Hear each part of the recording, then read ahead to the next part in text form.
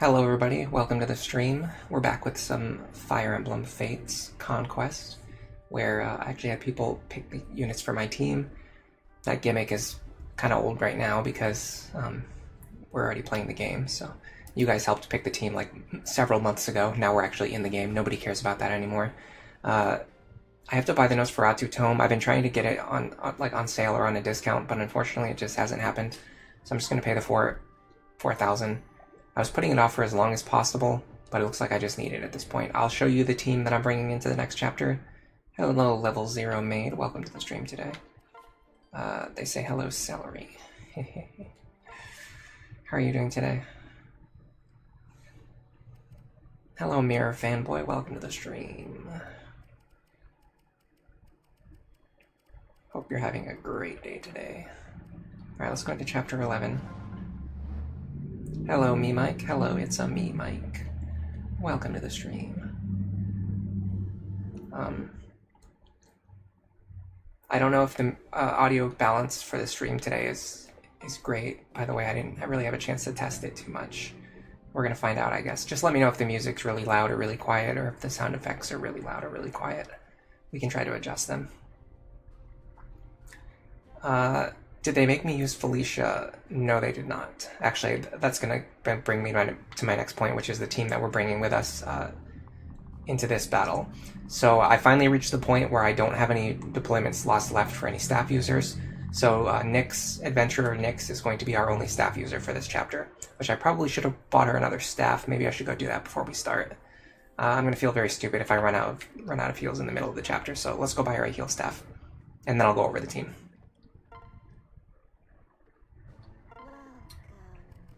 Nyx.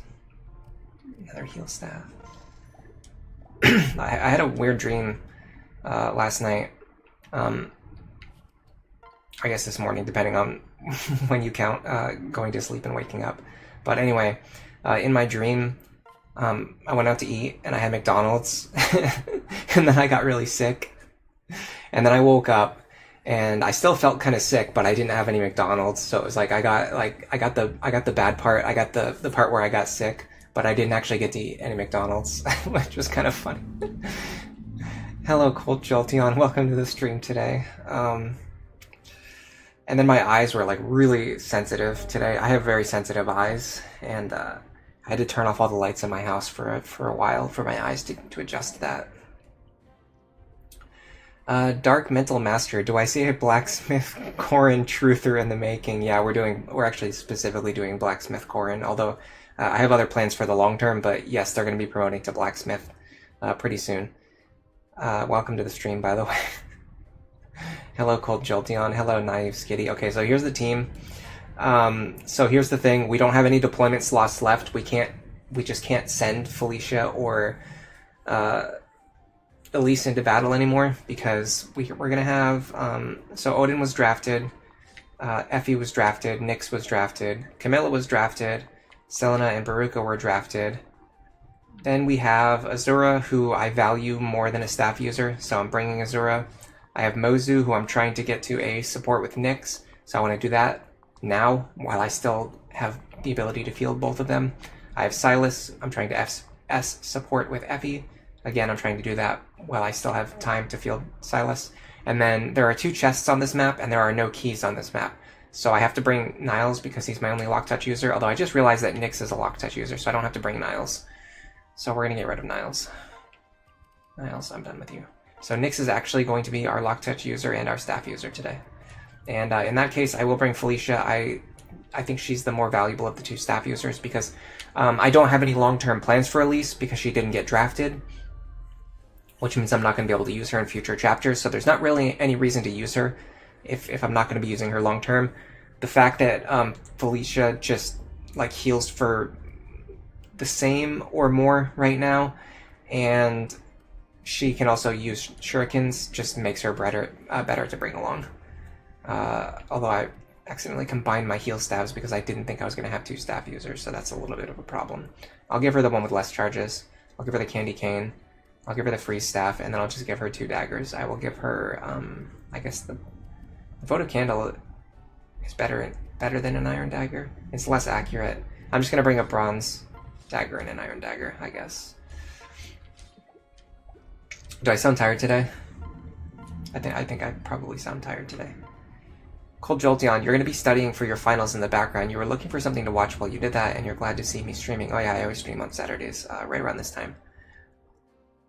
Level 0 says, woo, maid gaming, let's go. Yeah, we got our maid on the team. Alright, so I'm not actually super familiar with this chapter. The only thing I remember is that it's kind of a little bit of a tedious one. Like, the best way to do it is to, like, go in and clear out one room at a time as safely as possible and just take your time.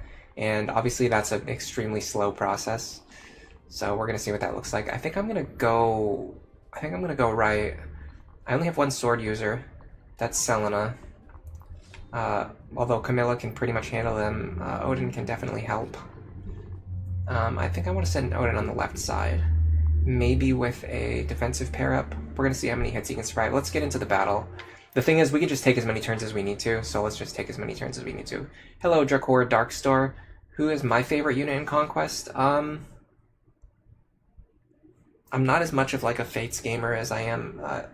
oh god. Cool.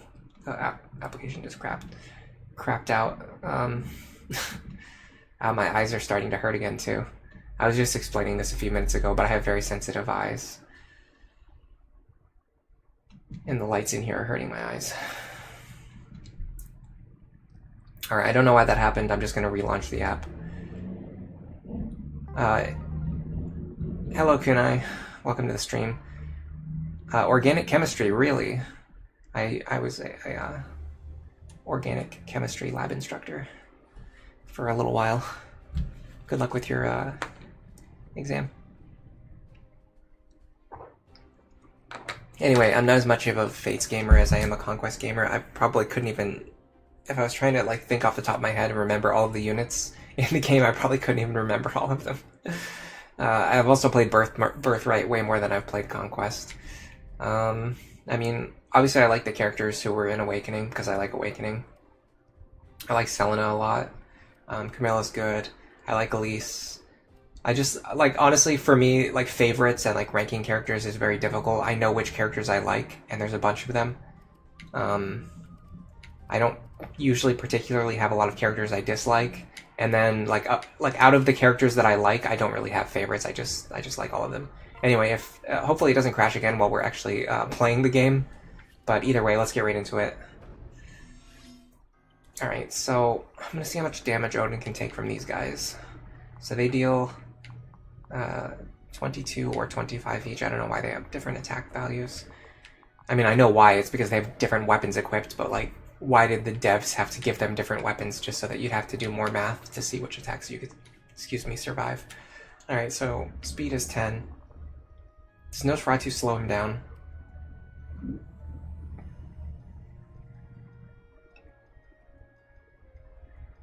No, okay. So I won't get doubled by them.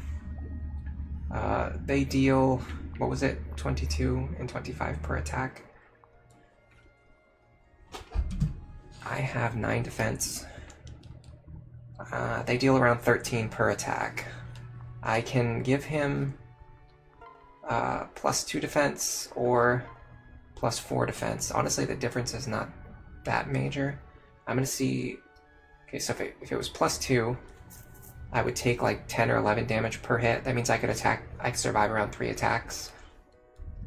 And then you add in Nosferatu healing, and we probably, and then dual guard gauges, and we probably survive more attacks than I think he's gonna survive. So let's just, let's move forward under that assumption. Let's move forward under the assumption that he can fight 3 of these guys, and see if I'm correct about that. This is the gaming that you guys subscribed for. The high-level planning. Alright, I think the right side, yeah, the right side is the more precarious one. You kind of have to actually be able to survive, like, multiple fighters.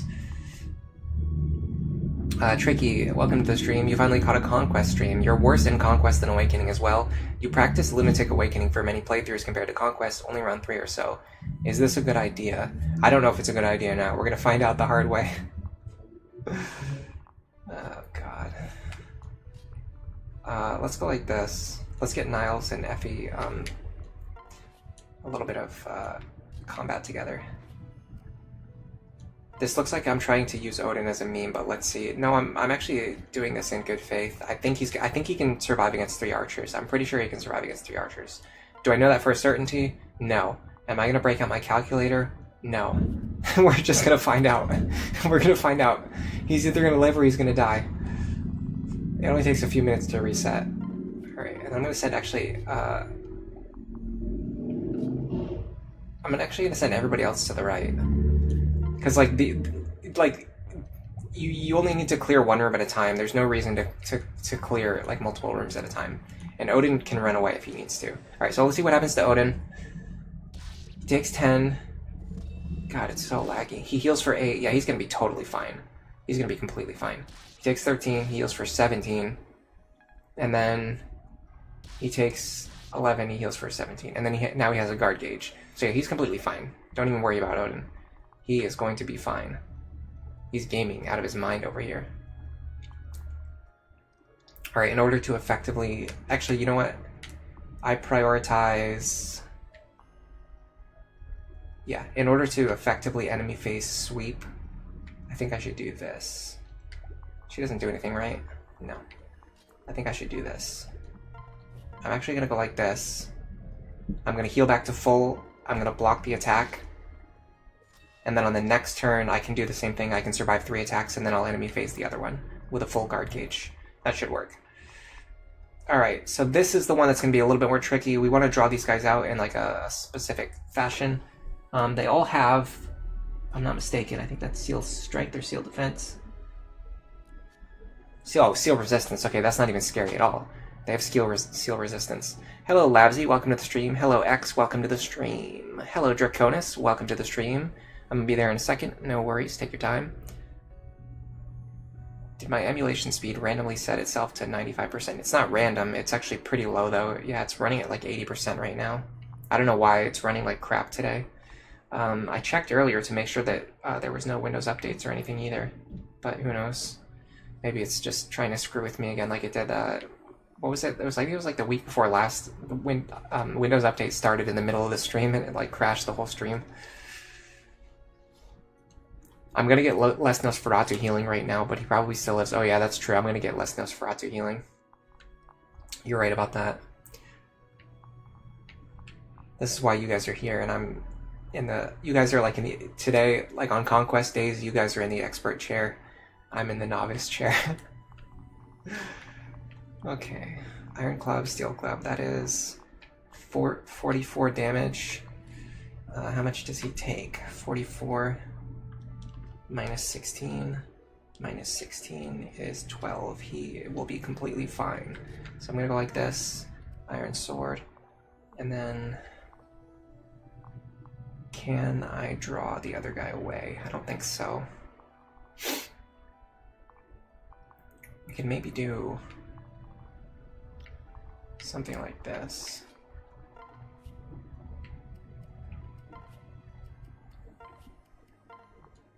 This might pull the one guy over here to Severa.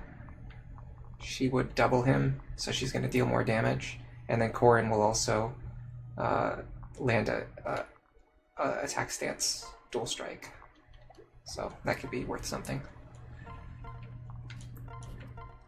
Alright, let's send everybody else through here. Yeah, Odin's going to get less healing this turn, so we have to be aware of that. Which is something that I was not aware of. Oops. I want you to dance. Or sing. Odin is always a headache to work when he needs to deal exactly half damage. Yeah, this is a Nintendo PC. Honestly, I noticed that the game runs a lot worse when I'm playing Fates as compared to Awakening. Like, Awakening runs so much better. Fates runs so much worse, and it makes sense. Fates came out later, so it has like more graphical enhancements and things like that. Oh yeah, we're gonna get a lot less healing. This could be bad. If they know to attack in the right order, they could really screw me over here. I don't know if they know how to do that. Yeah, what I should have done was killed one of the low health ones, kept my guard gauge, and healed the full. That was a mistake. We can fix that very easily. We just attack them in a different order. Account for seal defense. They have seal resistance. I checked already. Oni Savage, Corrin is huge. Yeah, he's massive. I was actually, you should have seen, I don't know if you were here on that stream, but my reaction when he actually class changed into Oni Savage was really funny. Because he actually gets, like, buff. Check this out. They made him, like, massive. I did not, for some reason, I didn't expect that at all. I thought all the characters just had, like, generic character models. That was not at all what you expected from that enemy formation. Yeah, me either. I figured they would have attacked Selena over here, not attacking Silas here. But I think maybe they thought that they could dual strike Silas, and so they decided to do that.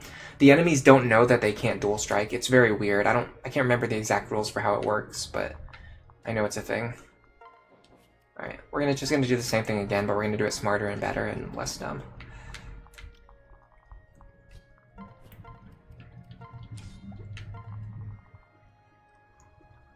Since we know they're gonna attack, Silas anyway, we can also, like, sandbag a little bit less. And no, it's actually probably smarter to just get all my characters in here before I trigger the enemies.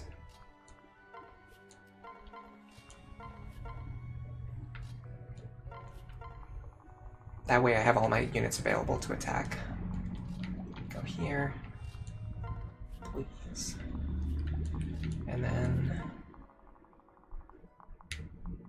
you are going to go here. We can actually get Felicia in here this time too. Okay, let's try this again. What is Odin's hit rate? Like, what if he misses? I don't know. We'll find out.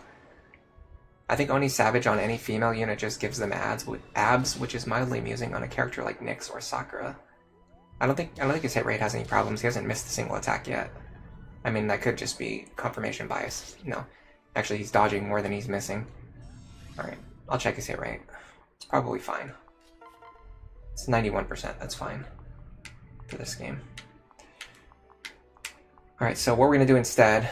Well, actually, yeah, so what we're going to do instead is we're going to attack this guy. There you go. Now he's not going to be able to hit us on enemy phase, and now we'll survive for sure. That's all we needed to do. Alright, so I'm going to go... like this.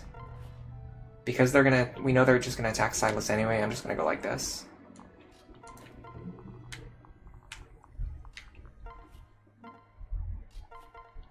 Stop doing that. Azura really loves going up and down stairs. Because we're not, yeah. I can't remember what I was gonna say. Oh, now he's body blocking the other guy. Now I can't enemy face the other one. Oh, I hate when they do this. I hate when they body block each other. They should be smart enough to move, like, an attack from two different angles. They're just not smart enough to do that. Oh, now they want to attack in the order that would let me survive. 91 is fine. It's better than fine. It's like really good with 2RN.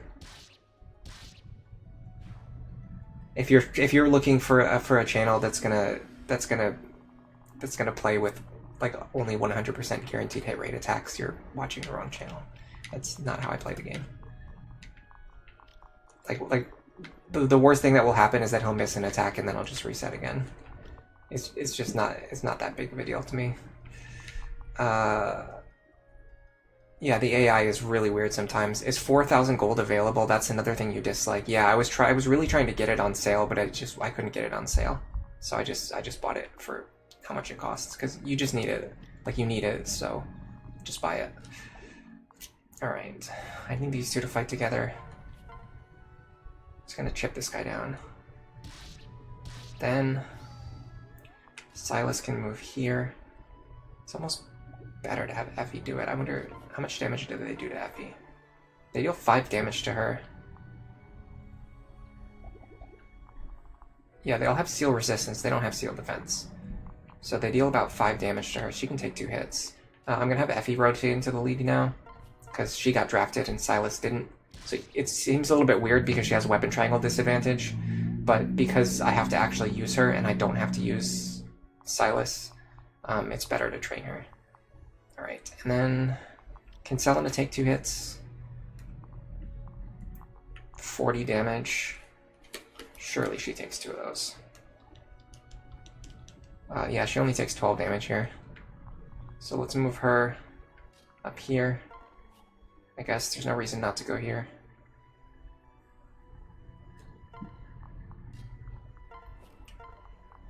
And then I guess I'll just do this.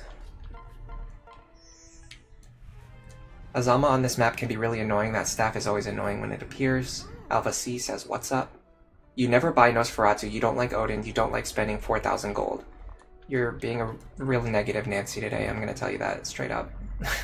You've only said negative things since entering the chat today. It's kind of a downer. I'm saying that in the nicest way possible. Who is Corin going to marry again? I'll let you guys know when we get there. Alpha C, what's up? How are you doing today? Yeah, oh yeah, I wanted to look at Azama. The Hexing Rod. What is this the one that cuts your HP in half, or is this the one that debuffs your stats? HP for half. Okay, we can actually use our non-drafted units to just bait out Hexing Rod charges. So we can just have him cast Hex on the units that didn't get drafted, and then just not use them for the rest of the map. So we actually have a really good method for playing around Hexing Rod.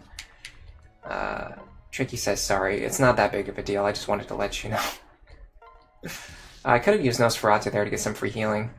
Yeah, I mean, Odin is carrying the entire left flank on his own. Like, he's doing fine. Did he just body block his friend again? No, he didn't. Okay. That would have been really funny. Your dislike for Odin sours you. The thing is, in life, it's just as easy to spread positivity as it is to spread negativity. So there's not really any reason to be negative. You could just be positive instead. Okay. I don't actually need to train Mozu for anything. I just need her to get like combats together with Nyx, which should be doable here. In fact, if I can do this the way that I want to.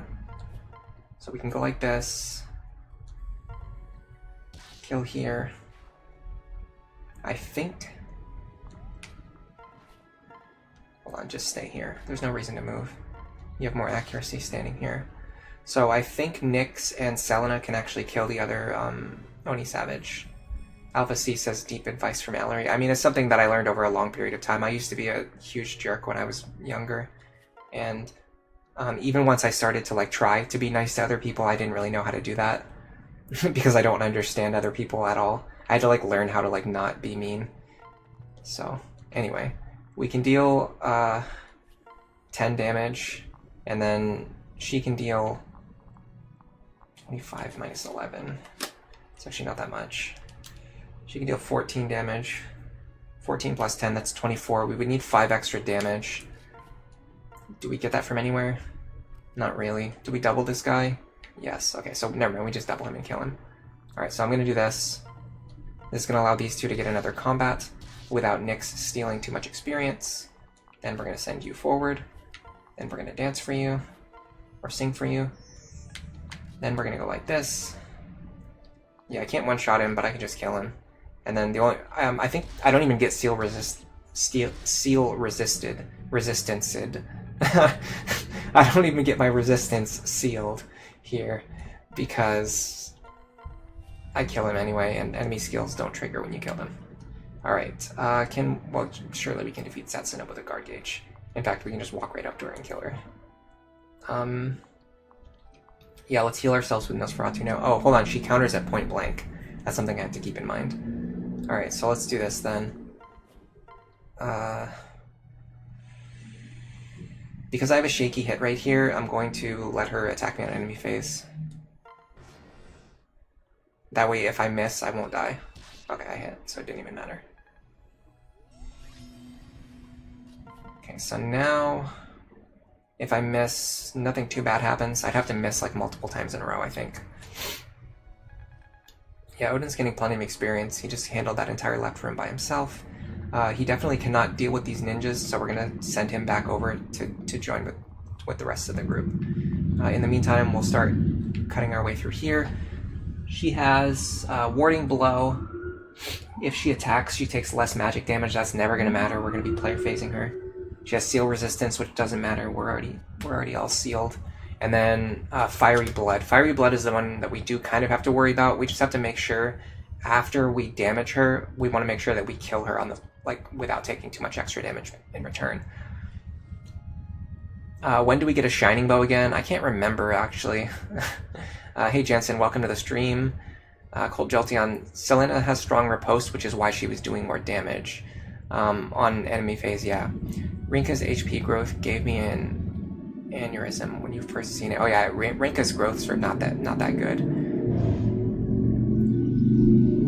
Yeah, we have Heartseeker, which gives us increased accuracy attacking at one range. I could have used that when I was fighting Setsuna. I always forget about Heartseeker. I talked about this so much during the last stream. I kept bringing it up over and over again because I kept forgetting over and over again.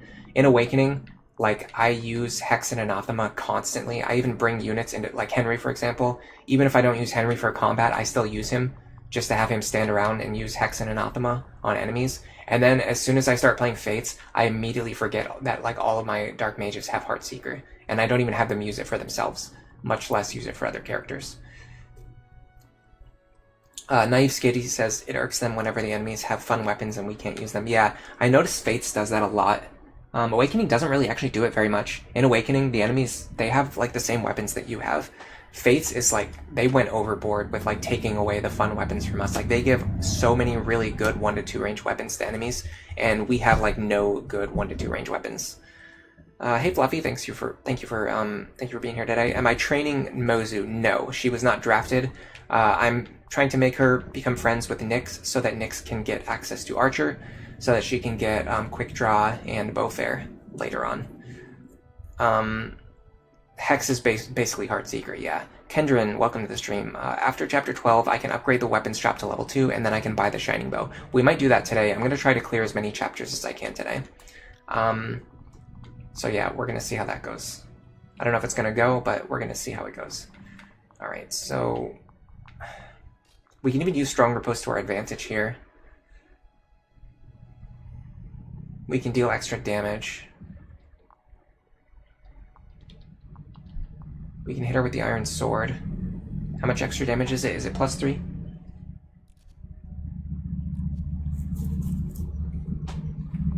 So we can deal 15 damage. That would be half of her HP. I think that would give us a much better margin for finishing her off. And then I think our stats might go up if Azura dances for us. I don't remember. That might not happen until she levels up. Yeah, our stats did not go up. Okay. I'll let Nyx get the heal here. Nyx needs staff rank. And she also needs more experience. It looks like she's not getting experience, though.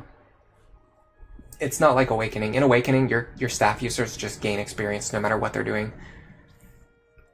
I think Fates is a little bit different. It tries to stop your staff units from gaining experience, which makes them significantly less, I don't know, exploitable, maybe, is a word that I would use. I don't really like using that word, though, because to me it doesn't feel like an exploit. It feels more like an intended mechanic. But, oh well. Alright. This pair is going to start hitting back. I think we're good. Alright, so we should deal 15 damage with Strong Riposte. Yes. Now, theoretically, I could just have them fight again, but I want to start getting... I want to make sure I get those support ranks and experience onto other characters. Wow. Okay.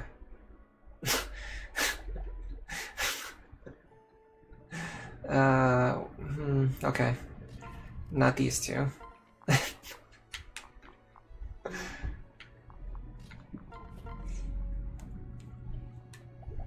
I wonder if just letting Selena handle it again is the play here.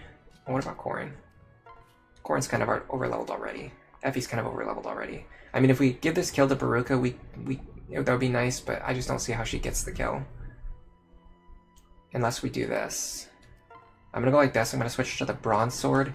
This should leave Rinka alive on low HP, which is gonna allow Baruka to get the kill. I think that's an idea. I think that works.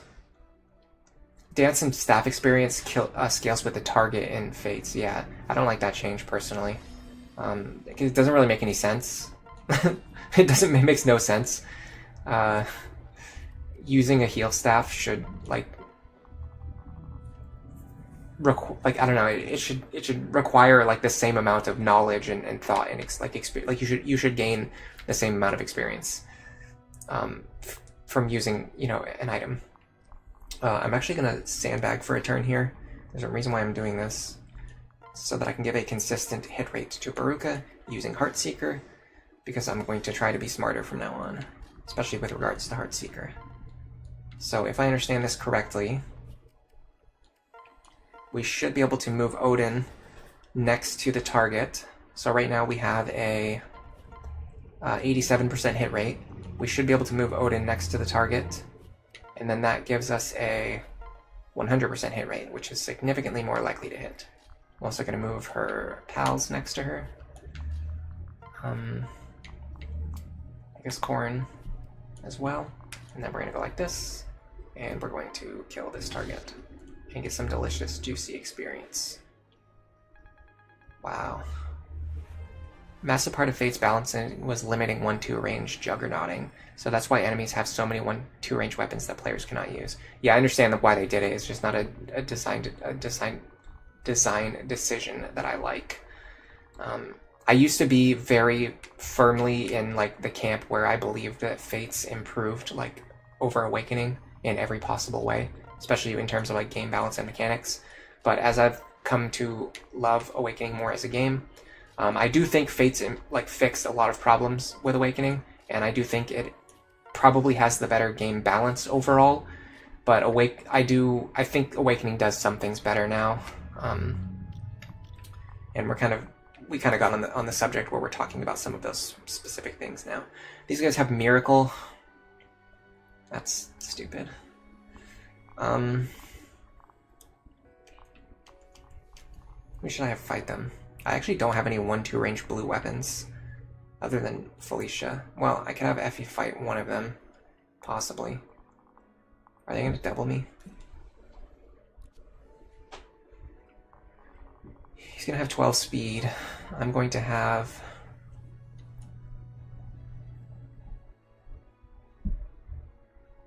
seven effective speed. If I get plus speed from Silas, which I can't remember if I do or not, because I don't know any of the pair up stat lines in this game. I get plus speed, and then doubling in this game is 5 points, so I think I do not get doubled here. Someone let me know if I'm wrong about that before I get Effie killed, but I'm pretty sure she does not get doubled here, because she's gonna have 8 speed.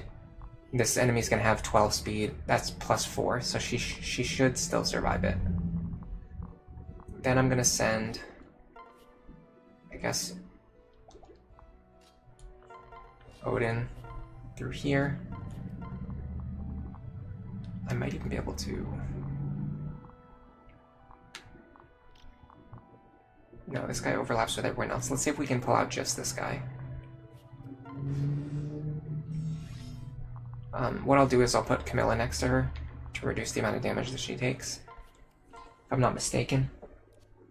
Yeah, she deals 1 extra damage, she takes 1 less damage. Might matter.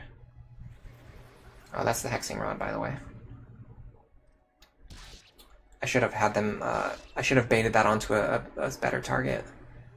It's because I don't have staff... Oh no, hold on a second. I have staff ranges highlighted. Or no, I don't have staff ranges. No, I do have staff ranges highlighted. Why didn't I see that? I don't know why I didn't see that. It's not the end of the world. But definitely an error on my part. Alright. What happens if I go back through the stairs? Will they stay in their current positions, or will they go back to their default positions? Because if they go back to their default positions, I'm pretty much fine. I can just do the same thing again. They go back, okay. We can even use this to our advantage, I think.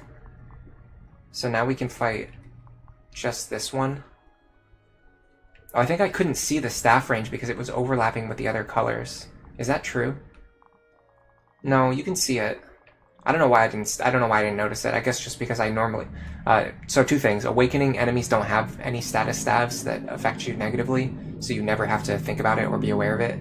And then number 2, because of that fact, I always turn off the status staff aura display. So I'm used to playing with it off, so I think my brain just like didn't notice it. Yeah, that's in Hexing Rod range. It didn't matter. Hello, Crom. You lost me on Conquest, but had me on Clickbait. You don't like Conquest because it's too sad. Yeah, welcome to the clickbait stream. I was too lazy to come up with a title. I don't know. I thought this one would be funny. I think it is kind of funny, but that's my sense of humor.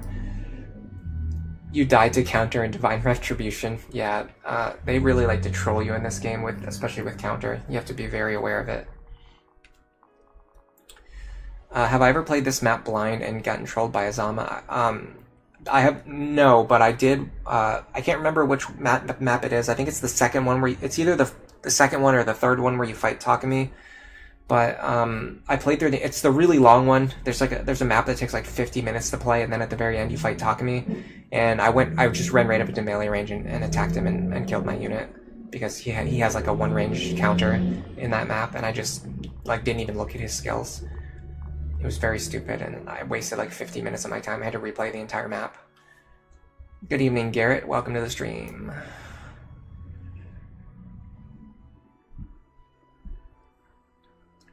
Lisa would feel bad if she used the Fates experience system. Yeah, like Lisa, for example, would be significantly worse. Did I miss any other good messages? Did I miss anything exciting, anything fun? You think pair up is more balanced than Fates? It's more deterministic. I don't know if it's more balanced. Pair up is better in Fates because of reliable dual strikes and guard gauges. I mean, sure, like reliability is nice, but you can make the dual strikes in Awakening extremely reliable to the point where they're like they're just as reliable as like 91% hit attacks, which is like, you know, enough to rely on. And then on top of that, they're more impactful, which means that you can make strategies work that would never work on Fates. Like you can do things in Awakening that are impossible in Fates because the dual strikes hit twice as hard and also twice as often. So just for example, if I was using a strategy where Camilla was dual striking, she could deal 14 damage. If I was using a strategy where Frederick was dual striking, he would deal 29 damage twice, so he would deal up to 58 damage. So the difference between 58 damage and 14 damage is like massive. Like they nerfed dual striking into the ground. They made it basically 4 times as weak as it originally was. Well, damage versus attack power, but let's pretend the target has 0 defense. So it just allows you to do things that are otherwise impossible. And the other thing is that in Awakening, you can dual strike and dual guard in the same turn. And in Fates, that's also impossible. Support bonuses are way more rewarding in Awakening. Yeah, it makes I like that so much because the story in what am I trying to say? The story in Awakening is all about like the bonds between the characters and how they overcome the impossibilities of a doomed fate. Like they break the chains of fate through their bonds with each other. And the support mechanics being so strong, I think, plays into those story elements. Because it means that the bonds between the characters actually make them strong enough to overcome situations that would otherwise be impossible. Yeah, the changes to dual strikes also hard nerfed brave weapons between Awakening and Fates.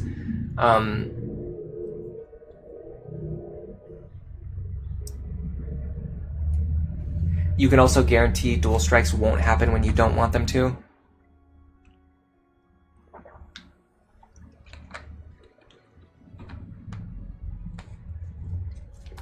I'm drinking water, by the way. There's your hourly water check for all of the streamers or gamers in the stream. Okay, God, this sucks, guys. All right, let's go. I'm sandbagging way too much. I'm sorry about that. I'm really scared that the game is going to crash again. If the game crashes again, I don't know what I'm going to do. You don't know if you like Conquest or Birthright better? I actually like. I think Birthright's a pretty underrated game. I like it more than most people. I don't know if I like it more than Conquest. I honestly I probably do. Hello, Meowster. Welcome to the stream. Hey, Draconis. Welcome back. Did I miss anything else? Meowster says, you came from the Lunatic Plus video. Ah, you're gonna find that I'm a lot more I'm a lot more entertaining when I have a script or when I'm edited. In a live stream, I'm not as smart. I'm not as funny. I'm just a normal person in a live stream. Do I make safe states? Do I make safe states so that if it crashes, we have a backup? Normally, I don't like to play with safe states, but honestly, that's a pretty good call out. I think I should make a safe state here, just so that if the game crashes, I will be able to resume playing without like ruining the stream and having to restart the same chapter over and over again. So I'm gonna make one now. I think that's totally valid, and hopefully we won't ever have to use it. I'm not gonna, like, if I get crit or something, I'm not gonna use it. But if the game crashes, like, yes, I'm going to use a safe state. You think I'm the most entertaining when I'm giggling about something? I don't giggle, okay? I laugh. Big difference. You found this channel, you were looking at Byleth comic dubs? Oh, really? Has anybody seen the animated or, like, dubbed version of the Berserk comic? Somebody recommended it to me a while ago. I want to look into it again. All right, guys, come on. I need to stop. I need to play the game. I need to play the game. I love chatting like so much, and sometimes I let myself get distracted. I stop playing the game for like 15 minutes, and then Spin has to go in and edit all of this crap out. All right, so hold on. Is this in his staff range or not? Because it seems like this is, but it's not highlighted green, so it's really throwing me off. Let me unhighlight all of these. Yeah, see. This is what's throwing me off. When the green overlaps with the purple, you can't see it. Look at that. You can't see the overlapping green and purple. That's why I walked into the hexing range last turn and without realizing it. Alright, so is there anything that I think I have to, because of the way I did this, I have to use Effie again. So let me send her over here. Actually, I can do this. I can burn another hexing rod charge. Yeah, hold on a second. I can burn these hexing rod charges. I can go like this. Then I can go... I can use the other one on Mozu. Check out this awesome Mozu gaming right here. We're not playing fast, guys. I'm just warning you right now. We're not playing fast. We're not playing fast. We're not playing consistency. What are we doing? I don't know. I'm just screwing around, honestly. This run is basically just here for fun. All right, so now we have a lot more flexibility with how to approach this situation because we no longer have a hexing rod to worry about. So let's try to. In fact, we can basically set up a situation where one person fights each of these enemies. We have to be careful about this one. He has +1 speed, which means he will be able to double Effie. The other ones cannot double Effie. So let's send Effie over here to the left. I'm going to have Effie fight this one. I want to fight as many of them on enemy phase as possible to play around Miracle as much as possible. So what I'm going to do is, on the following turn, I'm going to move Effie here. Then I'm going to have to pick someone to fight just this one. So I'm going to have to put somebody here. This is the fastest one, right? Yeah, this is the fastest one. So what if we do... What if we do Camilla and Odin side by side? That might actually work. Stairs. I need to get rid of Baruka. Oh no, sorry. Yeah, I need to get Baruka out of the way. I need to split these two up. I need to split these two up. It's fine if you misclick when you're sandbagging, it just matters so much less. Okay. So what I need to make sure is that Odin will survive attacks from both of these two, or like an attack and a dual strike from these two. So that's 20 minus 9. That's 11 damage. And then 15 minus 9, which is 6, cut in half is going to be 3 damage. So yeah, he'll be completely fine. Alright, so what we want to do is... We're going to put Camilla here with the Infernian Tears. Odin here with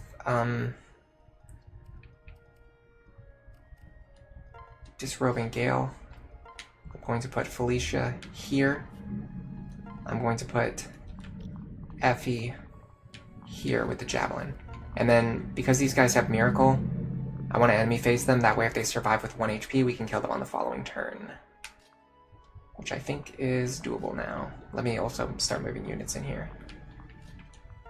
So we're going to have more actions available next turn, I suppose. I'll also move Azura in here, just for fun. Oh my god. She really loves running up and down the stairs. Alright, let's see what happens. This should be fine. I think this plan works. Why did he go with Nyx instead of Camilla? Okay, whatever. Oh, I know why. It's actually kind of spoilers for a video I'm working on. Yeah. It's a follow-up to another, actually extremely successful video, probably the most successful video I've ever posted on my channel, so if you know about that, you probably know what I'm talking about. Alright, let me look at chat again. The Nor Royals are your goats, they're very sweet. You definitely like the Nor Royals more than the Birthright Royals. I like Hinoka. I like Takumi. Actually, Takumi's my favorite character in Birthright. I can answer that question for Birthright so much faster. That's funny, because someone asked earlier, what's my favorite character in Conquest? I really had no idea. I think Takumi's my favorite character in Birthright. I also like Hinoka. I like Ryoma. I like Sakura. So yeah, I like all the Birthright Royals. Honestly, I like the Birthright cast a lot. It's one of the reasons why I probably put up with that game more than most people do. Because a lot of people don't really like Birthright as much as Conquest. You think the Tiger Spirit slows him down? Why did it say that he had 13 speed instead of 12 then? I thought it gave him a speed buff. I guess I was wrong about something. Let's see. Birthright is... Yeah, it's still... Yeah, exactly. It's still mechanically a... Lavzy brings up a really good point. Birthright is still mechanically a great game. It's just the map design and objectives can be less interesting at times. Yeah, it has the same exact mechanics as Conquest. So, like, when people say, like... I don't know, I think people really overstate like how quote-unquote terrible of a game it is. Like it's not really possible for it to be terrible because it's quite literally the same exact game as Conquest. It just has map design that many people find to be less interesting. Can I guarantee this kill? Yes, I can. I just have to go like this. Now, see, now I'm using what's the name of the skill in this game? It's not Hex or Anathema. Heartseeker. Now I'm using Heartseeker. Arguably, it would have been better to give that experience to somebody else, but I really need Nyx and Mozu to start getting some combats together. Alright, now let's slowly inch our group up this way. And my plan is to hit the ninjas from the other side. We're just gonna like appear behind them. We're gonna jump down the stairs and just like start killing ninjas. I don't know if it'll work, but it might work. Oh, sorry, I scrolled the chat up to read old messages, and then, as a result, it stopped scrolling down.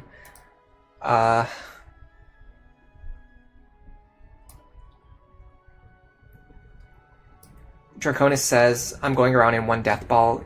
They normally split up. Yeah, the safest, even though it's slower, the safest and most effective way to do this map is to just clear one room at a time, so that's why I'm doing that. Somebody asked a question about Camilla, and I want to answer it. I have no idea about the overlap in Awakening, because I always turn off the staff ranges, because enemies don't have staff ranges that affect you. Did I see the Guts versus Dimitri battle? So I haven't actually read or watched Berserk yet. That's why I want to read the animated comic version in order to help me get into it. The thing is, I was waiting for a very long time. I usually don't read ongoing manga. So as you can probably imagine, I've been waiting for a very long time for Berserk to finish so that I could read it. And then Kento Miura actually passed away, so I guess Berserk is never going to be finished now, so I'll just read, you know, whatever exists now. Someone asked if Camilla can only be used as a backpack. No, that's not correct. Camilla is one of our drafted units, so we can use her as much as I feel like using her. I'm just getting experience onto Odin because he's the lower level. So we can get staff experience if we heal Camilla because she is also a promoted unit, so we have to keep that in mind. Let's unpair these two.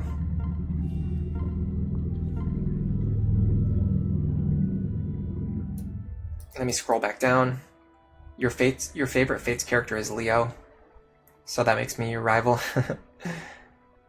Oh, okay. Tiger Spirit gives +1 speed, but it also gives -3 effective speed. Yeah. Okay. See, I really don't like the steel weapons in this game, or, not just the steel weapons, but how so many weapons in this game like give quote unquote effective speed, like penalties or bonuses. It's so frustrating because you can't see how much speed the enemies have by looking at their stat blocks. That's just like a boneheaded decision. Like this game, like fixed a lot of things.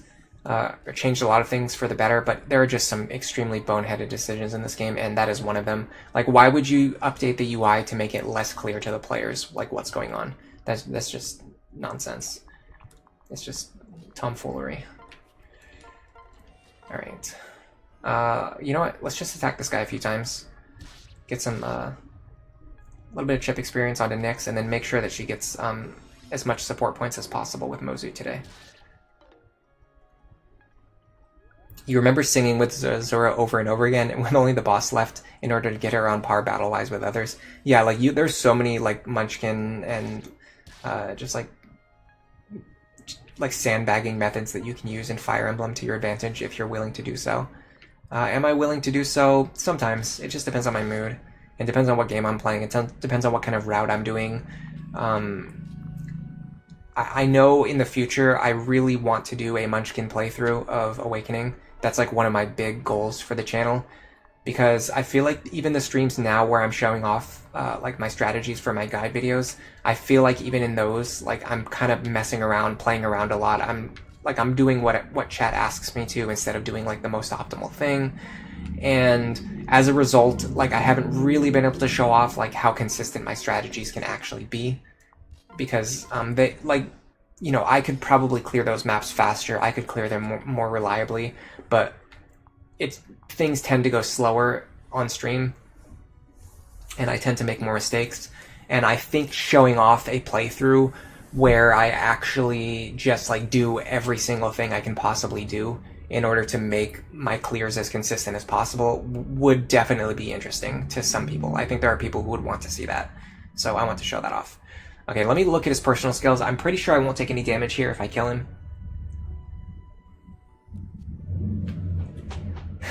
Divine Retribution might trigger. I'm pretty sure counter does not trigger. I know an Awakening counter does not trigger. Divine Retribution I'm less sure about. Let's give the experience to Baruka again. So we're going to turn on Heartseeker. I'm going to move Baruka's friends near her. Actually, you know what? Yeah, Baruka's fine. I'm going to move Baruka's friends near her.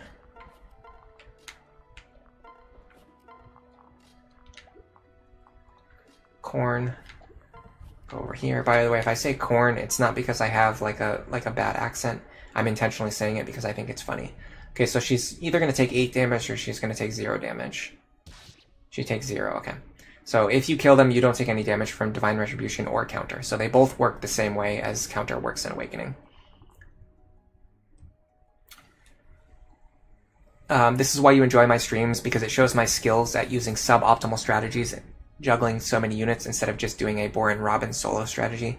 Yeah, like, so for me, like, for many people, I guess, I don't know, I have to kind of guess here because I'm kind of guessing how other people's minds work. I don't really like speaking for other people, but from what I understand, a lot of people, when they play strategy games and when they play Fire Emblem, like, one of their goals is, I guess, to like find the most optimal strategy and just like clear the game in as few turns as possible, or to clear the game as consistently as possible. To me, that's not interesting. Like, for me, finding less optimal strategies and then showing that I can still make those less optimal strategies work by having like good gameplay, which I guess that's one definition of good gameplay. Other people might disagree. They might say that using worse strategies is worse gameplay, but in my opinion, like, having good micro strategy, like being able to make like good positioning and like good tactics to make up for the fact that I'm using worse units, like, to me, that's a much more interesting way to play the game. Garrett says they got into my content through a recommendation through Zoran, and you'd love to see an Awakening playthrough where I do the strats I've been displaying for the last few months. Yeah, so I do want to do like a high tier, like a high knowledge, high skill Munchkin style playthrough. for Awakening. That is going to be something. I don't know if I'm going to stream it. I might just record the playthroughs and then do them as like sort of like how Zoran does his videos. By the way, I really love Zoran's content. Probably one of the main things that got me thinking about Fire Emblem the way that I do, and like trying to actually think a lot about how the enemy AI behaves. Because once you start to understand the enemy AI, you can really improve your own sorry, not silver. I was reading a message in chat about silver messages. You can start to understand, you can start to come up with better strategies once you start to understand the enemy AI. Yeah, and I was really surprised. I actually didn't know that I got a shout out from him. When somebody gives you like a shout out, it doesn't really tell you.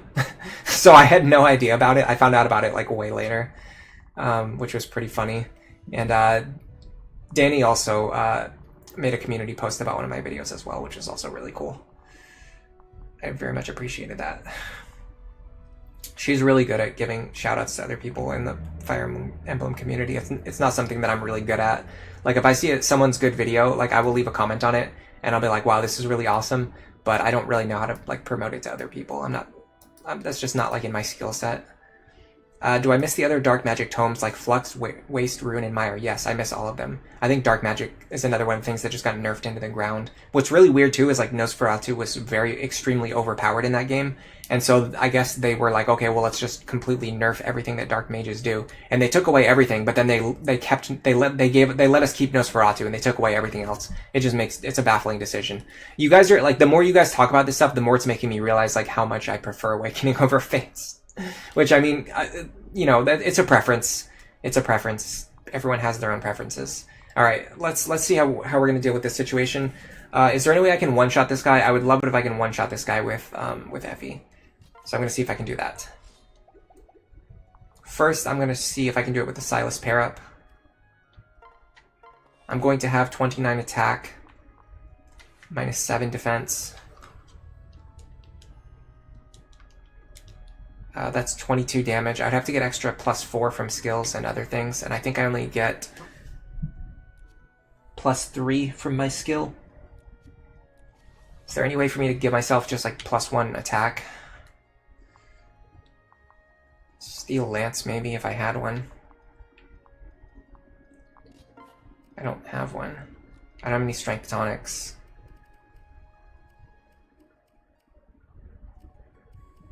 Use a Master Seal. That would be not smart of me.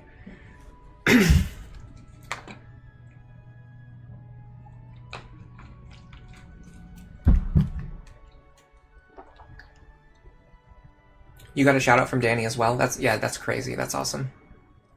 Yeah, I think Fates kind of messed up weapons. Even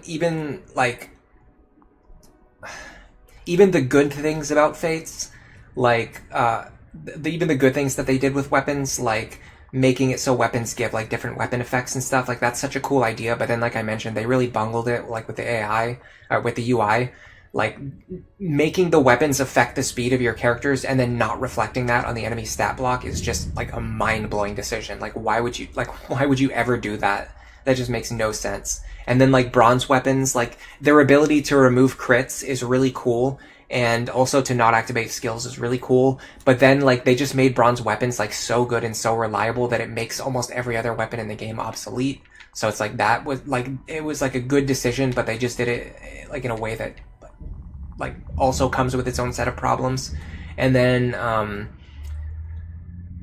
making the weapons not break, I guess, is like, some people like that decision. For me personally, that takes away from the resource management game, which is a huge part of what makes like Fire Emblem so interesting and so fun. Like, if anything, they should have made bronze weapons not as good as, they should have made it so, number one, you can't forge bronze weapons, and number two, bronze weapons cannot break. I think that would have been a really smart and really good decision. And then they should have had all of the other weapons work the way that they normally do. So like iron axes could still break. Steel axes could still break. Like all of your other weapons could still break. But bronze weapons wouldn't break. But then you also couldn't forge them so that they wouldn't be so powerful and so dominant in the meta. You're on a crappy Chromebook, so it can't handle 3DS games. Awakening weapon balance, at least there are costs attached to the weapons, which is the usual file more weapons. Rose's Thorns, is it possible to set that up? I don't think so, because I think the enemy would just walk over and attack Camilla instead. Although, would they attack Camilla, or would they... Well, I mean, we can set up so that Camilla can just kill him anyway. So yeah, let's do that. Let's go dual club. That has 30 effective attack. We could probably get it even higher. Or actually, I don't even know if we need it any higher. 30 effective attack, -7. Alright, so let's do this. So we're gonna go... Yeah, we're gonna have the dual club equipped. I have to be careful though, because if this doesn't kill, I think this guy doubles and kills me. Well, let's see. He deals 22. Oh, never mind. He deals 2 damage. Yeah, I have nothing to fear from this guy. No, sorry. I can't use Rose's Thorns because if I move forward 1 square, I'm gonna get attacked by 2 enemies. And this guy has life and death. Which, once again, why? He should have 29 displayed attack. There's no reason to give him 19 displayed attack with a +10 damage stack. Like, that's so crazy. Like, I 100% disagree with this design decision. I think it's a horrible decision. Okay, let me see if Camilla survives both of these attacks. We might be able to set up something with Rose's Thorns. So 29 plus 22 is 51 damage. She's going to take 15 damage total, and then I don't think any of them double her. None of them double her. Okay. So I think we have to switch the positions of these characters. So I think what we do is Camilla goes here. One enemy will attack her, the other one should ignore her. And then Effie goes here. And then if both enemies attack Camilla, she just kills them both and she survives. If one enemy attacks Effie, then Effie gets a kill. I think this works. I think they're going to both attack Camilla because I think Effie takes like no damage. And also Effie. Okay. Sure. Yeah. Okay. He chose to attack with a Kodachi instead. Honestly, in this situation, I think I sandbag. I'm not dealing with these guys. Go back. We have no reason to let these guys potentially kill one of our units. I just wait. They'll go back into their default positions. They don't heal. So then we just do the same thing again. By the way, it's very stupid that this guy moves first and then blocks this guy's position. Oh no, he's not blocking this. So the only reason this guy has 2 ranges is because of the Kodachi. Ah, okay. So that's why he... Okay, never mind. That actually definitely changes what I was thinking was going on. Alright, so I'm gonna go here. But either way, it would be nice if this guy would have attacked Effie, because then we could have gotten the 1-shot. But it's fine. So I think maybe we 1-shot this one. No, we actually miss him. Okay, we're just gonna go back. We're gonna do the same thing again. I will do this for as long as it takes. Go here. We're getting nice free staff experience onto Nyx. They removed the lunge ninjas in this game from hard. How does getting hit by a hexing rod feel like? It's not that bad. I intentionally had them hex characters that I wasn't going to use, like Silas and Mozu, although letting him get hex onto Effie was a huge deal. That definitely affects us for the rest of the chapter. Yeah, Conquest it's an extremely mean-spirited game. Like, there's no better way to put it. It's just very mean-spirited. Like, the game just like intentionally like tries to screw with you. I don't know why. Like, I don't know why. Like the devs are just straight up like BMing you in this game. Like they could have just made it so the enemies with life and death have 28 displayed attack instead of 18 displayed attack. They could have made it so an enemy with a steel katana has 16 speed instead of 21 speed, but they didn't. They just intentionally made it so that the game like tries to like fool you and trick you, which is not like to me that's not good difficulty. Like, trying to trick the player is not good difficulty. Alright. Go here. Like, people complain about the BS in Awakening, but the game never tries to trick you. It tells you exactly what's happening. The stair peekaboo snow warning. Master of Chaos says, every time I say FE, you hear FE like Fire Emblem, and you're like, Fire Emblem gets a kill. Yeah, the letter F, the letter E. FE. I wonder if they called her that, if they named her that for that reason. I'm not sure. Your half-okay laptop can barely run Switch games. Honestly, that's pretty impressive. Alright, we're gonna do this one more time. Gotta go here. And then here. Oops, I messed that up. That's fine. I don't think she didn't really need Effie next to her. The bigger thing was that Effie needed Camilla next to her. But Camilla didn't need Effie next to her. Alright, and now we're gonna set up what I hope will be the last time that we need to do this. Early Conquest, Silas is your favorite character, gives Corin a concussion for a whole chapter, which Dragonstone allows them to do and still fight, and you've got a mobile armor unit with 1-2 range. Yeah, Silas's personal skill is really fun, really interesting. Chapter 19 makes you sick. Yeah, which one is Chapter 19? Dracor says the skills and weapon buffs in Fates can really test your awareness and analysis skills. Yeah, but it's not awareness and analysis like in the same way as like I don't know. It's not this. Yeah, it's not the same as. It's just it's not awareness. It's like.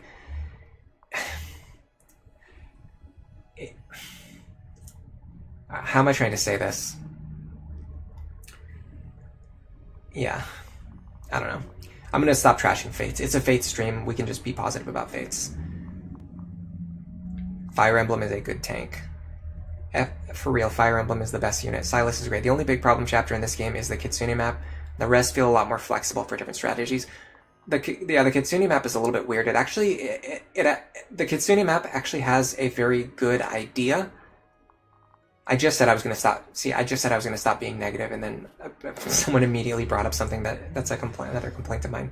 The Kitsune map was a really good idea, but it was they just like they made like one mistake that caused it to be executed extremely poorly. They could have done it really well, and they messed up like one tiny thing that would have made it amazing, and instead just made it really tedious and extremely awful.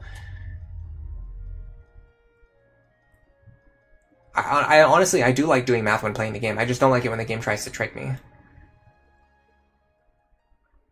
Make Xander a Wyvern Lord and then deploy Benny.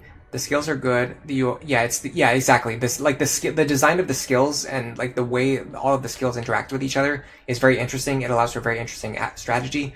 The way the UI was designed to trick the player to not see the enemy skills is just bad, especially because like. You have to touch the touch screen to see what the skills do. Like if there was a way, if the game quickly explained what the skills do, that would be different. But like needing to like actually touch the touch screen in order to see what the skills do, like it just adds an extra layer of inconvenience. It's kind of fun trashing on the game when playing the game. It's not fun for me, honestly. I try to not be negative whenever possible, but you guys bring out the best in me, I suppose. Yeah, like the best Conquest, the Conquest at peak is really good. Conquest at peak is extremely good. All right, so we've already determined that I have to see if Effie can survive the Kodachi. The only problem is I don't know how life and death works. I guess it's going to deal 28 damage. And then she's going to one-shot the enemy for sure, because the enemy's going to take an extra 10 damage. And then because he has the Kodachi, he can't double me anyway. So I think this is fine. He's going to deal 28 minus 20, which is only 8 damage, so I should be fine here. It's even less for some reason. Probably something to do with weapon triangle advantage. I might even be able to just get this kill right here, but no, then I'm going to be in range of this guy. Hold on, we have to stand back for one more turn. You go through the stairs. You go here. The one good thing about having such debuffed HP is that I can just stand next to Azura and get free healing. Oh no, I can't because now my Azura healing is actually nerfed now too. Because it's based on my new max HP, which is extremely low.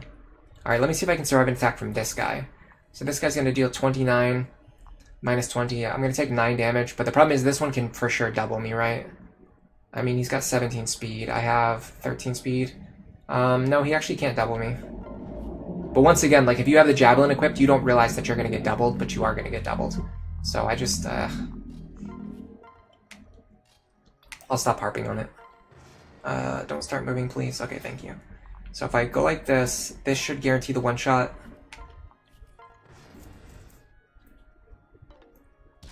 Nice. I dealt 39 damage. Oh, because of life and death, of course. Caused me to deal more damage to him as well. What does his partner have? Okay, so these two both just have steel katanas. You should just check how much damage they're going to do. They're going to deal 0 damage, and then I'm going to one-shot them, so that's not too scary. In fact, let me just do this.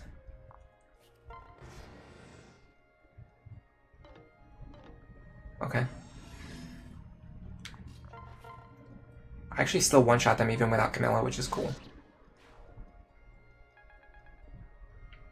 This should allow me to give these two another combat together. Yes. I don't know how many times they fought together. I should be tracking that information, but I'm not. Alright, now we can go deal with the ninjas, hopefully. I do not know how I'm going to deal with these ninjas. These ninjas are extremely scary. Honestly, there's a small chance, and this is not going to be very fun to watch, but I'm warning you guys right now. If these ninjas are scary, there's a small chance I'm going to walk all the way around the map, all the way back around the map just to engage them from the other side. Alright. Yeah, this map is honestly kind of tedious, but the good thing is we have more maps to look forward to today. This is the peak map design at home. When people say Conquest has peak map design, this is the peak map design at home version. Going back and forth through stairs to fight groups of enemies that are impossible to fight. Okay. Yeah, wow. Fighting them from this side seems extremely stupid and scary. I wonder if we should go back around and fight them from the other side. Like, I have no idea how I would fight this entire pack of ninjas. The only thing I can think of is if I make a unit that they're completely incapable of dealing damage to, but they don't have Poison Strike. They will debuff me with the Steel Shuriken, but I don't know what debuff the Steel Shuriken gives, because again, the UI in this game is just like insane. Okay, -4 defense. Okay, so they have 18 or 20 attack. I can get 18. I can get pretty high defense. I can get enough defense to the point where they actually can't damage me. If they can't damage me, will they still lunge me? This is interesting. This is interesting. I kind of want to test this out. Let me think about what is the worst thing that could happen here. Do Shuriken debuffs stack in this game, or is it like a... Okay, I need a question from... I need chat to answer a question before I do anything else. If I get debuffed, I'm going to go down to 14. Will I then go down to 10, and then 6, and then 2? Or will I just stay at 14? Because if I stay at 14, I can calculate how much damage they're going to deal to me. If I stay at 14, they're going to deal...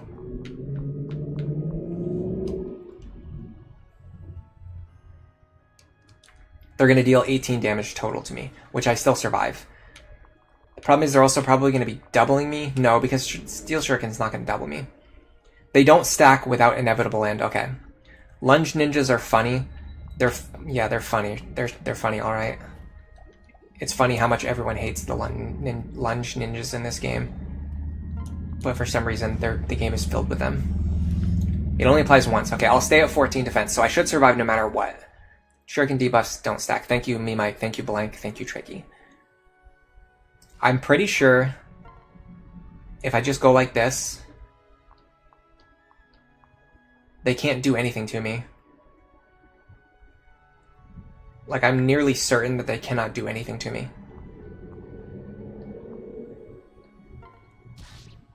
The worst they can do is just lunge me around and deal like 4 damage to me. Yeah, so, okay, so they do know that they can debuff me. Yeah, move me next to Kaze. That's a good idea. He might double me, though. Nope. Yeah. So they can't... They literally... I mean, I guess they can deal 4 damage to Camilla. Very scary. Now what I can actually do is potentially... I can possibly even run away from them. No, running away is not the play because they're just going to lunge me back into position anyway. I think the play is this. Unfortunately, with the debuff, I don't one-shot them anymore.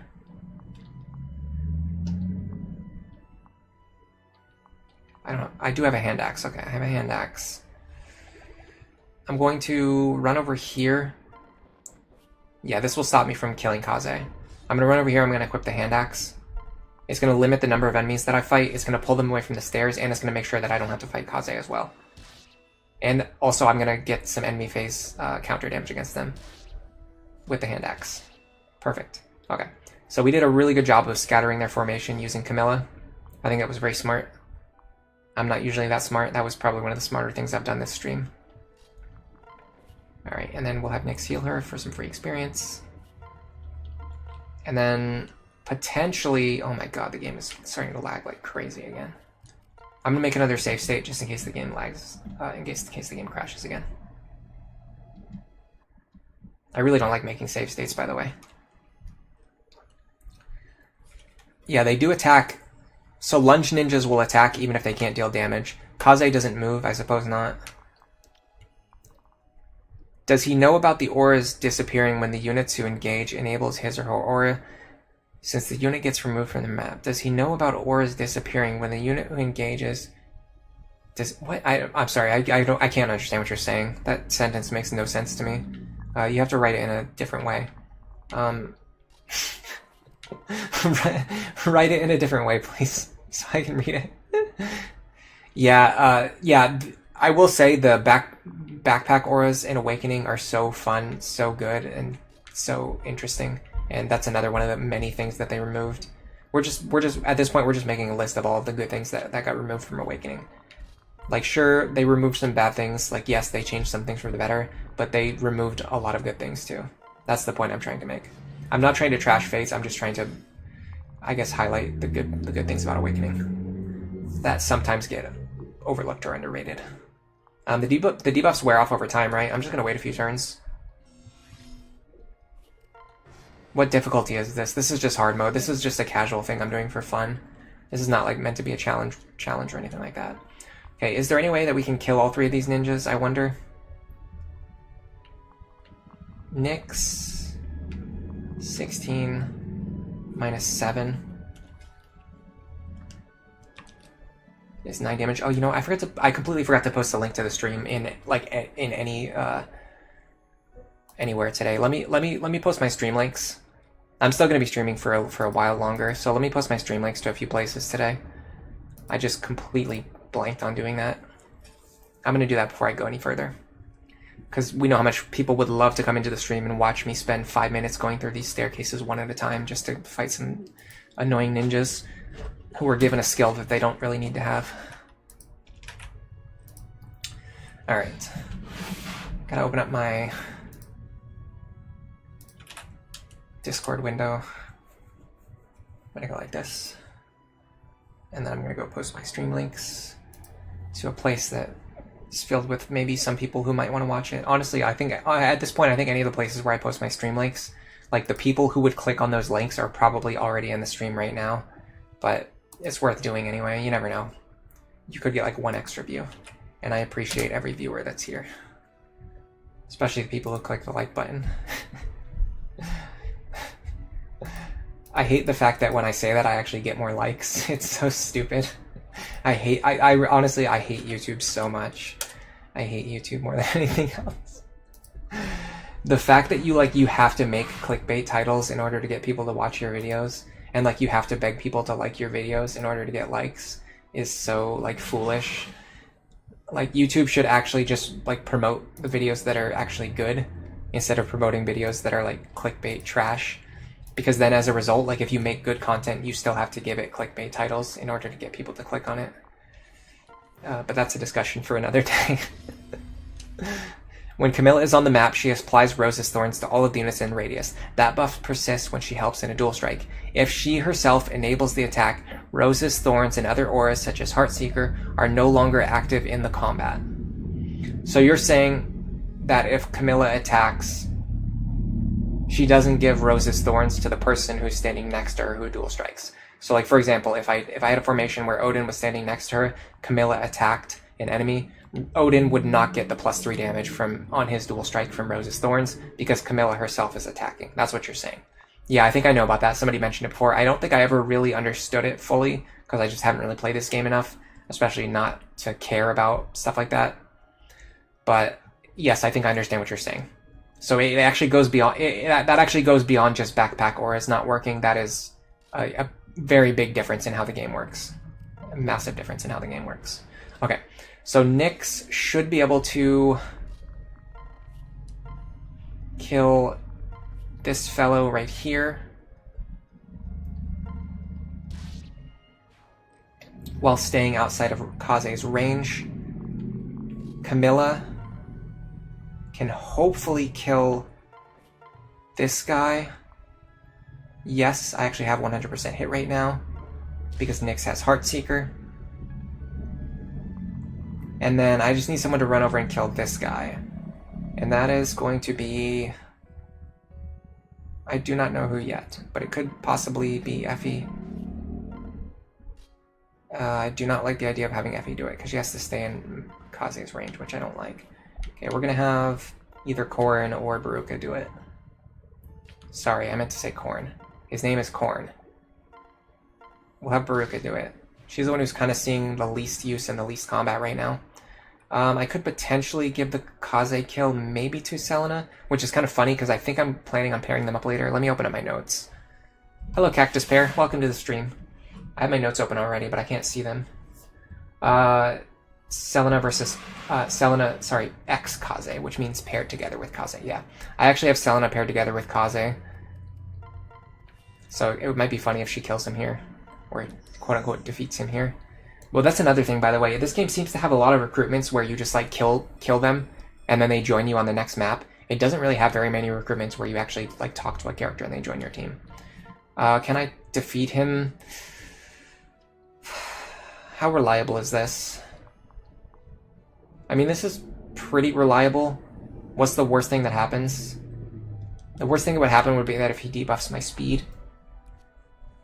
He doesn't debuff my speed, so even if I get debuffed here, I'm not going to die. I think this is fine. If I miss, it's not a big deal. If I hit, it's even better. So yeah, like instead of like recruiting Kaze as like a red unit or a green unit, instead he just like joins you between chapters, and then you kill him as a boss, and then he joins you in between chapters, and then there's a lot of other enemies that work. There's a lot of other characters that work that way too. I feel like they removed a lot of the on-map recruitments in this game. And I think somebody mentioned Three Houses, I think, doesn't have any. Am I correct about that? Just Three Houses not have any on-map recruitments? Like, all the characters are just recruited from the monastery, right? I guess in some of the chapters, when characters rejoin later on, you have to talk to them. Do you have to talk to them? Are there any cases where you have to talk to them on the map?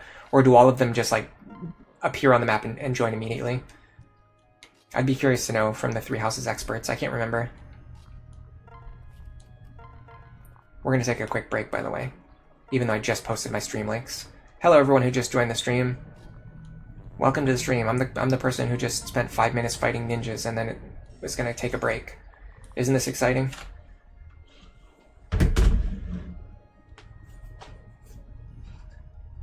Hold on a second.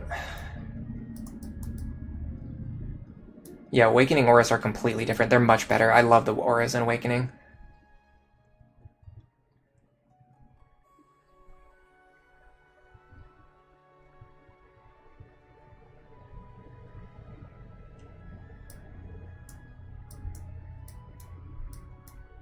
Odin still gets 20 extra accuracy.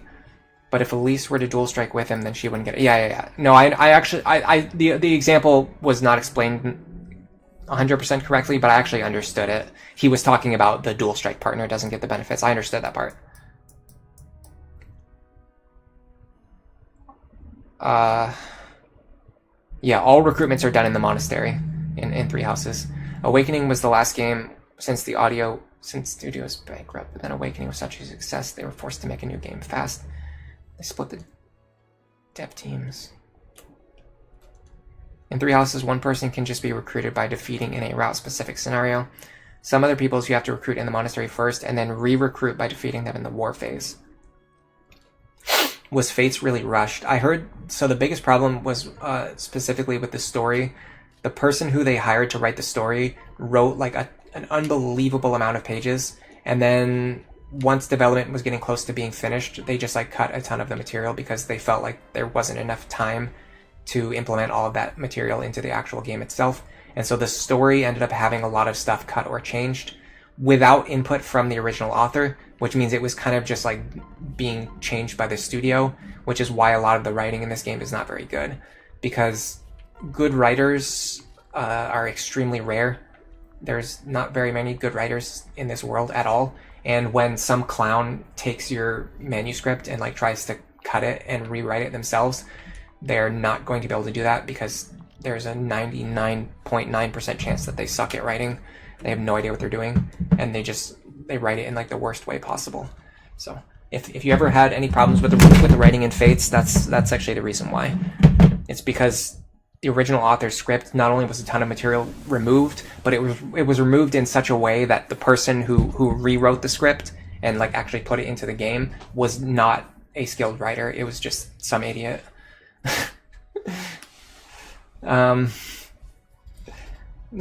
Funny story.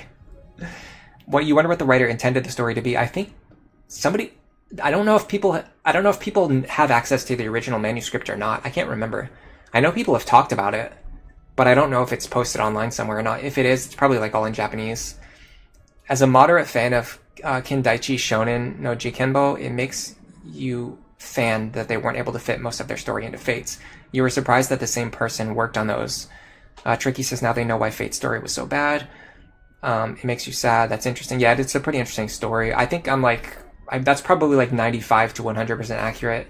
That's based on what I've heard. I mean, it could obviously possibly might not be 100% true. I might be misremembering, or whoever told me that might have been lying or something. But either way, that's pretty close to what happened. Hinoka didn't exist in the original. There are also lots of localization issues. Oh, I want to make a really good video about the localization of the Crom Sumia support conversation. I was thinking about either translating it live on stream or just making a video where I do it. I haven't decided which one yet. If people are interested in a stream where I do like translations, where like I translate video games or other things from Japanese into English, let me know, because that is the kind of stream I would love to do. But if people aren't interested in that, then I'll probably just make it into a video. I won't stream it. Either way, I'll be back in 5 or less minutes. Hey Puchivert, thanks for stopping by today. Make sure you guys get some water. That's what I'm going to do, and I will be back.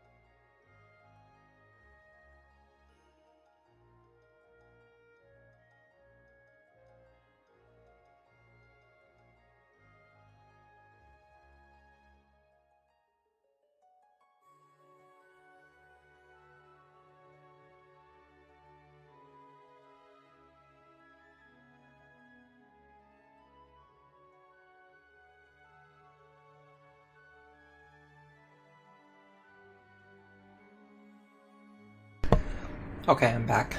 I don't know if that was shorter or longer than my usual breaks.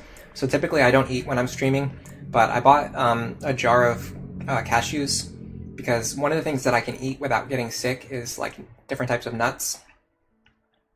So I just went and I ate some cashews and then I got water rather than normal where I just go and get water. So if the break took longer than usual, that's the reason why. Let's see. Cold Jolteon, Level 0 Maid, Drakor Darkstar, Blank, and Tricky all said that they would be interested in that kind of stream. Gopher also mentions that, by the way, Gopher, thank you for coming to the stream today. Gopher also mentions that I could have viewers ask any questions during a live stream for clarifications. Yeah, that's one of the reasons why I thought it would be fun to stream rather than just do a video. Because like if I do a video, like the information that I put out there, it's just going to be based on like me doing it. And then if I get anything wrong, that's another point, by the way. If I get anything wrong or if I don't understand something, I can ask people in chat for input because there might be people in chat who are very experienced. I know Spin, who's been helping me out with editing the videos lately. He actually lives in Japan right now, so his Japanese is probably better than mine. I would have to imagine his Japanese is probably better than mine. And then like, or anybody else, if there's anybody else like, you know, who's sub to me who would come to the stream who actually has like a good knowledge of Japanese, they could help with like clarifications or understanding different things. And then if people have questions, I can also answer the questions during the stream. Whereas if I put out a video, if I get anything wrong, it's just the wrong information is just always going to be in the video. And then also, if anybody has any questions, I would only be able to answer them in the comments. And then typically if somebody asks a question in a comment and I answer it, only that person sees the answer. Whereas if somebody asks a question on a live stream and I answer it, usually like, you know, 30 people or 50 people or even like 1,000 people see the answer. So it's very different. Did I try the Cabon chocolate yet? No, I did not. It's called Cabon chocolate, right?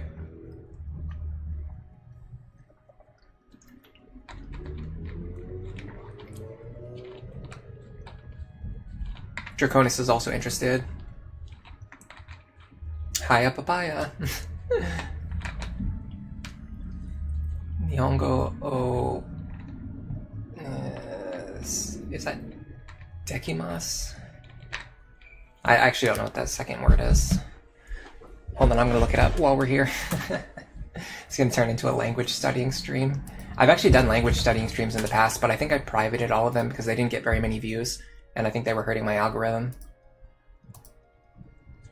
Anything that I posted that got less than like 100 views, I typically just end up privating it later, just so it doesn't mess with my algorithm. Oh, it's Dekimasu. Wait, did I say Dekimasu? I said Dekimasu, didn't I? Yeah, I think I got that right.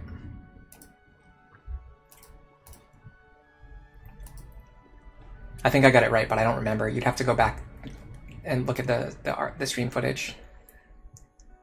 Yeah, I said Dekimasu. Hey, Naive Skinny, welcome to the stream today. Draconis says they would also want to live in Japan at some point, but they also need to learn Japanese at some point. Yeah, it's tough. It's very difficult. Honestly, I used to think it would be impossible for me, especially because I didn't start as soon as I could have or as soon as I should have. Like, obviously, the best time to start is to start as soon as possible, and I didn't start. Like, I was interested, but I was like, you know, that's going to be too difficult. I don't think I can do it, so I didn't start learning. And then after enough time passed, I was like, okay, well, at this point, I'm too old now. Like, learning another language is just not going to be possible for me. And so that kind of just made me like not even try. And I think the worst thing you can do is like not try, because obviously if I don't ever try to learn, then I'm never going to learn it. And I got a little bit inspired by a friend of mine who taught themselves how to read, write, not really write. He can't really write or speak that well, but he can read and he can understand like spoken Japanese pretty well. Former friend of mine, but either way, not really relevant. That kind of made me realize that like, oh yeah, like if I actually try to do it, like at least either I'll be able to do it, or I will at least make an effort to do it rather than just like give up and not even try. And once I started actually like studying, I felt like it was much easier than I had originally expected it was going to be. This is not a kill boss map, is it? No, it is. Yeah, it is a kill boss map. Okay, I have to make sure I kill these other enemies before I kill the boss. The good thing is, I can actually just do it this way. I'm totally comfortable doing this.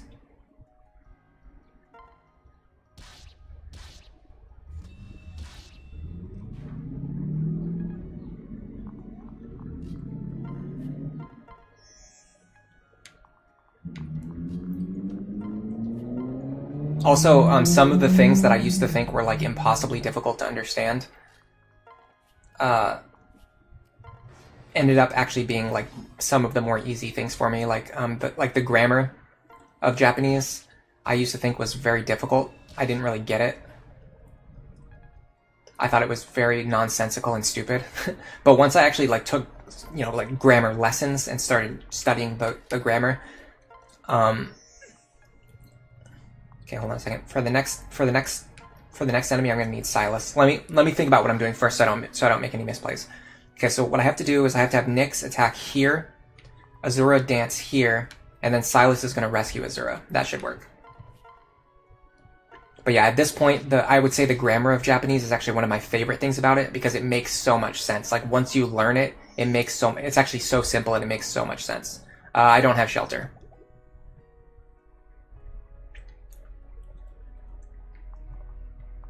Does Azura survive? Is there any way that I can possibly survive, or do I have to kill Hinako right now?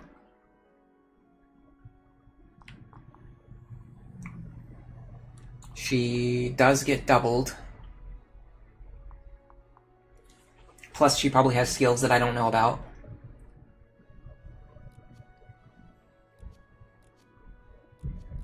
Does she have darting blow? Yeah, she has darting blow. Okay, there's no way for me to avoid Azura getting doubled and killed here. So I have to kill Hinako right now. That's gonna be pretty tough. She has why am I doing so little damage to her?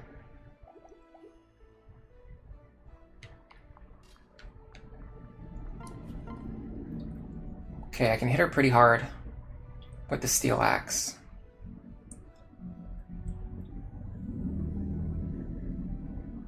And that's actually pretty reliable too.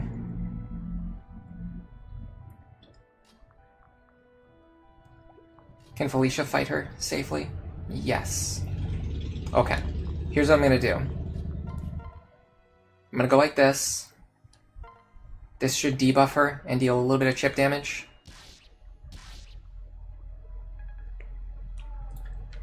Now I can do something like this. I can hit her again. This time for more damage.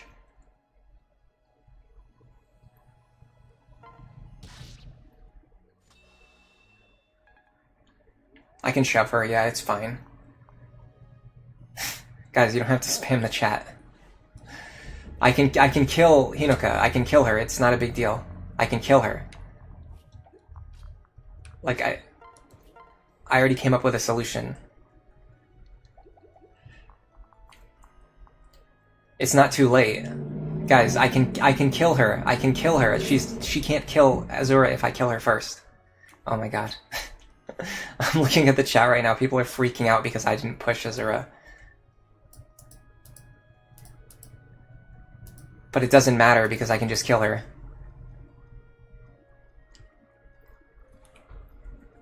LTC long turn count. Did I get the chest? I think I got both chests, yeah. Have I heard of Anki? How's that pronounced anyway? Anki? I've actually never said it out loud. I have heard of it before, yes. It's not really what I use. I did use Duolingo to help with learning hiragana and katakana. I don't think Duolingo is very good for learning grammar. I think it's probably the worst for learning grammar, but it's very helpful with memorization, and memorization is one of my weak skills. So using Duolingo helped me memorize the hiragana and the katakana, which was a very important first step for me. Once I had those memorized, I started using, hold on a second, textbooks. Like, I don't have any sitting on my desk right now, but they make textbooks for like, basically like school children. You can use those. They have, depending on which ones you can get ones that either help with with writing, with kanji, with grammar, things like that. And then I got this really good map called Renshu. I think Renshu, in my opinion, is probably the best app for learning Japanese. And no, this is not a sponsored stream. I just think Renshu is really like extremely good. The amount of resources in there. It has a dictionary where you can look up kanji that you don't know. You can even draw them like on your phone, and then they come up. And the way that it tests your knowledge, at least for me personally, works really well to help me with learning. Like they have grammar lessons under Japanese basics. You can go in, you can learn the grammar, and then it tests you on examples that actually they just feel challenging, but in the right way. It's not just memorization. Like, you have to actually understand the question to be able to answer it correctly, which I think is extremely important. That's the one thing that Duolingo does not do. And then another thing Duolingo does is it just asks you the same question over and over and over and over and over again.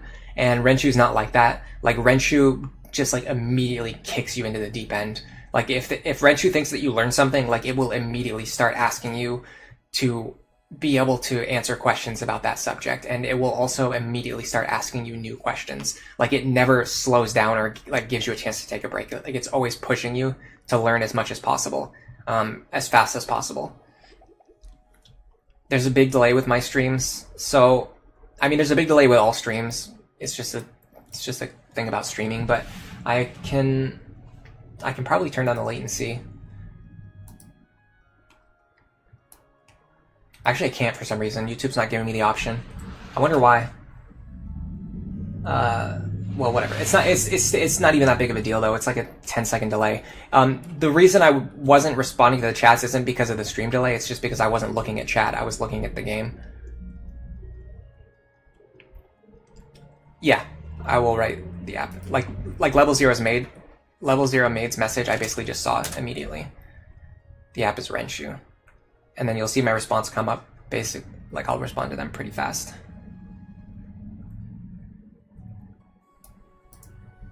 Drekor says we're not mad. LOL, don't worry. I didn't think people were mad. I thought it was funny that people were freaking out. But, like, I can kill Hinoka, so it doesn't, it doesn't matter. I could possibly even kill this Shrine Maiden. Yeah, I can even kill the Shrine Maiden. Like, there's no danger. I did everything that I needed to do. It's stupid that I didn't check to make sure that I had shelter. I just kind of took for granted that I would have shelter. But other than that, it's like not that big of a deal. Yeah, most streams like have 5 seconds, if not less. But either way, it's not important. You have a 25-second delay? I don't know if that's true. That seems like a very long delay. You're also distraught when Celery does not see you in chat. I can't read every chat message, unfortunately. I can't grind with Shrine Maiden healing. Oh, I wasn't going to do that anyway. Alright, is there any way for Baruka to get the kill? I can probably set up a kill and then give it to Baruka. Yeah, let's go with more accurate weapons. Because if she dodges something here, then we will actually lose somebody. And that's what we don't want. Okay. I think we're fine now. We have like 3 characters. We have like 4 characters. Well, there's only 2 spaces available. So we have, plus Odin. I'm sure Odin can get this kill. Yeah. There's a good chance Odin can get this kill. So we have basically like two chances here to just not miss an attack. So I'm going to go with Baruka first. We're going to go here. It's extremely unlikely that this fails. You have over 20 seconds as well. That's so weird. And then YouTube won't let me change the latency either, which they used to let me do that in the past. I don't know why they're not letting me do it today. Maybe it just has something to do with the rate, the rate at which Streamlabs is sending data to YouTube. I guess probably what's happening is Streamlabs, because this game is very laggy, and my computer's probably lagging a little bit. It's probably not sending as much information through Streamlabs to YouTube as YouTube wants, and so YouTube is slowing down. They're adding like more of a delay to the stream. so that the stream doesn't lag on the side that you guys are seeing. So it's taking like an extra 20 seconds to make sure that there aren't any stutters or skips in the streams. Garrett says they have to run. Their kid cousin wants them to unstick his Legend of Dracoon file. Good luck with that. Tricky's back. Drakor says, oh yeah, welcome to Kaze. Yeah, let's look at Kaze before we do anything else. So we're going to be doing Kaze with Selena to the best of my ability. I think I wanted her to become a ninja. Let me check on that. Where did my notes go? For some reason my notes keep disappearing. Yeah, so Mercenary into Hero, straight into Master Ninja. It's just a very efficient path that doesn't require a lot of seals. Kaze was not drafted. My rules allow me to use characters who were not drafted in order to build friendships and supports. And then once the supports are built, they have to get benched after that. So I can use Kaze until Selena gets her S support, and then after that I'll bench her. Yeah. Honestly, Soul Ninja's not even as good in this game as it was in Awakening. Or sorry, Soul Tanking. There were no ninjas in that game. I don't know what I want. I guess emeralds. Can I get the Dread Fighter scroll for Selena? So, I wasn't sure about whether or not I'm going to use DLC in this run or not. I still haven't really decided. I think I made a poll about it, and I can't remember what people said. I think people were against it, but I can't remember. They might have been okay with it. I think the ultimate conclusion I came to is that, like, I'm probably not going to use the DLC unless I have to, because it makes the game significantly easier, and we're already playing on hard mode, so we're already having a pretty easy time. I think part of the reason we were getting so much lag in that chapter, by the way, is because the map was so large. So part of what determines the amount of lag is going to be how much information the game is processing. And whenever the game loads a map, like it's processing all of this information inside of the boundaries of this map here, all at the same time, which is why the game lags more when you're in larger maps. And that last map was quite large. All right, Korin Kaze, I guess they start with a C support, or I got it before the Branch of Fate. We finally got Nyx FV up to their C support. That is not what we need. We need them like... Oh no, sorry, hold on. We were doing Nyx Mozu. Okay. I was freaking out for a second there. I think even Nyx Mozu are still just barely C support though, yeah. So they need to get their B support soon. I need to get rid of Mozu. She's eating up a space in my group. We can upgrade our Lilith Temple. That's not worth a Dragon Point. I'm actually gonna wait on buying anything else because I want to upgrade the shops as soon as I can. Is it guaranteed to get a Dread Scroll in Revelations? It's a route bonus, but Revs is exclusively DLC route. I have all the path bonuses. I think I even claimed them already. Yeah, I have the Masters. So I have 2 Dread Scrolls. I have 2 Ebon Wings. I have the boots, the Dragon Herbs, the other stat boosters. So yeah, I have all this stuff. I just don't think I'm going to use it, but I might. We'll see. We'll see how I feel later. By the way, I need some free meat. Alright, I don't remember what the next chapter is. It is Bitter Intrigue.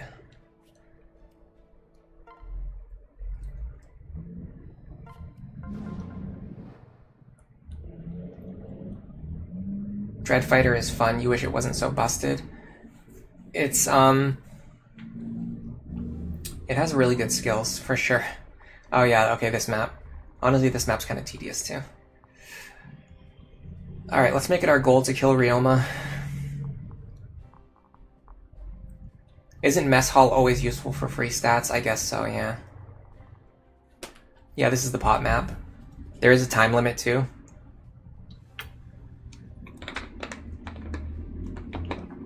Laszlo was drafted, by the way, so we are going to be using Laszlo. How many units can we field here? This is tricky. Okay, so I think this is the point where we cut Felicia, replace her with Kaze.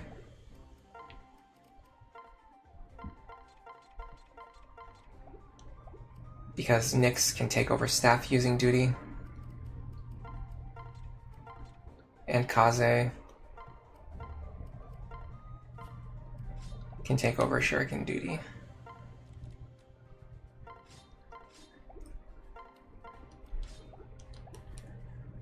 This is a scary boss. Aggressor is one of the better damage stacking skills for killing a non-coast in Revelation if you allow it. Aggressor is really good in Awakening too.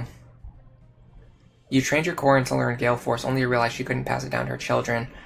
Yeah, in this game they don't let you pass down Gale Force or a lot of the DLC or any of the DLC skills, I think. This map is either really fun or really annoying depending on your playstyle and your views on it. I think it's definitely a little bit on the tedious end. This kind of map is not the kind of map that plays to my strengths.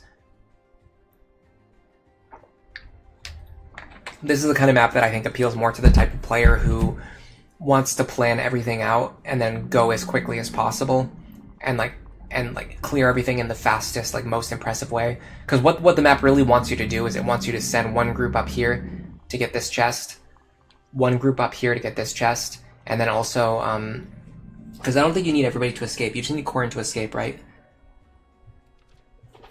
You just need Corrin to escape, right? Or even it's not even Corrin. You just need one unit to escape. So the game wants you to have one unit come up here and get this chest, and one unit to kill Ryoma or to escape. So once again, we're coming back to the same problem of Fates having a lot of good ideas and just implementing them in a really stupid way.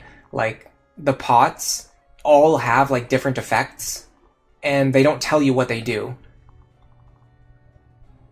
which is, again, it's just a baffling decision. Why would just put a thing when you hover over the pot, it tells you what that pot does. Then when you're playing the game, you can adjust your strategy based on what's in the pot. But instead, the only way to do it is to open up a guide or to play the map 10 times and write down what every pot does, and then write down exactly which pots you're going to break open to get which specific effects. That's not fun to me. You usually put all of your use on the left side. Yeah, see, that's what I normally do. Because the way I normally play, I don't like maps that pressure me to go faster than I want to. I like to just take my time. So normally on this map, what I do is I just send all of the units up the left. Yeah, they tell you it's a buff and debuff, but they don't tell you which one it is. And there's different buffs and debuffs you can get. What's the plan for Laszlo? I have this written down. Laszlo X Azura, Merc, Bow Knight, Falcon, Berserker, Mechanist. Is this really a good idea? Question mark. I do not know. Those are all of my notes on Laszlo. So if that sounds good, then yes, he'll be good. If that sounds bad, then he'll be bad. Let's, we can break this medicine pot at least. I'll use Mozu to break it. And then send some units into the center, and then this is poison, so we don't want to go through there. So we'll just send all our units through here. Let's do a test run and see how it goes. Yeah, look at all these effects. Just tell me what each pot does. Don't write down a list of effects at the start of the chapter, and then I still don't know which effect I'm going to get when I break each pot. That doesn't do anything for me. That gives me no useful information whatsoever. It's just cluttering with disruptive information. It's noise is what it is. Alright, we can draw this ninja out onto that tile on the right. He's the only one who can reach that tile. See, I like micro strategy. I don't like planning everything out in advance. A good example of micro strategy is that I look at all these enemies and then I notice this tile right here can only be targeted by the ninja. So this makes me go, okay, well, if I can get a unit here, they can enemy phase the ninja. The only problem is I didn't really position any of my units with any kind of thought or planning in mind, so I probably can't get a unit over there. Actually, maybe I can. So the big problem is... No, hold on a second. This is fine. Okay, so I plan up... I pair up these two. Then I move Silas here. Then I go like this. I'm going to give him Effie. Then I'm going to sing for him. Then Effie's going to go up here. And she's going to equip the javelin. Question is that okay? So this guy's going to have 13 effective speed. I'm going to have... unfortunately, he will double me, but I don't think he's going to deal very much damage. He's going to deal 18 minus...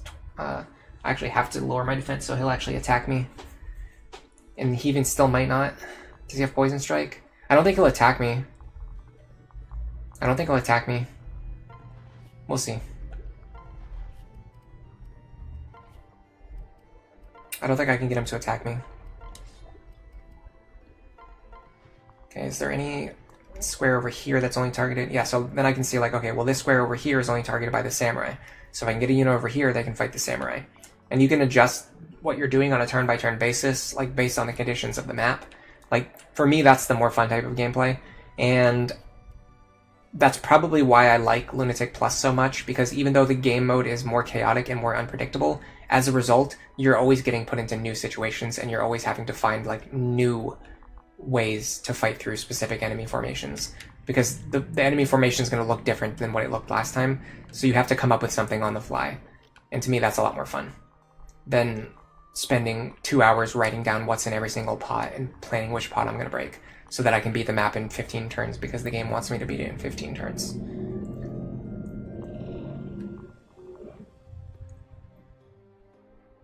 Tactics versus strategy, macro versus micro. The thing is, there are macro strategy things that I like. I like build planning. I like planning out pairings and like child inheritance and things like that. Here's a list of 10 things this map can do to you. You can only see this list one time. Group everyone together to give them a buffer on the medicine pot. It's just not worth it to me. It's just too tedious. Like, I just don't enjoy doing that. It's just not fun for me. I'm not going to do it unless I'm absolutely forced to.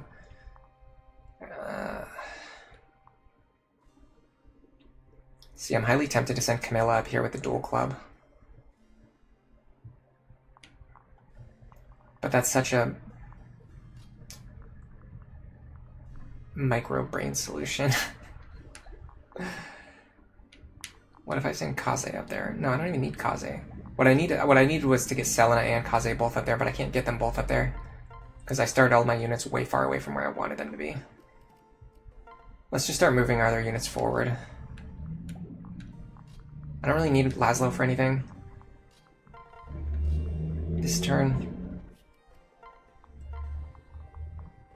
What I need to do is start slowly crawling all of my units through these one tile wide choke points that the game was kind enough to put all over this entire map.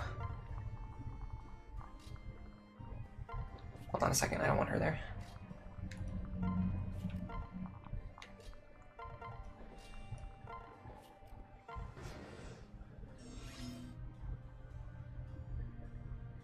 Holding back Camilla doesn't sound very good. I mean, it's a draft run. I have to make use of all of my units that were drafted. So if I just have Camilla solo the entire game, there would be no point in doing a drafted run. I could have people could draft Mozu, Izana, Fuga. People could draft Takumi on this conquest route, and it wouldn't matter if I was just going to solo the entire game with Camilla anyway. So the whole point is to use the units that were drafted and not have Camilla do everything. If I have to use Camilla, I will, and like she's not really gaining that much experience anyway at this point compared to like what my other units can be gaining. All right, like this is a better use of Camilla. Like I can have her fly up here and one-shot this ninja. Like that's such a better use of her talents rather than having her enemy phase a guy that anybody could enemy phase. So I'm going to go like this.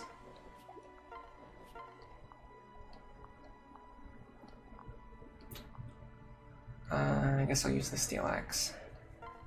I mean, if I miss, he doesn't deal any damage to me anyway. Okay, so I think I would like to have Kaze and Selena participate in this fight in some way. I don't exactly know how yet.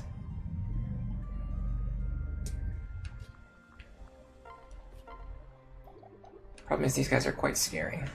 And Kaze is not that physically tanky. And then also because I had to move all my units into this one tile wide choke point, it's very tough for me to figure out. It's tough for me to get my units into position now. Yeah, this is a map that very much rewards you for placing all of your units in the correct position before you start, which is the exact opposite of what we did. I need to use Azura. This is so annoying. I hate the one tile wide choke points in this map. It's so frustrating. Give me 1 second.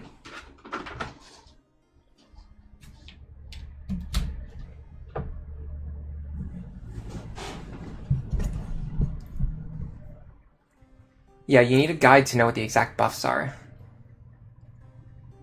Be sure to get the Flame Shuriken. It is the only one you can get in Conquest.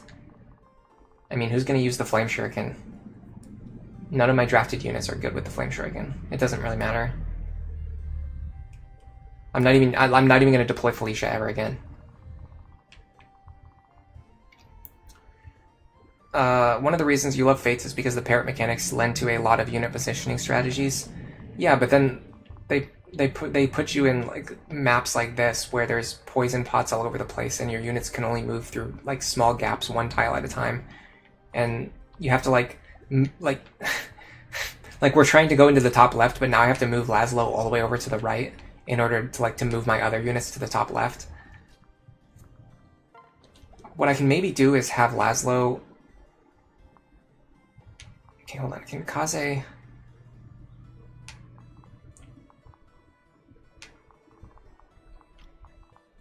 Can Kaze kill this guy? That's what we should find out first.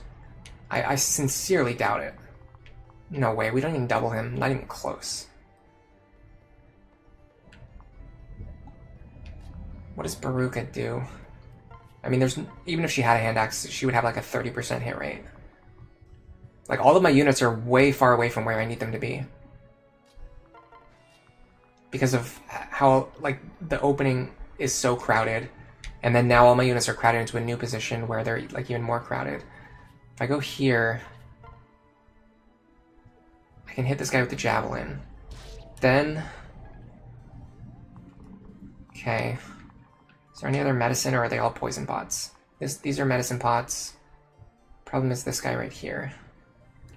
This has a steel naginata. He's the only enemy over there. Okay, hold on a second. I can send somebody over there to fight him.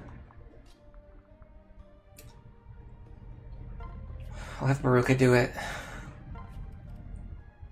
So go like this. That allows me to at least like move them in a way where I'm like moving them for a reason instead of just moving them to get them out of the way. Then I have to go like this. Transfer you over here. Then I'm gonna go like this. Then I'm going to dance for you. Or sing for you. Why did they change it to sing? This is gonna be the non-stop complaining stream. I'm sorry, guys. Okay. I don't think this guy will kill me. So I'm just gonna do this. I'm gonna kill him. Then the other one's gonna run over and attack me. I'm gonna enemy face him. And start building support with Selena, which is good, because we need to do that. Now this frees up finally a lot of space for my other units to start moving forward. So we're gonna do that. In fact, we can actually do this. No reason not to.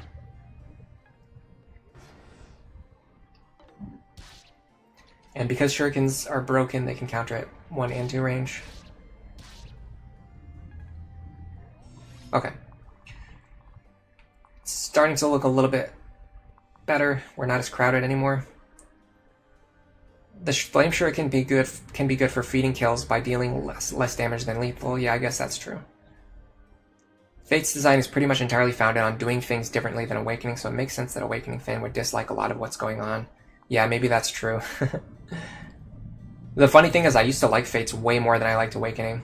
But I think... So I was looking at some of my old notes and some of my old like write-ups and things like that for things that never got turned into videos.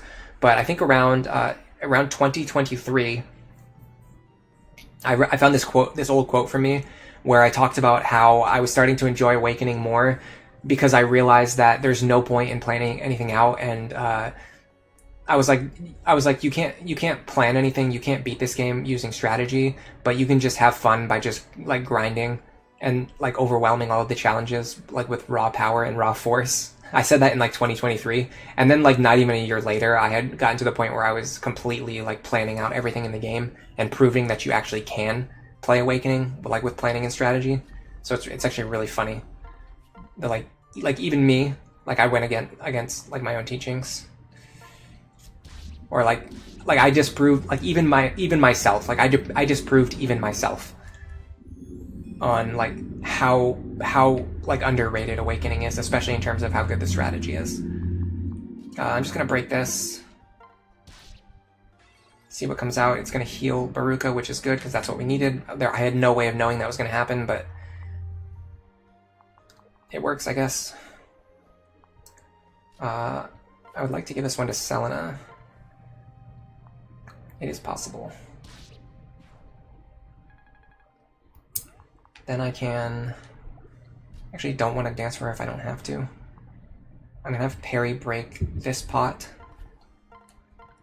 to give my other units more room to move. Then I'm going to go here. It's going to allow us to gain a lot of movement this turn, so we're not continually crowding around the entrance point. Now I think I'm going to have Nyx run up here and attack this guy. No, she cannot reach him. What's the radius on the pots? If I shoot this poison tile from 2 tiles away, it's gonna hit me, right? Oh my god. I hate gimmick maps. I hate gimmick maps so much. What is the radius on the pots in Conquest chapter... What is this? Chapter 12? What chapter are we on? 2 tile radius. Okay, so if I shoot it with an arrow, it will poison me. And unfortunately, I don't know what's in here, so I can't risk that. I can't shoot it, because if I do, it will hit me with something that I don't know. Like I have no idea what's coming, but it will be bad for me. There is a medicine pot here. Are you gonna go for the dragon veins? What do they do? Where are they? I don't even see any dragon veins. Here it is. It calls an earthquake to break all of the pots. Honestly, that sounds like a good idea, just for the sake of my own sanity. Because these pots are driving me insane already. Yeah, you can't get through here because there's poison blocking the way. I mean... What oh my god. You know what? Fire Emblem Fates, Conquest, Chapter 12. Poison pots. I'm just gonna look it up. This is driving me nuts, guys. I'm sorry. Just tell me what's in every pot. Just tell me what's in every pot. This is not a game. This is not the gameplay that I enjoy. Okay, this pot, if I shoot it, it's gonna damage my HP, I think. I don't know. What does HP mean?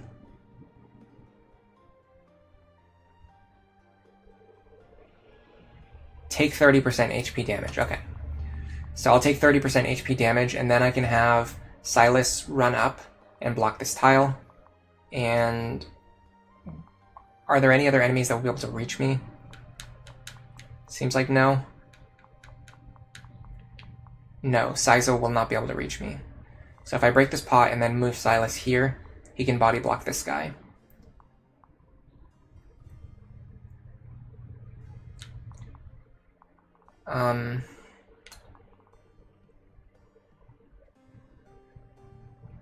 Fortunately, I don't think he'll attack Effie.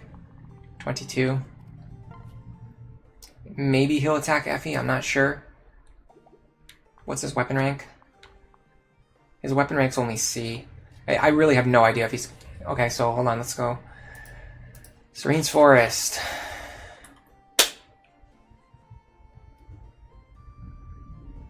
This is peak gameplay, guys.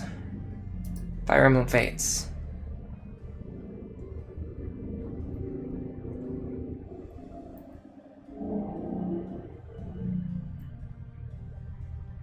I can't even... There's not even a calculations page on Fire Emblem Fates on Serene Forest. Okay.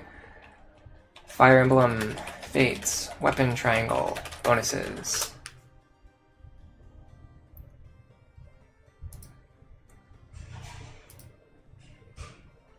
Like, can you believe we've actually resorted to doing this? Okay. Fire Emblem Fates. C rank. Hit rate plus 10. I mean, that's... First of all, this page is completely inaccurate. It has the wrong bonuses listed for Awakening. I can already tell at a glance it has the wrong bonuses listed for Awakening. So I have no idea if this is correct or not. It could just be wrong, but supposedly he should be able to deal either 1 or 2 damage to Effie. So what I can do is I can run up here, I can put Effie in front with an Iron Lance equipped, and then maybe it will accomplish something. Is there any way to draw out just one of these ninjas, or any of these ninjas for that matter? Find out next time.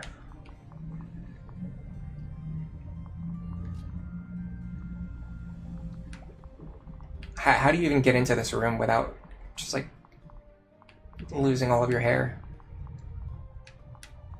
from frustration? Cold Jolteon says, "You're so valid for the salary." Don't worry. I'm getting butthurt over this. This one's just. I think this is part of the reason why I delayed this stream for so long, is because I knew there's a stretch of like multiple chapters in a row that I don't like. The infinite staircase, infinite pots, infinite 1 tile wide choke points. What does HP mean? HP is an acronym for hit points. Yeah. So on the infographic I'm looking at for this pot here, it just says HP. I don't know what that means. It could be like an HP debuff. It could be like a permanent HP debuff. It could be like a HP loss. I had to look it up. So it's just you lose HP. You lose HP. But I mean, it could have been anything. It literally could have meant anything. You're studying notes on this map about. You're studying chemistry notes on a map about poison and medicine. This map always annoys you as well. Poochievert, you fight them through the pots. What do I think of Fuga's Wild Ride? I hate Fuga's Wild Ride. I hate gimmick maps so much. I hate gimmick maps. I'm really realizing. Unfortunately, after playing so much Awakening lately, it's really making me appreciate how straightforward the maps in that game are. Okay, so unfortunately all 4 ninjas can target this tile, and these ones do have Poison Strike. So even if they can't damage Camilla, they can still quote unquote damage her. I don't know. I mean, what do I do here? Well, like literally, what do I do in this situation? Do I break the pots and then keep a hand axe equipped? Maybe. Well, let's see what these pots do.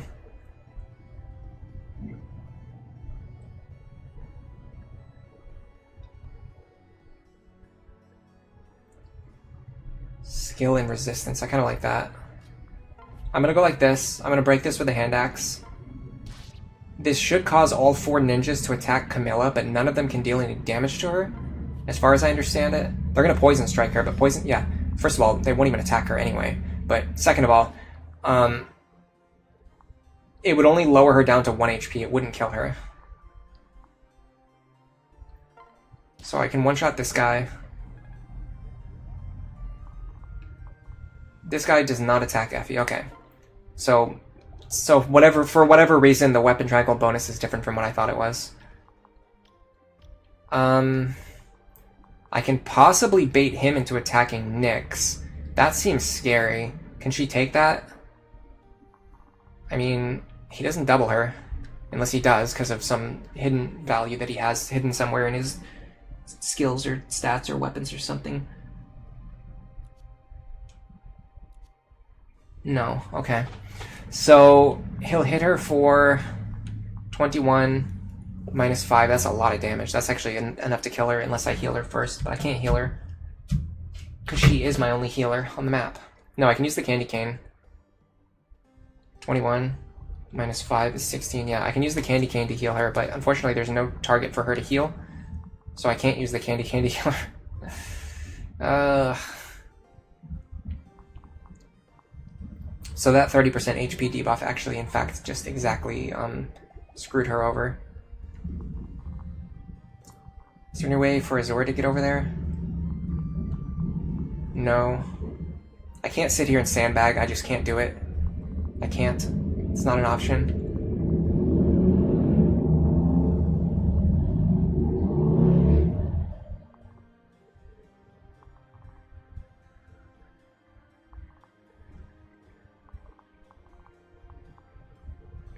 Okay, what about Saizo versus Effie? He deals nowhere near enough damage, right? Yeah, so what if I just do this?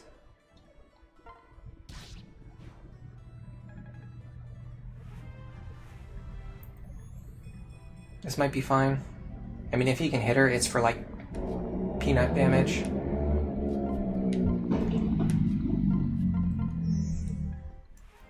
The cars today are being very loud, by the way. I think they're just excited. They're really excited that I'm streaming Fates again. They just decided to go out there and start revving as loud as possible.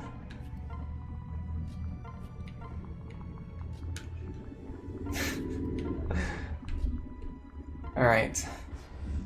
Let's see what happens here. Okay, now they choose to attack. They didn't like attacking before, and now they like attacking. Okay, interesting. Interesting. I wonder why that happened. Probably because she has a flame shuriken. Sting shuriken, I see. It's buried somewhere in the AI, or the extremely comprehensive UI that this game has. The character who was in the rear position in this pair up had a weapon with effective damage against armored units.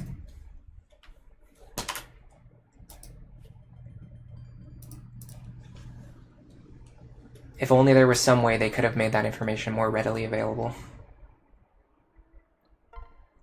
If only we could tell if the medicine pots could have been used to heal Nyx instead. Alright, let's go like this. What does this pot even do, by the way?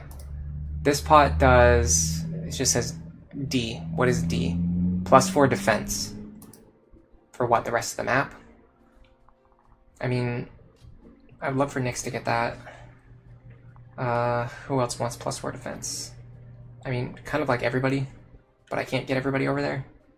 I mean, I guess I can because they're all going to be crowded anyway, but then everybody's going to be crowded one tile further back than what they were last time, which is even worse. I don't know, man. There's no good options here. There's no good starting positions for units in this map because everyone just ends up being crowded anyway. Jean-Pierre, welcome to the stream. He says to try only the center and the right. Really? I usually try left. Is there a reason why the right side is better than the left side? Drakor says, screw this map in particular. Feel free to abuse strong units. I want to use my drafted units is the thing. This is a drafted run. People drafted specific units. I don't know why I don't have the infographic. If I was smarter, I would have had the infographic available. What if I destroy the middle pot as well? The middle pot silences. Middle pot. I don't know what you're talking about.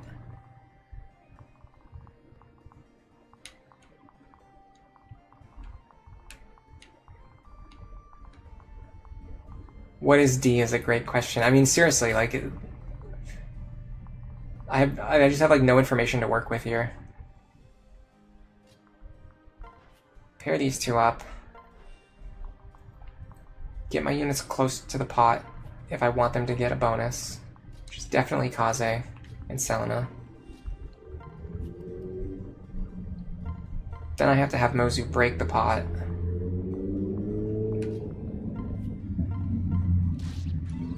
We've already determined that this guy won't attack Effie anyway. Although she's going to have less defense than she had last time, I think. Or is it the same? It's the same, okay.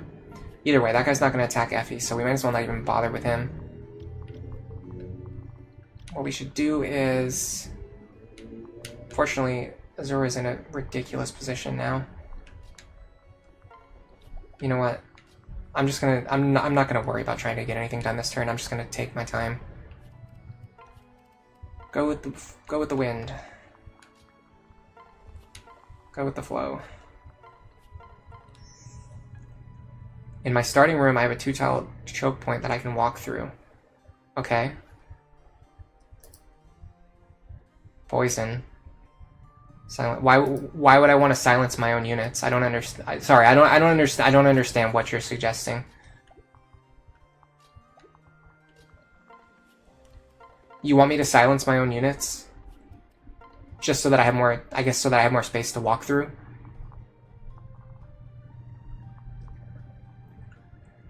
I mean, it's kind of too late at this point, but is there anybody who would be hurt by getting silenced? No. I guess I can break it now.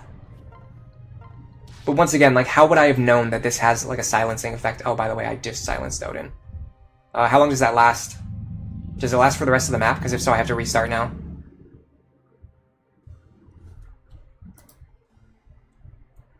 Silence for how long?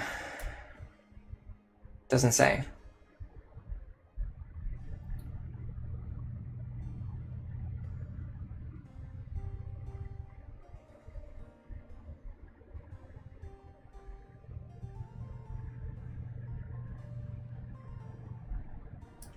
I'll just let chat tell me. Forever. Okay, one person says forever, one person says 1 turn. That's a pretty big difference. I need a more definitive answer. I guess end turn to check, yeah. Well, we're still silenced. Silence is 1 turn, same as staff. Silence is only 1 turn until the end of the next turn. Okay. So it will be the end of this turn then, we think. We hope. We're desperately hoping, because otherwise this is going to be a very fun time.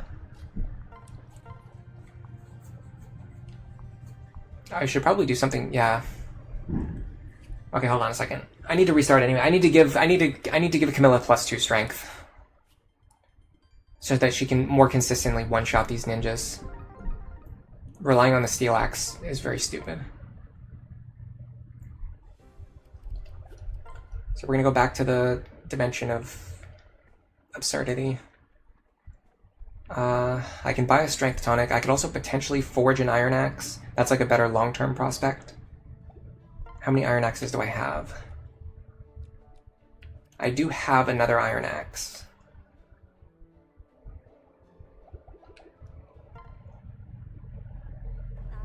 So if I go here, Camilla, forge. For some reason I can't do it. Oh, because I don't have any sapphires, of course. Of course! Of course. Yeah, that makes sense. That's how forging should work. It should be based on it should be based on a time-gated resource that's also RNG dependent.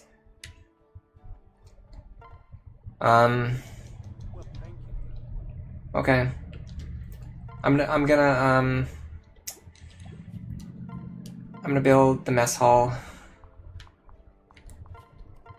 I'm gonna see if I have any. No, we can't forge what we want because the game was designed in a fantastically brilliant way.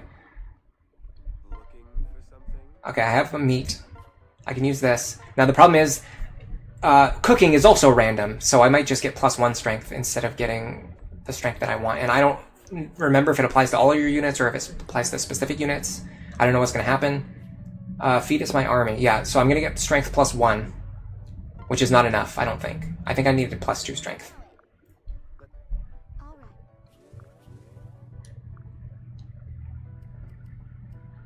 We can go back and check. Most people who play Fates nowadays use a mod that gives them infinite gems and other resources. Yeah, I know. I hate that. I hate that so much. I don't hate that people do that. I hate the fact that the game requires you to do that. It's just, once again, like, mind-blowing. The forging system here is... No, we didn't talk about that yet. We can talk about it. Well, okay, now we've talked about it. We hadn't... that was one of the things I had not complained about yet this stream, which now I have to complain about. Okay, so let's keep Odin away, I guess. So I want Odin here, but I want him not here. So let's do this. I think we can one-shot the ninja now. I think. We're gonna find out.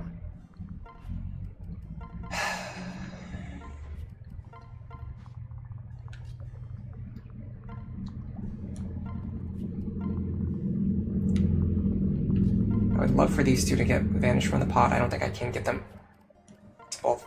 Get them both to have it. So I'm gonna like... I don't want Nyx to get silenced either, because I need her to be able to use stabs. And even if it only lasts 1 turn, it's just better to not get silenced if we can avoid it.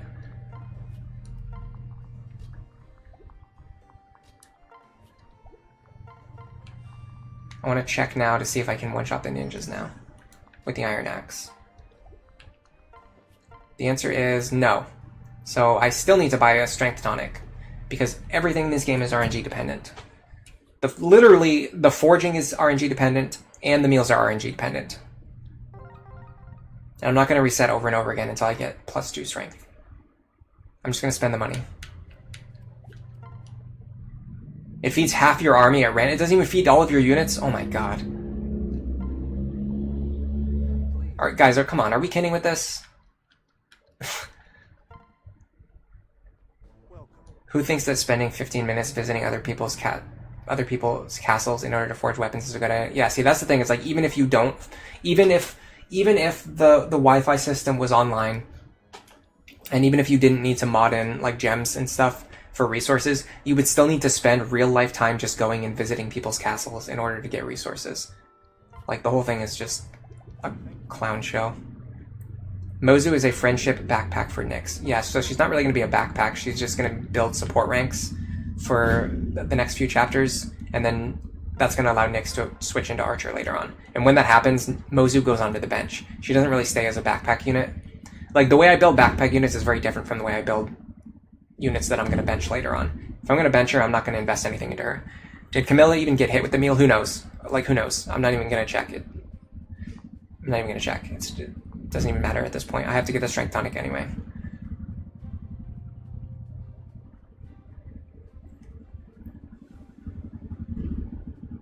Yeah, the idea is that we were originally supposed to visit other castles, which is a bad idea. Fate systems, they're wonky and stupid.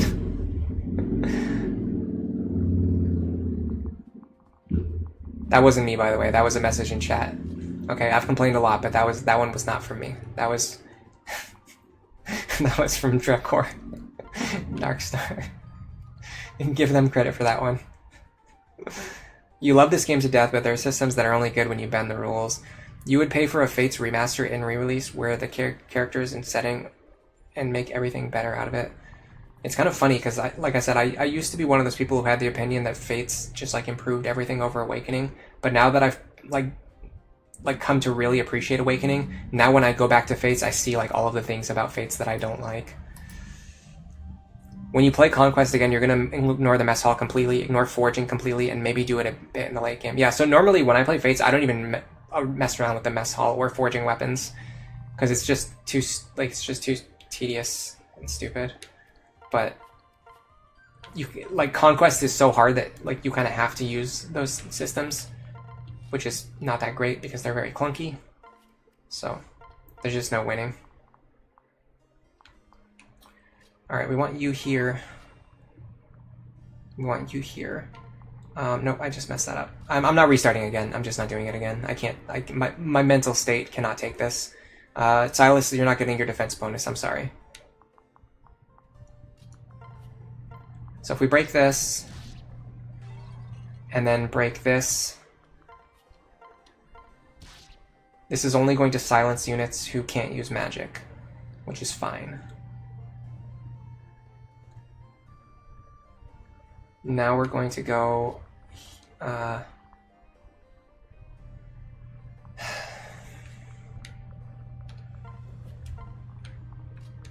going to go up here. I think the map design in this game makes me feel claustrophobic. Oh my god, that's loud. Yeah, I think the map design in this game makes me feel claustrophobic. Everything is so crowded. They didn't have to do this. I think I can get +1 strength from Laszlo, by the way. But I can't do that every turn. I can only do it on turns when I'm next to Laszlo. What does he give again? It's... yeah, +1 strength and +1 speed. So technically we can get that... we can get a rally from Laszlo. In the spirit of doing that, I'm gonna go like this. I'm gonna go here. I'm going to go here. I'm going to rally for these units. Then I'm gonna go like this. I'm gonna go up here. Now I can one-shot him with the Iron Axe, which has much better accuracy. Then I'm going to dance for this duo. And they are going to... I guess just enemy phase this guy.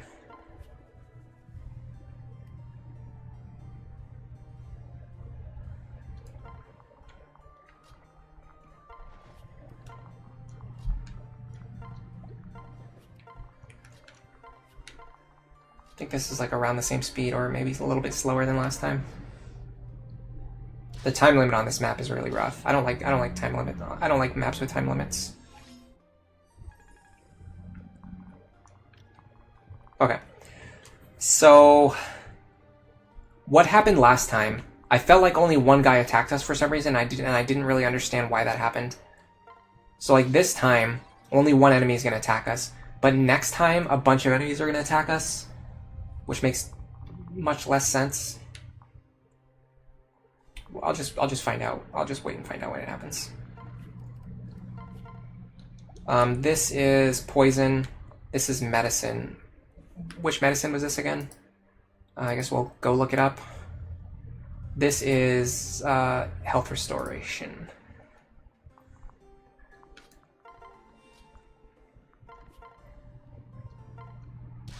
Okay, this should allow me to give this kill to Selena.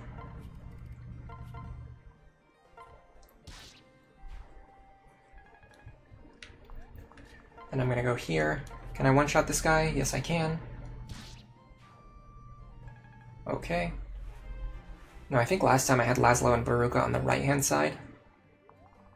With a configuration like... What is this? Poison. Okay, we're gonna go like this. And like this. I can even rally for her.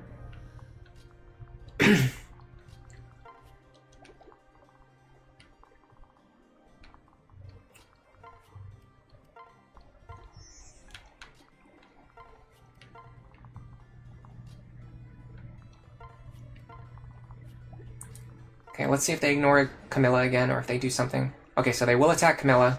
They didn't do this last time. They did not do this last time, so that's very interesting.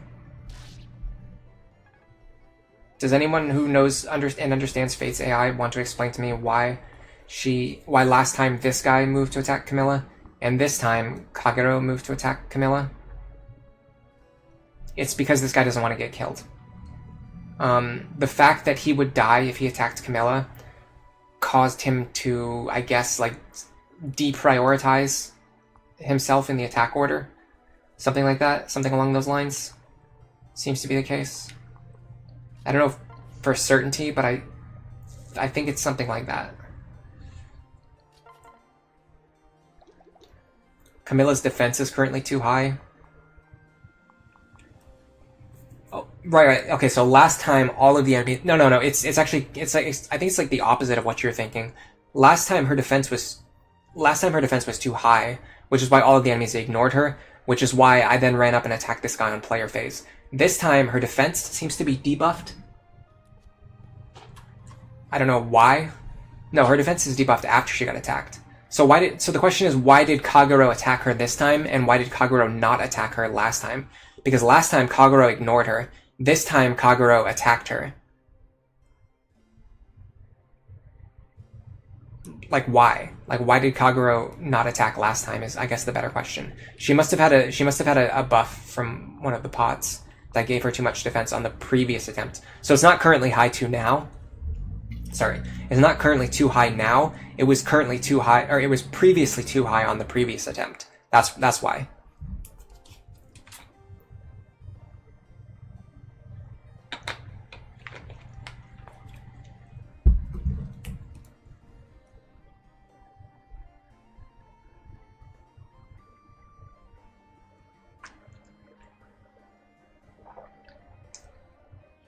Jean-Pierre says, if I take out the enemies in the forest and I focus on the middle path, I can lure Saizo and Kagero out to kill them. We're kind of working on that now.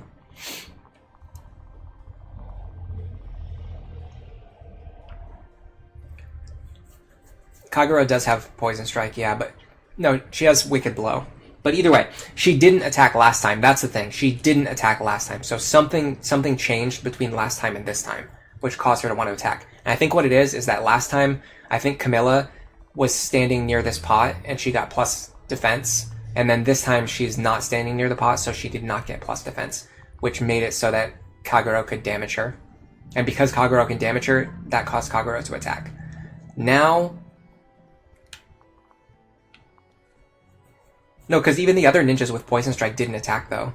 Like, they would attack if they knew they had Poison Strike. It seems like they don't know that they have Poison Strike. Because they're choosing not to attack. If I go like this, I can use the Iron Axe, which is, I guess, a little bit more accurate. I can get rid of her. She has Vantage, by the way.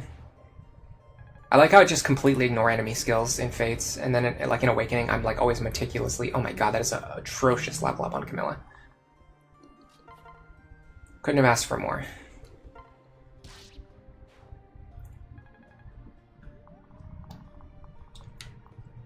Okay, we need Silas here. Azura here. We're gonna do the same thing as last time. No, it's not the strength tonic, it's the defense pot. Last time Kagero could not damage her, so Kagero didn't attack.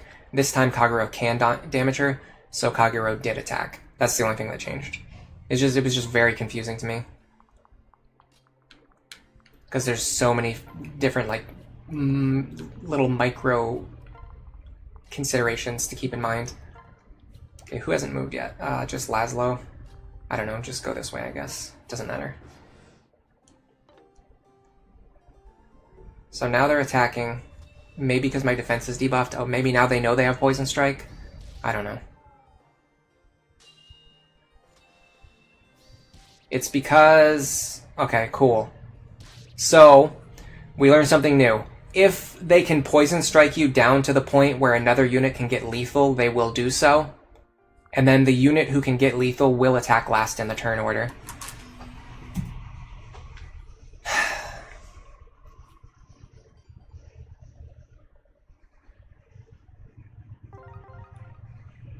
If they deal no damage and I can hit them back, they will ignore me. Oh, so like this time, because I switched to the Iron Axe, oh my god, this is so confusing, guys. I don't think anyone other than Zoran understands how this works. Anyone on this planet understands how this works. So I think what happened is because I switched to the Iron Axe, that caused them to attack me. They still didn't know that they had Poison Strike. Or maybe it doesn't matter whether they know they have Poison Strike or not, but because I removed the Hand Axe, I think that's what caused them to attack me. Poison Strike is such a brain-dead skill. Honestly, the skills that they gave the enemies in this game are so stupid and annoying. Like Lunge, Poison Strike, Wicked Blow, all of those things are very, very stupid. Yeah, it's because I didn't have a 1-2 range weapon. They completely changed what they were going to do. So in that case, I think it's actually better to repeat what we did last time and then keep the Hand Axe equipped. I think maybe. Honestly, I don't know at this point. We're learning from trial and error at this point. Zoran's videos help for sure. I learned so much from watching those videos, but then that was so long ago, I just kind of forgot all of it. I just forgot. Forgot everything. Forgot everything I once knew. Okay, Mozu, get over here. Break this pot. Laszlo, get over here. No, actually stand here. No, actually stand here. Break this pot. Now, Camilla, stand here. Is that wrong? Yes, that's wrong. Camilla, stand here. Corin, here. Azura, here. Will these guys ignore me? 19 damage, 20 defense.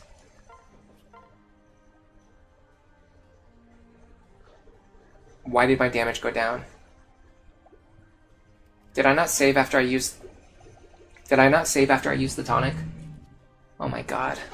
Okay, Puchivert, that's a very relevant comment. This is truly the angry Ellery stream. I wasn't angry before, now I'm angry. Now I'm angry. I have to reset again for like the 9th time in a row because I didn't save after I used the strength tonic. Why would I not save? Why would I not save after using that strength tonic? Because going back and forth between my castle and the battlefield is extremely tedious, extremely annoying, extremely unfun, and the only reason I'm having to do this is because the UI of the game doesn't tell you anything about what's happening in the game. You have to just figure it out yourself. Go back here, mostly through having like a second page pulled up.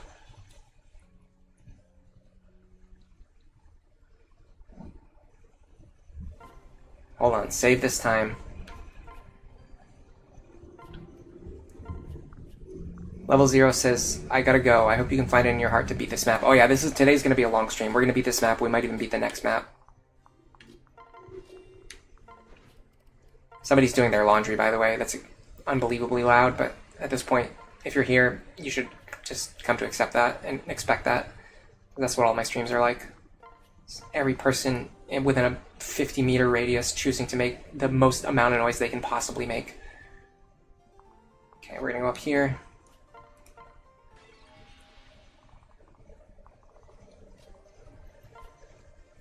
We have strength, right? Yes. Okay, we're gonna go up here. We're gonna go here. Here. Okay. This guy, I think, will ignore me. I still don't one-shot him. Why? I just...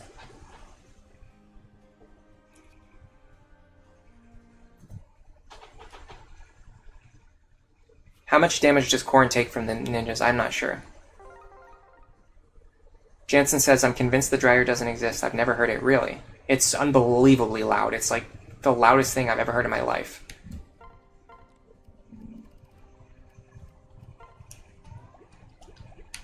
Let's do it once more. I haven't shown it off enough times. You're asking something about Laszlo. I don't. When you ask a question like that or leave a comment like that, you have to understand I have no idea what you're talking about. If you just say Laszlo question mark, you're probably referencing something that I said 2 minutes ago. That I like. How would I even remember exactly what I said to him? Especially if I said something wrong. Like if I said something by mistake or something that was wrong. If you were sitting right next to me and you said that right away, like I would understand right away. Like, oh, you pointed out that I said something that was inaccurate or wrong. But like 2.5 minutes later, I'm not going to remember something that I said that was, especially if it was wrong, because now I have no idea what you're talking about. Did Laszlo buff my damage by 1?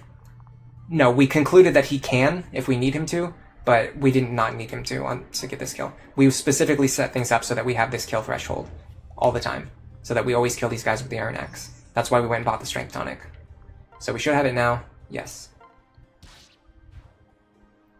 That's why we went through the whole thing where I was complaining about how the mess hall works and how the forges work in this game, because we couldn't get the extra strength, the extra strength that we needed. I'm really glad I have a pop filter, by the way.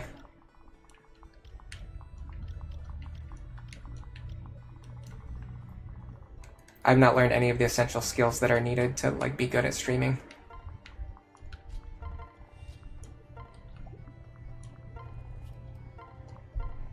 The pop filter helps so much. It cuts out a lot of extra noise. If you ever hear me making weird noises, just imagine they probably sound like 50 times worse in real life. Okay, so if we go here with a hand axe equipped, this should bait out exactly Kagero. Next, I'm going to look at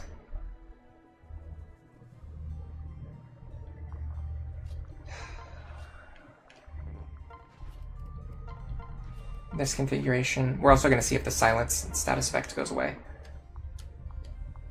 Not you. Fortunately, we don't one-shot these guys. I can use the javelin here, though.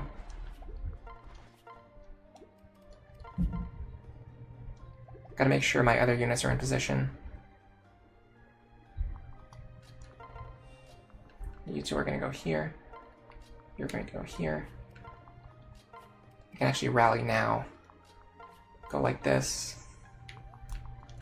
Now if I go like this, I can actually one-shot them now, which I actually don't want.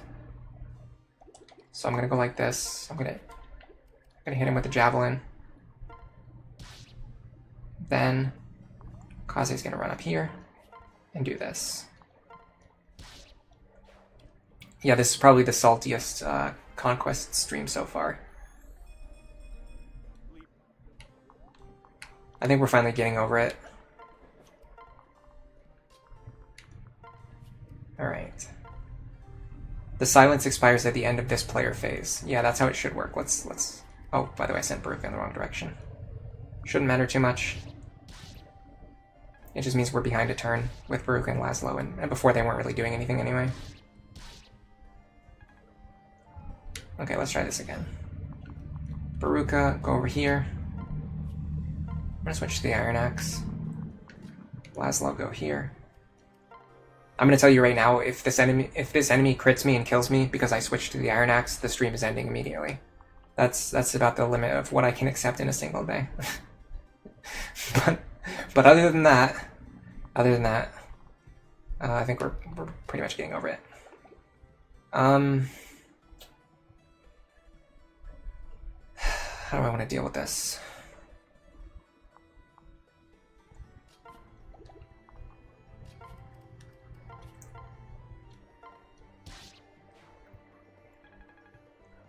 Now I can break this pot. It's got nothing in it, just some medicine. Then we're gonna go here, we're gonna dance for you.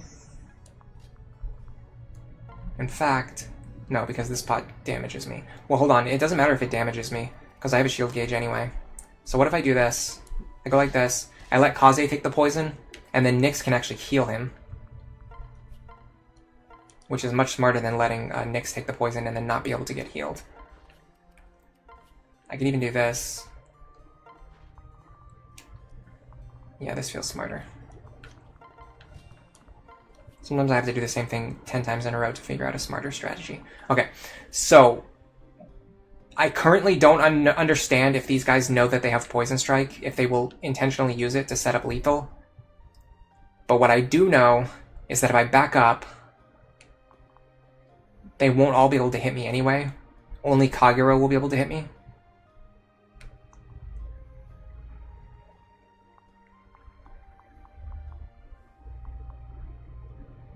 So if I stand here,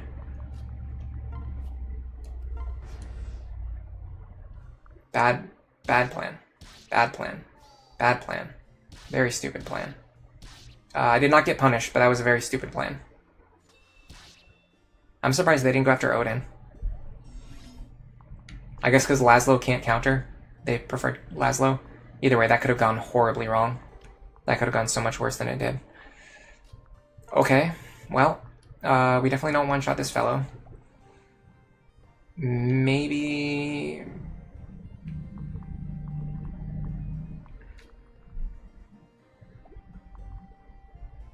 Yeah, that was a jump scare. Oh my god, this is so frustrating. Okay, hold on. Who reaches this tile? Pretty much all of them. I can't do that. I can't let them do that. Okay, hold on. Got a plan.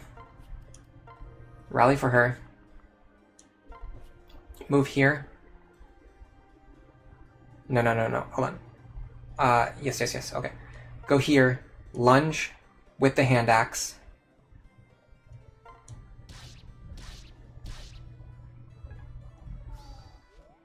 Okay, now the only thing that caused that to go horribly wrong is the fact that he now has a shield gauge. I can maybe still salvage this.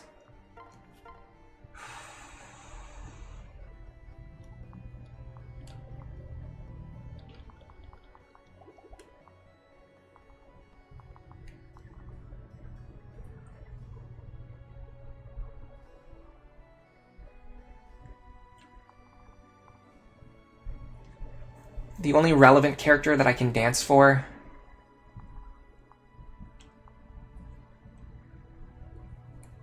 is going to be Laszlo. Is there anything significant that he can contribute here? He might be able to kill Kagero if I do everything here correctly. So if I go like, well, hold on a second, parry. She's with a steel lance, so that's not very accurate. So what if I do this? I'm gonna take 18 damage.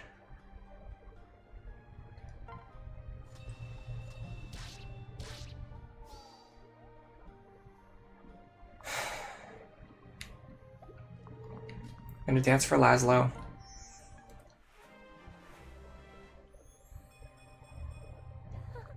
Yeah, they know that they can debuff you, but they don't know that they have Poison Strike. Okay, I'm gonna go like this. He does not have Vantage. I kill him here. Then Baruka kills the other. She does have Vantage, but it doesn't matter. Well, she'll debuff me, but other than that, it doesn't matter. And then this guy can't reach any of my other units because Baruka is still blocking the way. Okay. I somehow, by some unfathomable logic, I somehow got out of that. I don't know how. I couldn't even tell you. I just was basically winging it, and I got lucky. Well, it wasn't exactly luck. It was more like I just stumbled into the correct strategy without really thinking.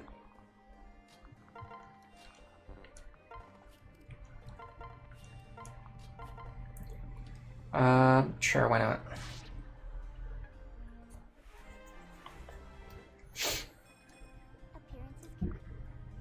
So, to my understanding, if these enemies do attack Camilla, she will now one-shot them because she has, because of the rally that she got from Laszlo.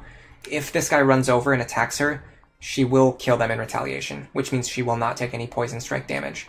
However, I don't think he's going to attack me. We're going to find out.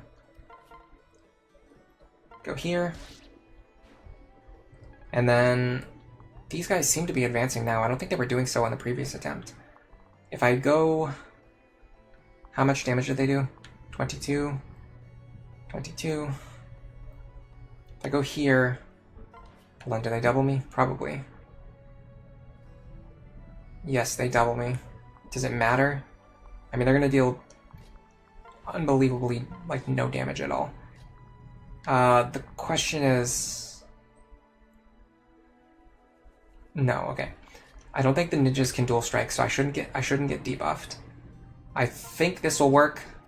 I think this will bait them into attacking Effie. I think this lowers her defense enough that she can get attacked here. Nope, okay. Yeah, so the entire page about weapon triangle bonuses is just completely baseless. It's completely wrong. It's completely false.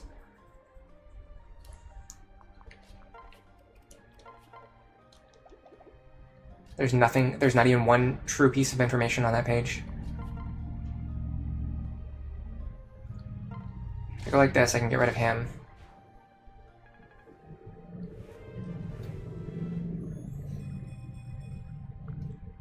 Then I'm gonna go like this. This. I don't know which shuriken debuffs what. Speed, defense, res. Strength, defense, res. I mean, I think the bigger defense debuff is actually more significant here. Especially when combined with Poison Strike, it helps me guarantee the kill. Okay. We're kind of getting somewhere that looks kind of like something. All of these units need healing. I think I'm actually just going to let Azura heal him for a turn. Is that smart? I need to get through here. What do these pots have in them? HP, strength, and defense buffs, I think, that maybe last the entire map, or who knows how long they last. Knowing that information is obviously not useful, so the game obviously wouldn't tell it to you.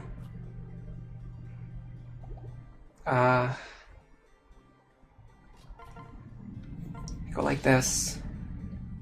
Then Azura sinks for her. She does have C rank axes, which is pretty significant. Okay, so now I'm gonna go...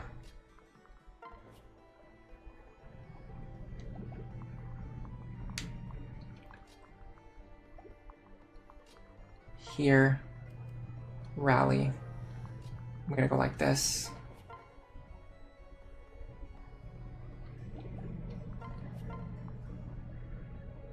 I don't one-shot them anymore, even though I thought I calculated before that I did. Why is that? Probably because of some kind of debuff or something that I received. Who knows? Who knows at this point? Who knows? Could be any number of reasons.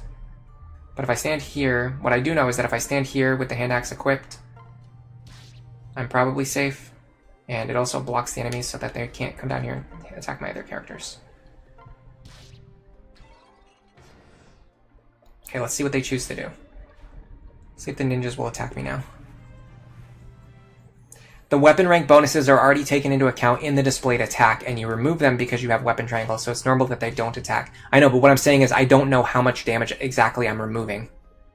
Like, I have to know how much damage is being removed in the calculation, and I don't know that information because I don't know what the weapon rank bonuses in this game are. I know them in Awakening. I know them by heart. In this game, I don't know what they are. So I don't, like, when I have weapon triangle advantage over him, I don't know if his attack goes down to 22, 21, 20. I have no idea. I have no idea what it goes down to. And I keep trying to calculate enemies who have, like, the exact amount of defense compared to how much, like if Effie has the same amount of defense as that enemy has attack.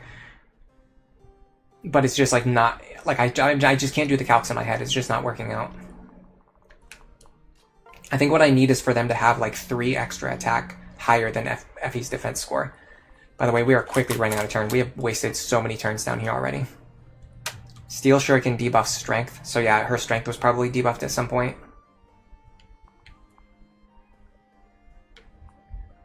What's in here? HP healing.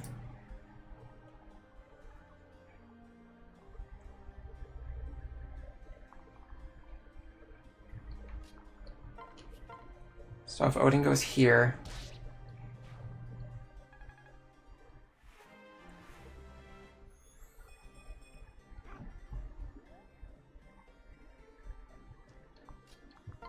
Camilla can go here. I don't even one-shot them with the Iron Axe anymore because of that strength debuff. That is brutal.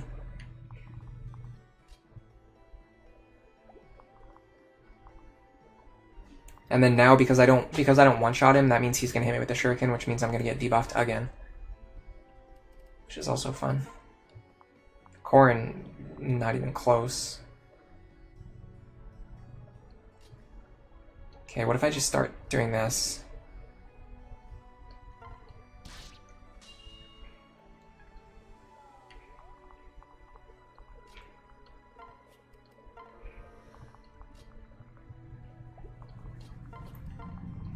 Maybe I should have rallied Camilla before she attacked because it could have maybe been possible to get the kill there. I wasn't really thinking about that. We have to be careful now because I unhighlighted these enemies. I have to make sure to re-highlight them. Okay, I can maybe pull this guy alone to the left. What's my damage like? 30 minus 8 is 22. I will not kill him. What about Nyx? Can she fight him? Certainly she can fight him. Alright, let's do this. What's the turn limit on this game? On this chapter? 16 turns. We're on turn 6. We have 10 more turns. I think we have plenty of time. Legacy says, hey, something is wrong with my stream. Where is the hot Severa? She's, right here. Laszlo's in danger? Why would Laszlo be in danger? Oh, he actually is. Yeah, he's in danger. Okay, well, we're just going to reset for the 15th time today. I mean, I can't do anything about it at this point. It's not like Effie can jump over there. He might dodge or something. Who knows?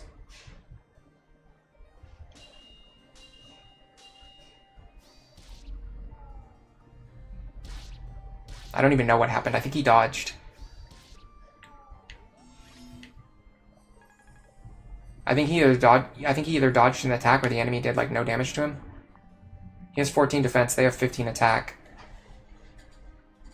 I mean, he would have taken, like, 1 damage, so I guess he wasn't in danger anyway.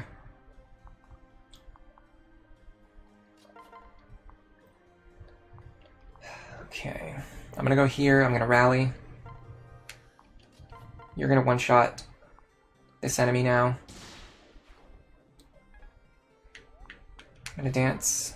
I'm just gonna say dance. I'm not gonna say sing. I'm just getting tired of having to constantly correct myself on something when it's obvious what I mean. Why is my hit rate so bad? Have I tried just not losing? Never punished. Laszlo defense stacked. 14 defense plus Rose's Thorn. Okay, what is the staff user over here trying to hit me with? Silence?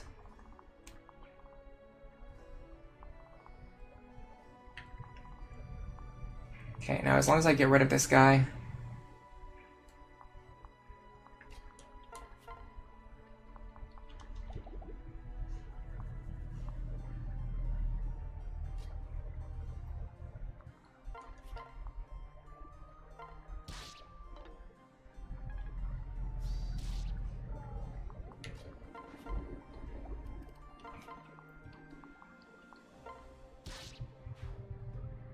I think we're okay. I think we're in the clear.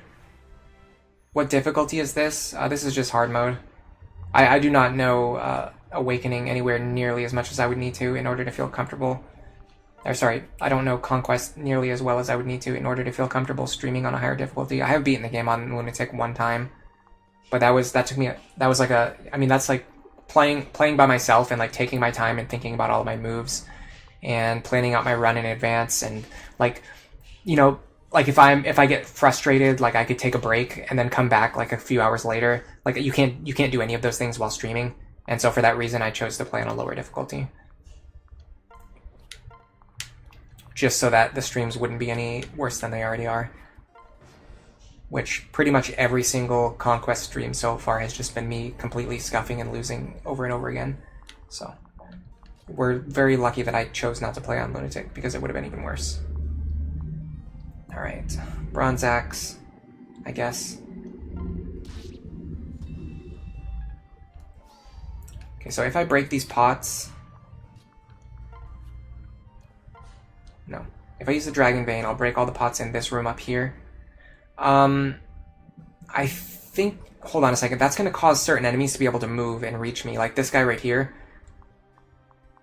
Yeah, he'll be able to shoot at Corrin if I use the Dragon Vein right now. Is it just him, or is it also him? Okay, it's also him. Okay. I'm going to wait, and I'm going to make sure all of my units are capable of moving before I use the Dragon Vein. That way I can adjust based on the enemy positioning. So, like this.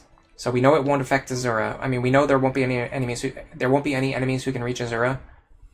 But the flanks on the left and the right will now be exposed to enemies. Oh, never mind. It locks them in place for this turn anyway. Well, okay, so now we only have to worry about this guy. And he does have lunge, so I do not want to mess around with him. These guys also move? They weren't moving before. Why are they moving now? Oh, they're moving now because... Okay, they weren't... I thought they weren't moving before because they were just scripted not to move.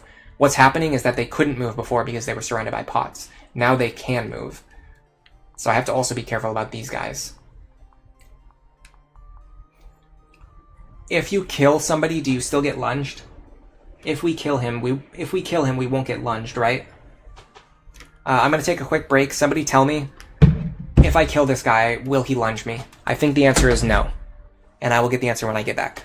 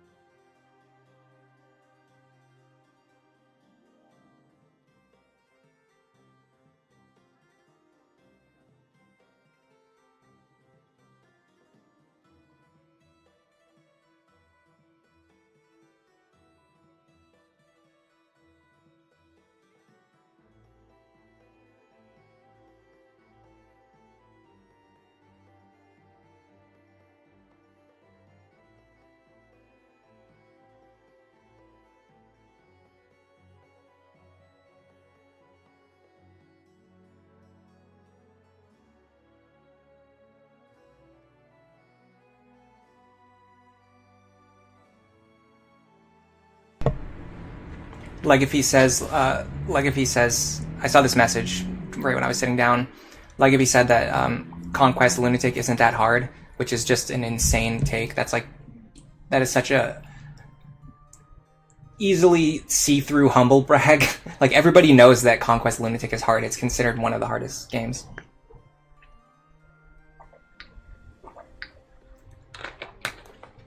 Saying conquest lunatic isn't that hard is like you're just trying to show off, but everybody knows that you're trying to show off. All right, so this guy got frozen in place. By the way, everybody says that I will not get lunged. All right, we're gonna go here. I mean, we can just try to kill this guy.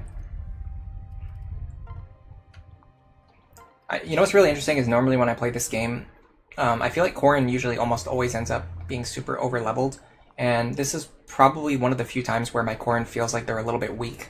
Maybe it's because I'm trying to use so many other units.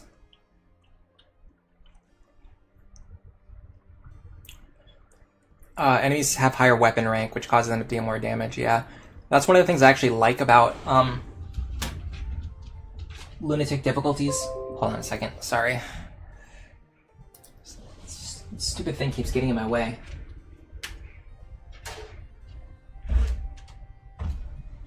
There's a cable just sitting in the perfect spot that it keeps moving in front of the window that I'm using to read chat. And so then there's just like a cable in front of the chat. It's like partially blocking my view. Anyway, I really love how in the Lunatic difficulties, I especially noticed this once I started playing Lunatic Plus, but in the Lunatic difficulties, the enemies all have max weapon rank. And what's really cool about this is that you can nullify their weapon rank bonuses by having weapon rank advantage over them, and it puts a bigger emphasis back onto the weapon triangle compared to the lower difficulties where the enemies have lower weapon ranks. And so if you have weapon rank advantage over them, it matters less because they don't lose all of those bonus. They just don't have any bonuses to lose. So I don't know, it's really cool.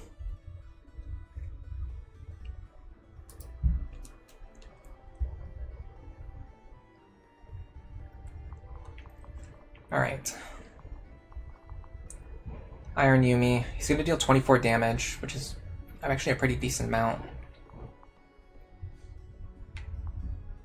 I'm concerned that Kaze won't have the damage to kill him. In fact, I'm pretty sure that he won't. Question is actually if Effie can even kill him. And then if her javelin misses, then she's going to get lunged and she's going to get killed. That's what I think will happen. Okay, what about Odin? Odin is silenced, so we can't use him. Is it time to just back up and sandbag for a turn?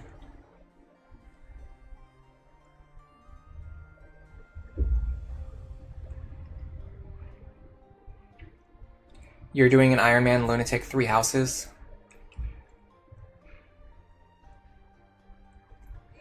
Conquest Lunatic isn't that hard if you know all the cheese strats, and you read the wiki, and you know the reinforcements, and you know all the gimmicks, and you know all the enemy AI. Yeah, exactly. Yeah, it's not that hard. You just have to know everything.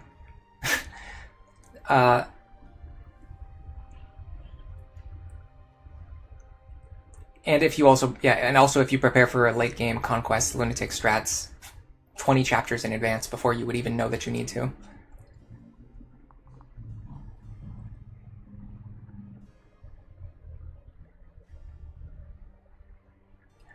Are you talking about Maddening? Because I think they renamed it to Maddening in 3 houses. I'm trying to remember. I'm not being pedantic here. I'm just trying to remember because I did play the highest difficulty on 3 houses. I didn't finish it though. Does anyone remember? There's like a chapter. There's a chapter that has you go into a tower. I think it's the first one where like a big monster boss appears, and in that chapter there's ninjas, or I guess they're like thieves in that game.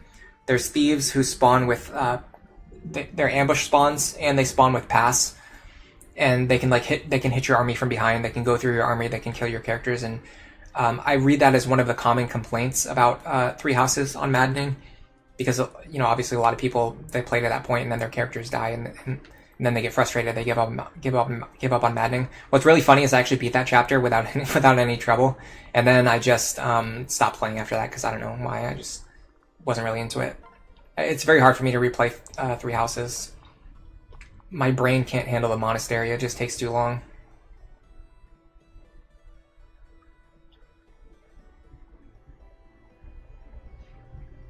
Prepare for the final maps before starting the run. Yeah, it's chapter 5. Sylvain's brother. Yeah, that's the one. They're ambush mercs. Oh, okay. I mean, this was years ago, so I don't really remember. You have Divine Pulse. Yeah, I didn't even use Divine Pulse. I just knew they were coming. That's the thing, too, is like, I think for me, ambush spawns don't really bother me as much as the typical Fire Emblem player, because if you know that they're coming, you just put your units in a position that intercepts them or stays out of their range. And it's probably on a similar level of I think it is something that you have to go and look up, which is the kind of thing that I don't enjoy doing. If I was going to make the game, I would make it more obvious. I would make the ambush spawns more obvious, like in fact, when I make my game, I'm going to make a ambush spawn like system, and the ambush spawns are going to be way more obvious, and it's actually good because it actually has potential to be a good mechanic if used correctly. But once again, the way Awakening, for example, uses it is they just try to trick the player to have enemies that you can't see just run out of nowhere and attack you. That's bad game design. You can fix this by making it so that the enemies are visible before they ambush. But either way, because I'm just naturally conditioned to play around ambush spawns anyway, so ambush spawns don't really bother me. The things I hate the most are Fog of War, which, by the way, there's no Fog of War in Awakening at all. Enemy status staves, and again, there's no enemy status staves in Awakening at all. Those are probably the two main reasons why I love Awakening so much, because it doesn't have either of the things that I really hate. Okay, back to the question at hand. Let's find a unit who can fight this guy. So my big concern is that... Yeah, so my big concern is that if I miss him with the Javelin, which seems quite likely, my hit's 110, and I have Weapon Triangle disadvantage. Yeah, if I miss him with the Javelin, I will get lunged into this position, which will then cause me to get shot at by 2 additional enemies. So I guess the question is, can I survive if I'm shot by all 3 of these enemies? 24, 22, 27. They're not going to be doubling me, I don't think. No, they're not going to be doubling me.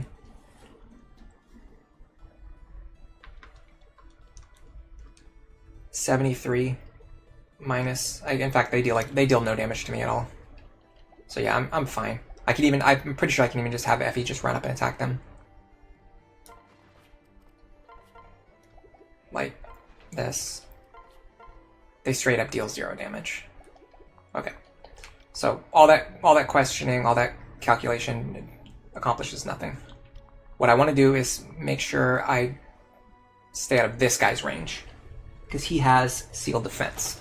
So what I want to do is make sure that when I get lunged, I do not get lunged into this tile. So I need to be 3 squares away. So I need to go here. Quit my Javelin. If I get lunged, it doesn't matter. It's actually probably even better. And then also the problem is this guy probably won't even attack me. But I'll deal with that problem next turn.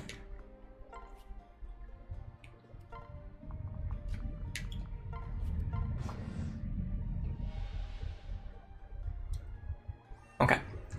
So they are not going to attack me. Which makes sense. They can't damage me. This is a problem. I'm less happy about this, especially now that this guy's moving again. I maybe should have ran in and killed this guy while I could. I just feel like I'm sandbagging too much, but I don't know how to go any faster on this map. Status stabs are fine only if you have Restore. If there's Couchers play, it's fine. I don't like them at all. I don't like them at all. Even with Restore, I think they're just trash game design. You think Birthright Lunatic has harder late game maps? The only pass is that Ryoma genuinely can blaze the late game, even if you neglect him until those maps. Ryoma's pretty consistent. I think the idea that he can like solo the endgame by himself is a little bit overstated. There's some enemies that he can't really take hits from, and he's very good at dodging, but he's not really guaranteed to dodge.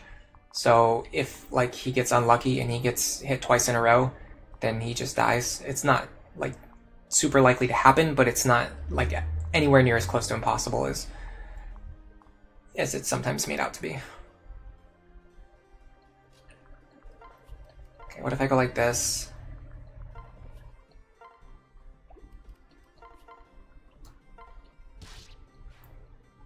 Yeah, this map has really forced me into doing the thing that I didn't want to do, which is just relying on Camilla to do everything.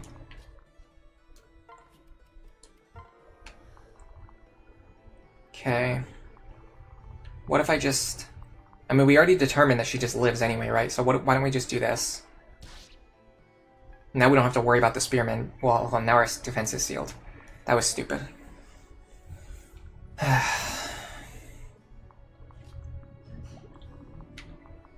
We can't have anyone else run up to assist her because the other characters definitely can't take hits from those guys.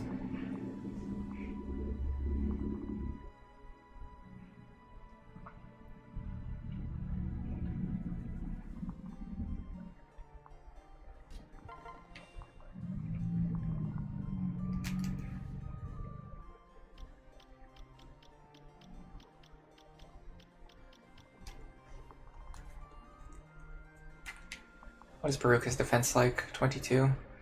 Problem is these guys have bows. So they're going to be dealing way more damage than what their listed attack is. I don't know how much more, but it's going to be a lot more. What does effective weaponry in this game do? Is it 3 times damage? 3 times might? Limited Conquest has really annoying infinite stacking debuffs. Honestly, even just like the regular debuffs are annoying. I don't know, there's just something about it that just doesn't click with me. So something about like ninjas hitting you and like debuffing your stats, and then you have to like play around like the debuff stats. I don't know, the whole thing just doesn't get it. Just doesn't work for me. Yeah, Fog of War completely sucks. Triple weapon might. Okay, so yeah, they will definitely deal damage to Baruka.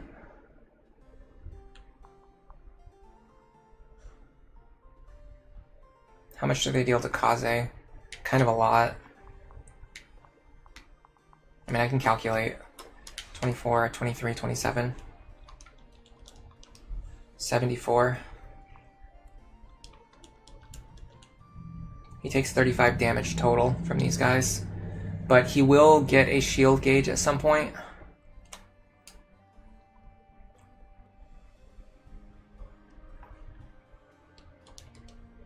If the shield gauge activates at the exact right moment when I want it to, he should survive with 1 HP. Am I willing to risk this? Based on my extremely bad understanding of the math. And the fact that I don't know Fate's mechanics at all.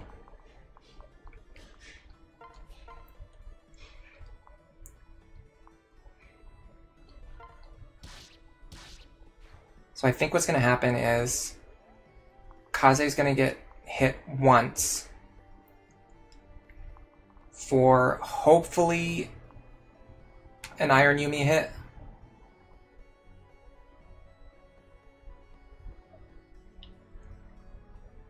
Then he's going to counter that enemy. Oh, hold on a second. They don't even have enough squares. They can't actually... Yeah, the only 2 of them can attack Kaze anyway. Because they don't have enough possible valid squares to stand in. So yeah, I think we're fine. I think we're fine no matter what. Okay, Camilla, you're going to just hang out here for a second. So I think this is fine. I think what's going to happen is, yeah, he's going to get attacked. He's going to get his guard gauge. Then, if another enemy can even reach him still, which I'm not even sure about. Okay. So he takes no damage because of the guard gauge. So yeah, he was fine there no matter what. Not for the reasons that I thought, but it just kind of worked out anyway. Here come the reinforcements. Now I think this game has a weird obsession with sending in reinforcements that don't give experience. Let's see if that's the case. No, okay, so these enemies do give experience. So we could potentially fight them. Oh, before we get to the end, somebody tell me. I'm pretty sure if 1 unit reaches the goalpost, you win. You don't have to send all of your units through here. It's just, you just have to get 1 unit here. I just want to confirm that. I want somebody to confirm that for me. Before I foolishly rushed in there. Okay, wow, hold on a second. Like every single enemy in the map just started moving all at once. Or what just happened? Are these reinforcements? Where did these guys come from? An entire group of enemies just appeared in the center that wasn't there. Did they come from up here? I have no idea what just happened. Drakor says Corrin specifically. Other people are just saying yes. It has to be Corrin. Okay, it has to be Corrin. Okay, so we know it has to be Corrin. I can plan around that. That means, like, theoretically, if I wanted to, I could have units fight these guys and get some experience. But realistically, what you would rather do is go fast. See, here's the thing.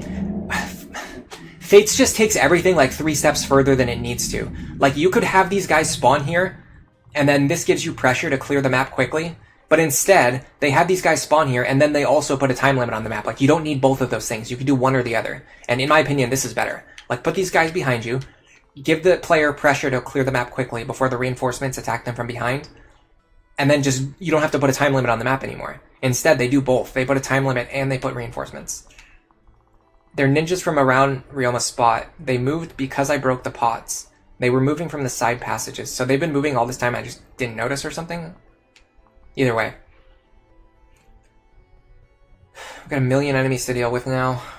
Whoever told me to go through the center is a liar. This was not the play at all.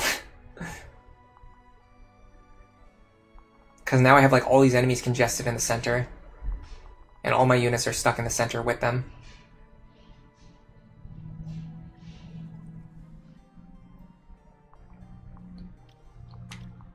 Okay. Can we one-shot this guy? Not quite.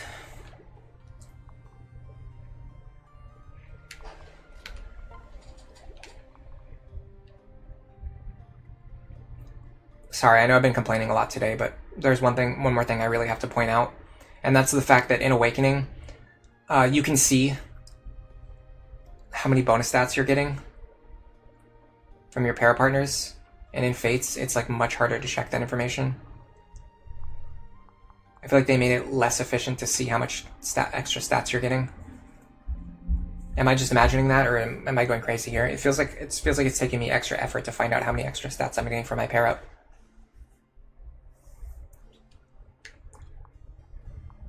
So the problem is if I stay in range of all these guys, I'm definitely going to die. So I have to back up.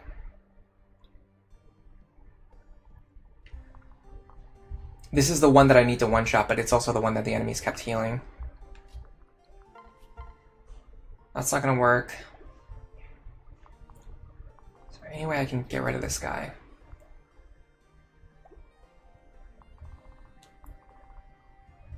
I just feel like I just hit a wall. I have to back up and like sandbag, but then if I back up and sandbag, I'm not going to reach the goal in time. I'm already on turn 11. I only have 5 turns. I can't spend 5 turns fighting my way through these guys because I have to.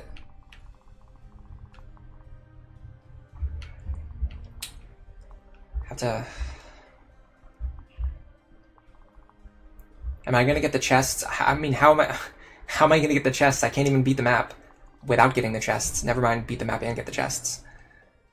If I can sync mail at the right spot, I could end this map right now. I don't want to end the map right now. I want to get all the chests. I want to get experience. I want to train my units. Partially just because the touch screen is annoying. Yeah, that's true.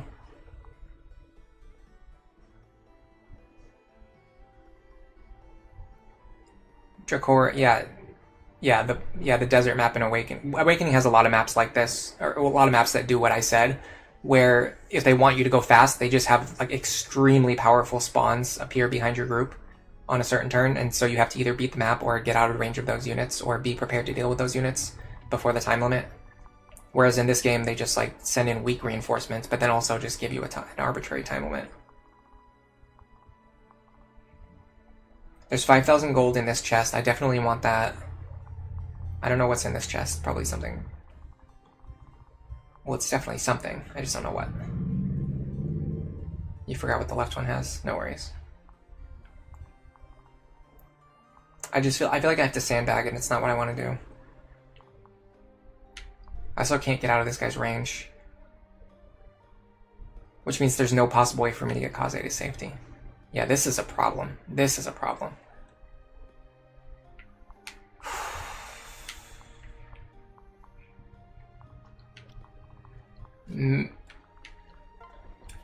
Maybe this works.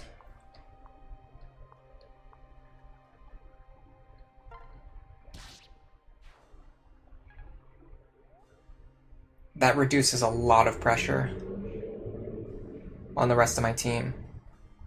Especially because that was a ninja who had 2 range. I don't think there's anything that reaches Camilla that can damage her anymore. The big issue would be if she gets lunged into the range of this guy. But he's the one who has lunged, so he can't. That doesn't matter. And this guy can't lunge me to the right. He can only lunge me to the left. So I think Camilla is completely safe. It looks kind of absurd, but she should be completely safe, despite all these guys surrounding her.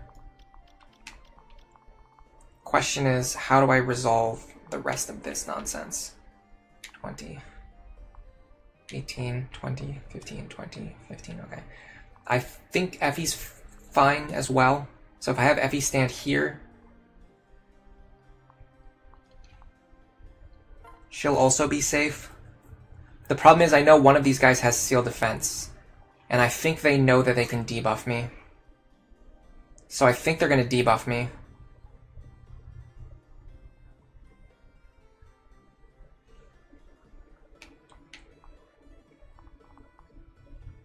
Now if Kaze goes here, attacks here twice, we lower him to 12, and then Poison Strike him. Then we can kill with Nick's bow. I'm very scared. Hold on a second. Can I get a strength bonus? No.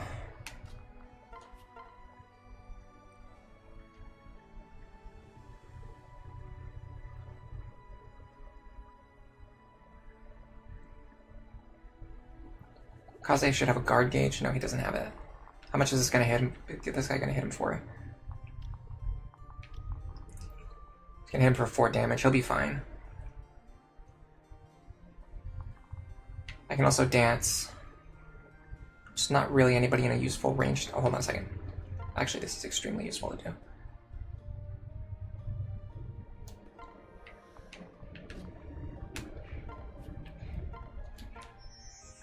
Now this should one-shot, which means I can put Nyx over here, or sorry, Mozu over here, build some support between these two.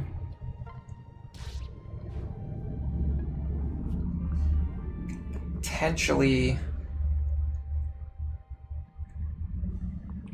put Odin in range of an enemy. Doesn't feel like a good idea though, because all these guys have a weapon triangle advantage over him. I don't think trying to Nosferatu tank against a bunch of javelins and shurikens is a good idea. I'm sorry, hold on. I need more water.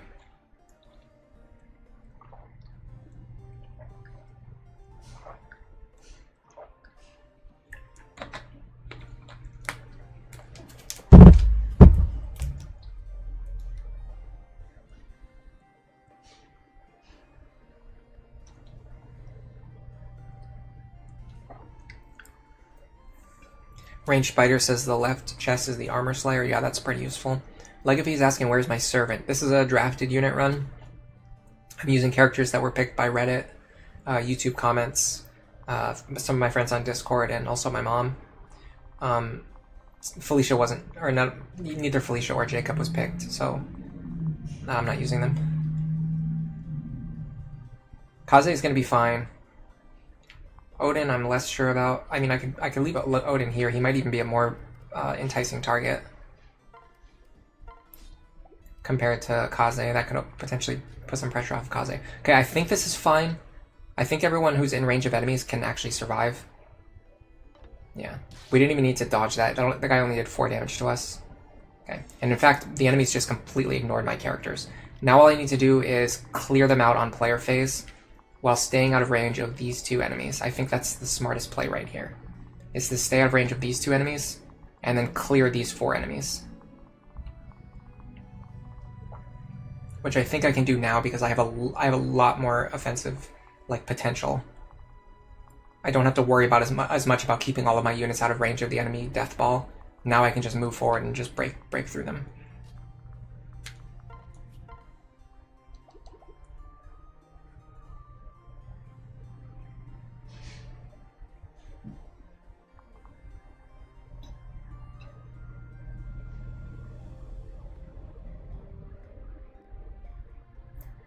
To clear this map, you usually go through the center slowly without triggering the Dragon Vein, or trigger the Dragon Vein and play very aggressively to kill the enemies all at once on player phase. I mean, yeah, in an ideal world, that's what I would do. Legacy, you're going a little bit berserk, buddy. It's not that big of a deal. I'm a notorious, personally speaking, I'm a notorious backseater. Well, I wouldn't say I'm a backseater. I would say I have to avoid my inclination to backseat. When I watch other people play games, especially if it's a game that I'm good at, I get really frustrated because they're not making all the best possible moves that I would make. And for that reason, I usually either just don't talk or I just don't watch streams because it just frustrates me or stresses me out too much. I'm not saying you need to leave the stream or anything, but if it's legitimately like frustrating you to watch me play, then like just like don't worry about it. It's not that big of a deal. Like it's gonna be fine. I'm gonna get a game over or I'm going to beat the map. Like either way, it'll be fine.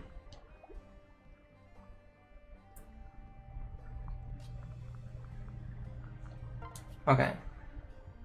He has a javelin. Okay. Nyx can attack this guy. This is the guy that I want Nyx to attack. Because he's the only one who can't counter her. And I don't think I can afford to waste time healing her. In fact, she's my only staff user in the drafted group. She's the only staff user in the drafted group, which means she can't heal herself. Which means she's on low HP. She's going to stay on low HP. So she has to attack an enemy that can't attack her back, which is exclusively this enemy. Let me see if I can line up any one-shots. Yes, but the accuracy's not great. Accuracy here is better. It might be better to get this one-shot. The only problem is I need to open up a path for Camilla to get through. Or do I? What if Camilla takes out this guy? With the steel axe, I can even one-shot him. Okay. Now I can potentially get up there and dance for her if I need to. So then I'm going to go like this.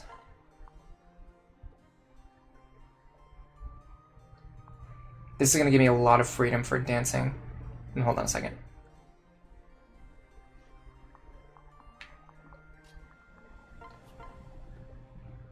There has to be a way for me to get like a dual strike from like a really strong character.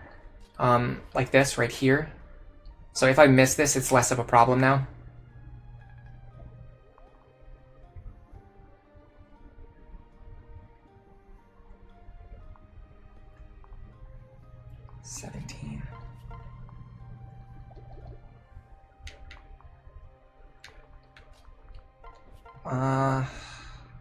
Okay, I can just take him out with a bronze axe. I think that's fine.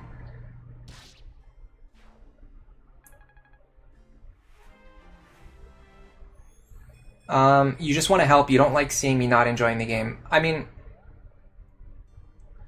generally speaking, like backseating is usually not going to make the streamer enjoy the game more.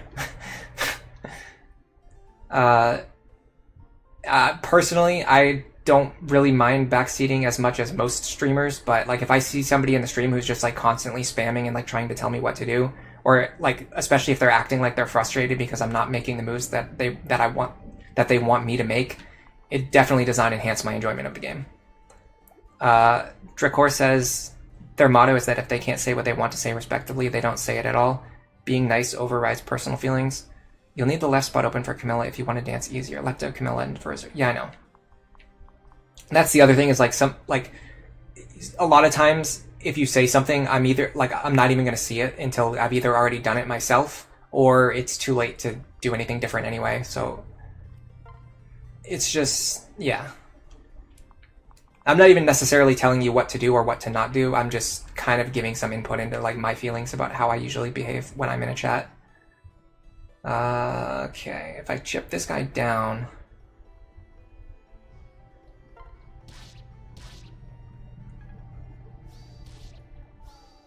I might even be able to give the kill to Selena. She has 18 attack. This guy has 9 defense. I can deal 9 damage. I can possibly deal more if I switch to a different weapon. But I'm also not considering the fact that I'm going to lose my weapon triangle damage bonus, which I don't know what it is, because I tried to look it up earlier and it was just wrong. I'll just have Nyx go here. Mozu stand here. Nyx go here. Take out this guy. And then this is going to allow me to use my dance and my other units, my remaining units, better to gain momentum so that I can start making headway towards... I need to get these chests, and I need to kill Ryoma. So now I have units available who can do those things. So like, for example, I can probably do this. So the enemies won't attack him, unfortunately. Or this guy won't attack him, unfortunately, because he deals 0 damage. So that's not going to work. My defense is too high. How much am I getting from Laszlo? 1. And he has 16. Actually, if I unpair from Laszlo... If I unpair from Laszlo, I think he'll actually attack me. So let me do this. Nosferatu. Go here. Dance here.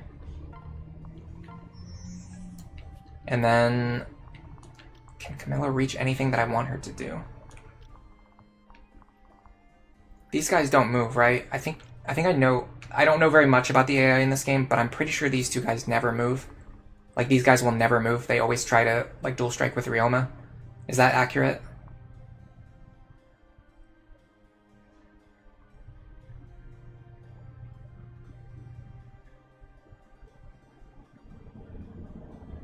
Legacy says, you enjoy my streams and my insight. It's fun to see someone learning a Fire Emblem game.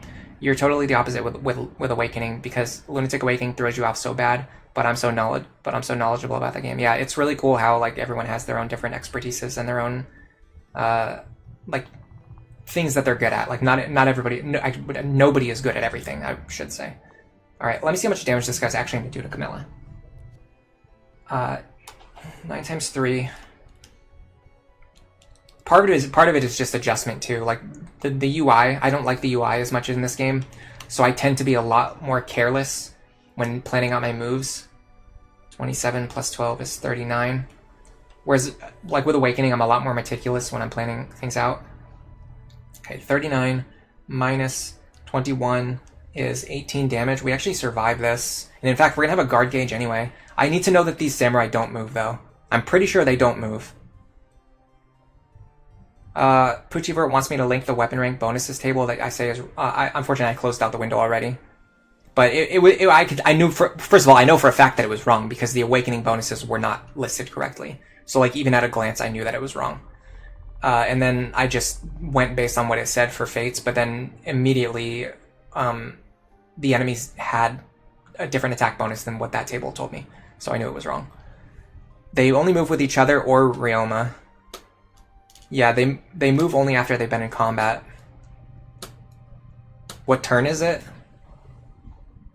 Turn 12. We've got a few more turns. I really think that these guys don't move. I'm even willing to bank this on... I'm willing to bank this on that. So I'm gonna go like this. I'm gonna go here. This is also going to build up my guard gauge, so that when this guy attacks me, I'll take no damage from his bow, and then I'll counter him with my hand axe. Parry, just go stand over here. Oh, now I have shelter, by the way.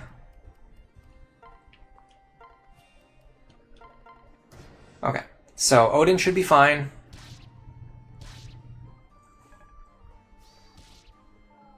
Camilla is the one I'm curious about. I'm not concerned, but I'm curious. Okay, yeah, those guys don't move. Okay, I was right about that.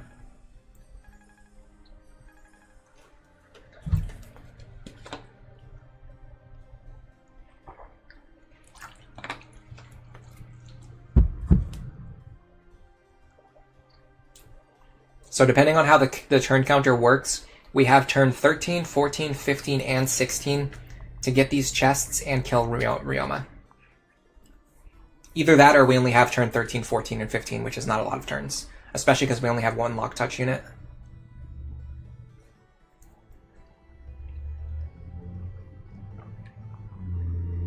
Wow, move +1 is awesome. That's so funny. She can't even beat an unpromoted apothecary. 8. This actually works. Let me make sure the reinforcements can't reach up here. Reinforcements can't reach up here, okay. I'm gonna go like this. I'm gonna rally. I'm gonna put Mozu over... No, hold on a second. I can't afford to mess around with Nyx. She needs to go open these chests.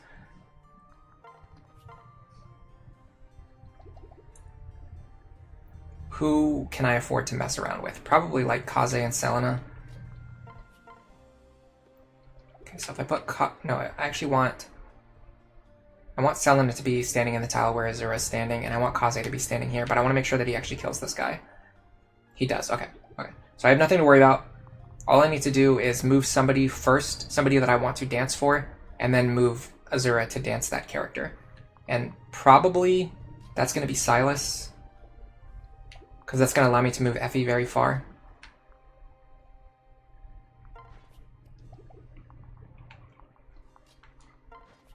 And he has a full guard gauge right now,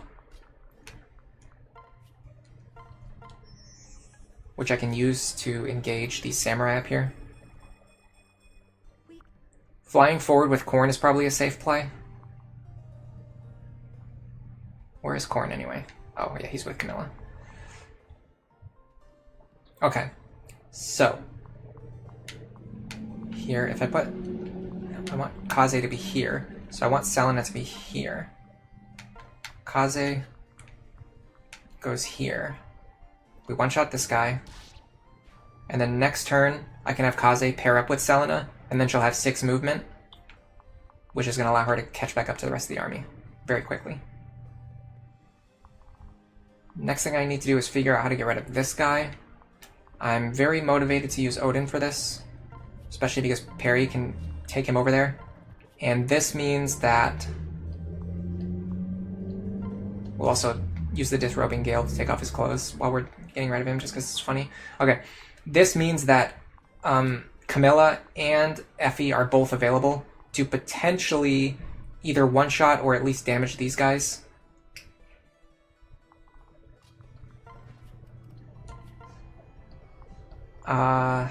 Seems to be no on that one.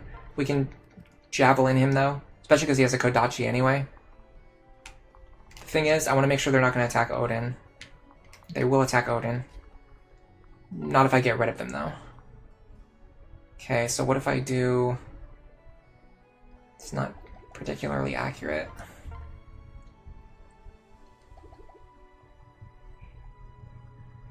Okay, I know what I want to do, but I gotta plan it out.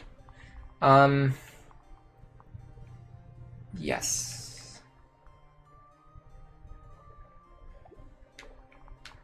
Yeah, okay.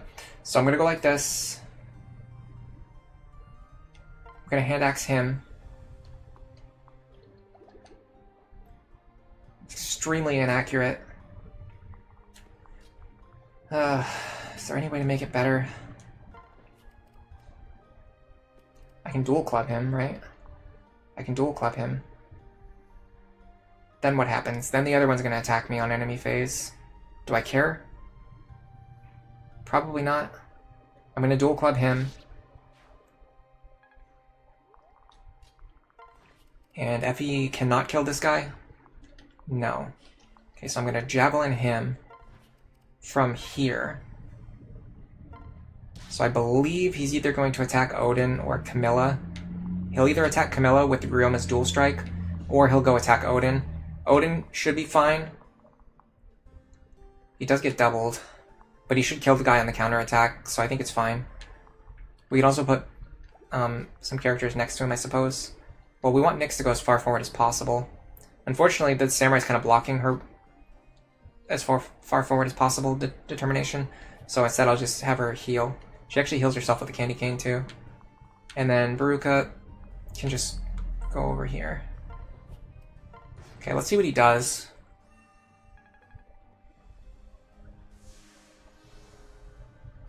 Okay, he wants to attack Camilla, but not with the dual strike. Now that was definitely a bizarre choice. That goes against everything that I know about Fire Emblem Fate's enemy AI. So he chose to attack Camilla, who would kill him, and also to not get Ryoma's dual strike. Like, he intentionally moved into a spot where he would not get Ryoma's dual strike. That's a baffling decision.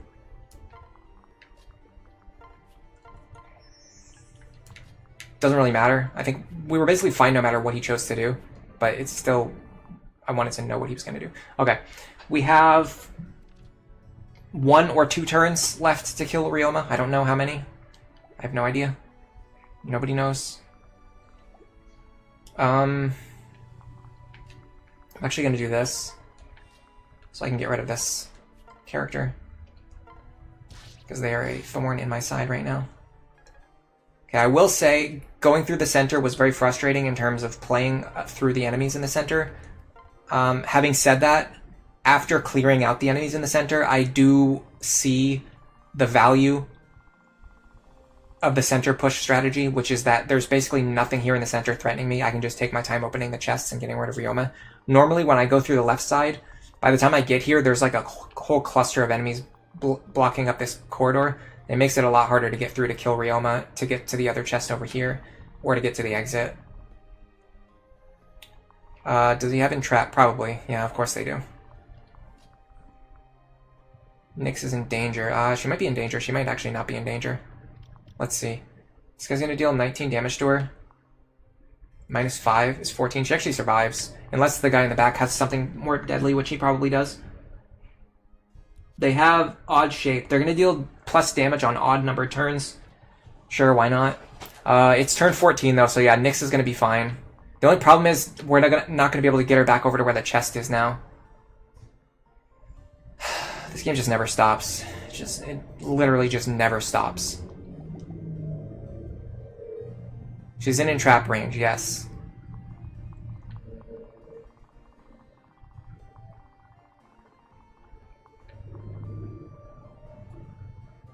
What turn is it? It's turn 14, so we're not going to take bonus damage from odd shaped, so we should survive on 2 HP. The bigger problem is that Nyx is going to be all the way over here, and I need her to be all the way over here. I should have done this chest first and then gone this way. Oh, Kaze can do the other chest. That's right, okay. So even if Nyx gets pulled away, we should still be fine. Okay, so let's think about our strategy against Ryoma then, because I think we're guaranteed to survive here. God, Annie has a crit rate that I can't get rid of. I need to get myself... I can't. There's no possible way for me to heal myself to the point where he can't kill me with a crit. So what do you do in this case? What's the anti-Ryoma strategy?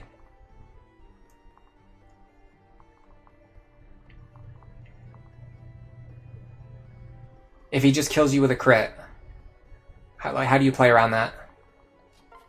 I have a guard gauge fully built up here, but I'm probably not going to have it next turn. Plus, even if I did, it's not like these two can do anything to Ryoma.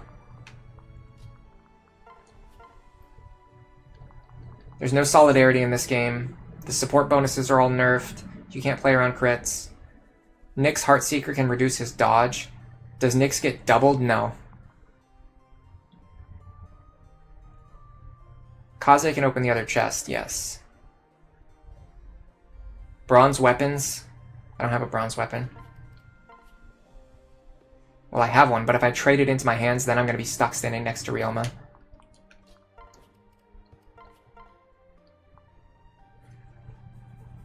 Plus, if I'm using that, I'm at weapon triangle disadvantage, which means I'm going to have like -60 hit against this guy.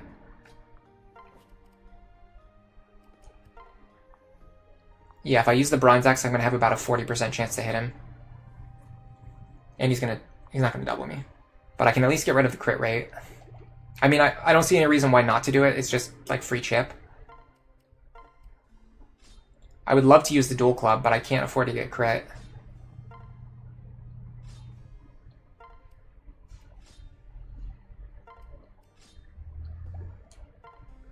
Yeah, 50% chance to hit him, okay. At least there's no chance for us to die. What does the Infernian Tears do?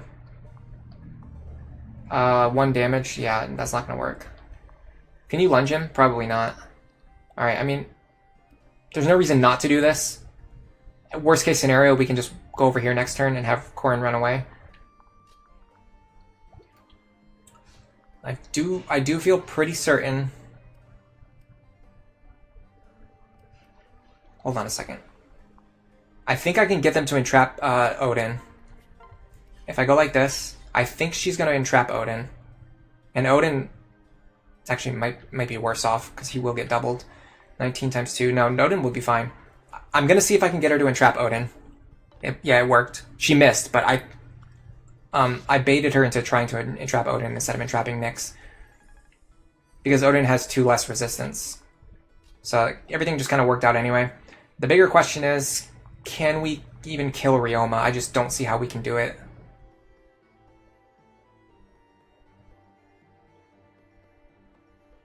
It's not about hitting him, it's about sending a message. Well, people said kill Ryoma, so I'm waiting to hear from the experts on how exactly we're going to do that.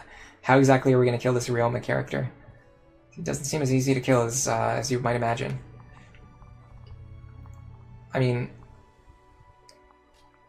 but that wasn't even like an oof miss. That was like an expected miss. That's like an expected, like, of course you're going to miss. You're trying to hit Ryoma with weapon triangle disadvantage. I mean, do I have a bronze lance anywhere?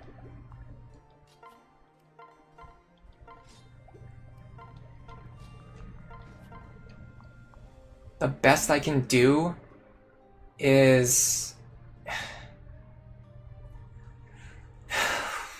hit him for 13 here.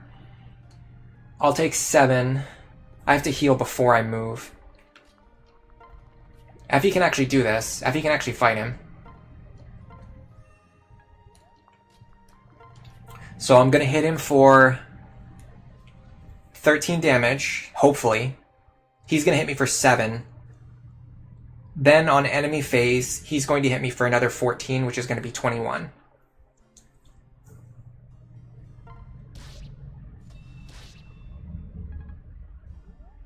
Unless he debuffs me. Did he just debuff me?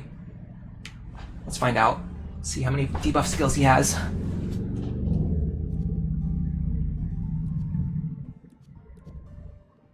Oh, actually, by the way, it's significant. My hit chance is significantly worse because he has Duelist Blow, which means Camilla has like a 19% chance to hit him. So yeah, there's no chance to hit this guy. There's absolutely 0 chance to hit him.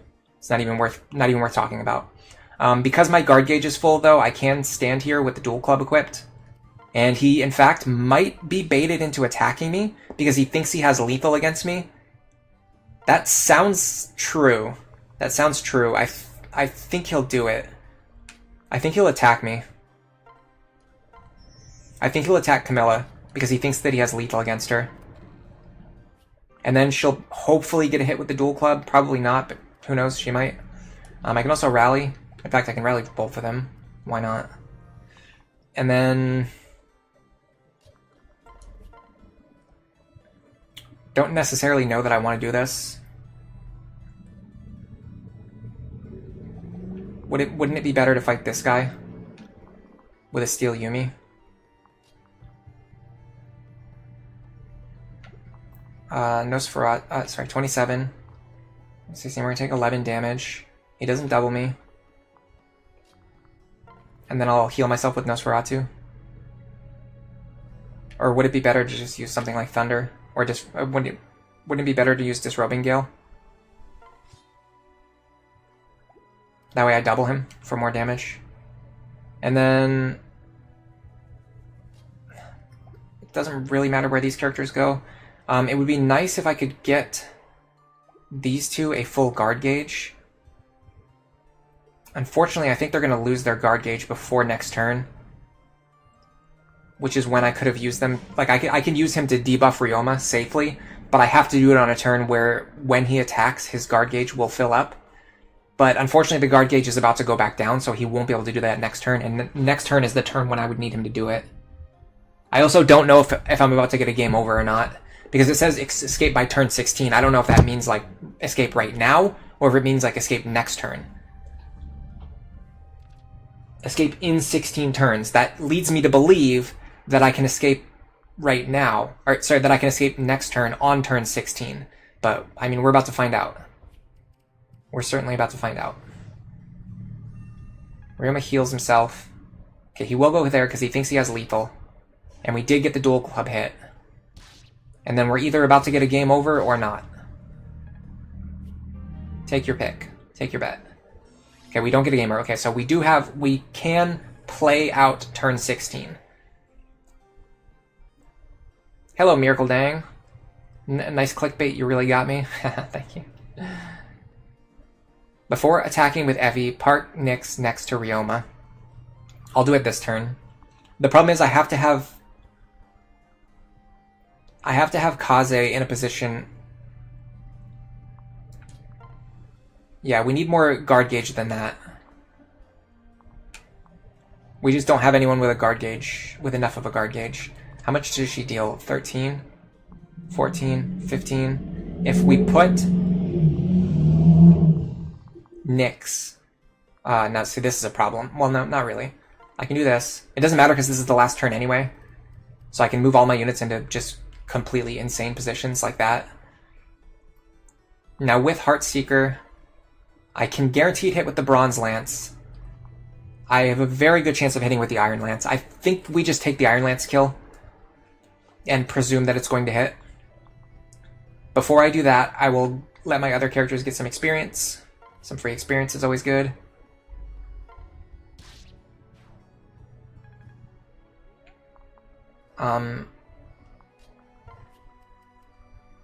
Transfer. Oh, hold on a second. If I rally with Laszlo, is it worth doing that? If I rally with the Laszlo, I should be able to guarantee the kill with the Bronze Lance. No, that's only +1 damage. It's not worth it. It doesn't matter. It doesn't make a difference. Okay, so it's better to do this. Just let Selena get some free experience. In fact, hold on a second. I can do this. This is the play. This is the play. Go like this.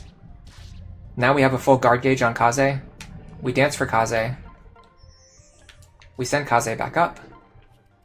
Kaze now debuffs safely. Ryoma can't deal any damage to him.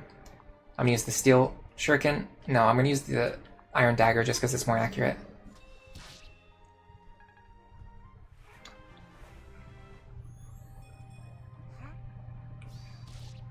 Between that and Poison Strike, we have a guaranteed kill now. I wonder if Korn can get the kill. No way, he can't hit. Okay. Okay, anything else worth doing here? I guess Baruka. Get her free experience. And then, because we know that we have this guaranteed kill here, we can also do something like this.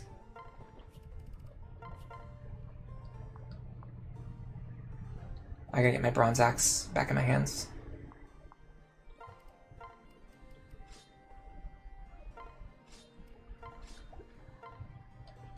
That way I at least have some sort of chance of hitting this enemy.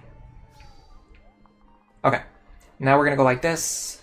We're gonna kill Ryoma, and this should end the chapter. I could have moved next to Kaze, by the way, just for some small support bonus, but I don't think it mattered.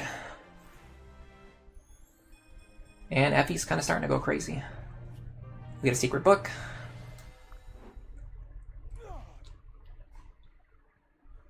Very tough chapter.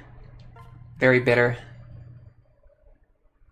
A lot of that just comes down to my lack of knowledge with Fates specifically. Let's go to the lottery. And yeah, we could have also added Rose's Thorns. But doing it this way allowed us to get some experience on a Corrin. Mr. Corn. X says GG, Tricky says nice, thank you guys.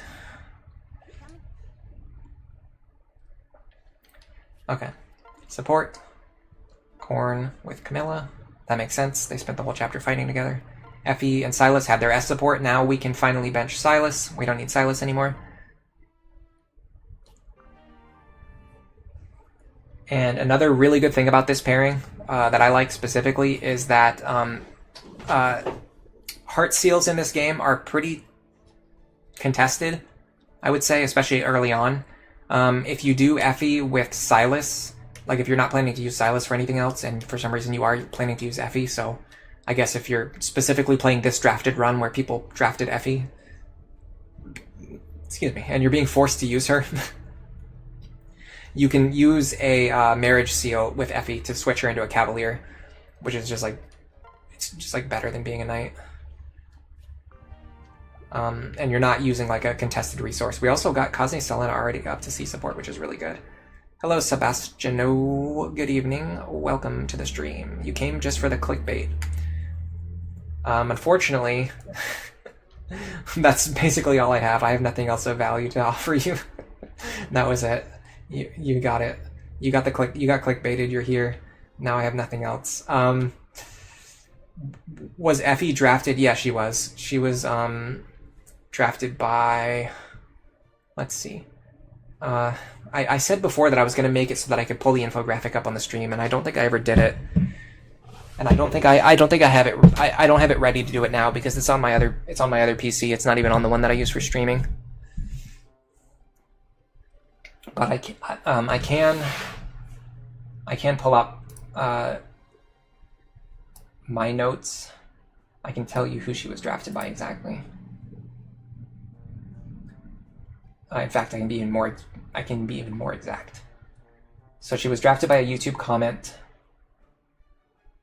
and the commenter was Scuba Luigi. He said Effie for funny Brave Lance damage. So Effie was drafted by Scuba Luigi on YouTube.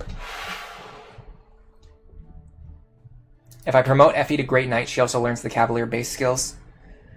Yeah, we can just continue to level her as a Cavalier, though, unless, like, I'm not going to promote her until to a Great Knight until I need to.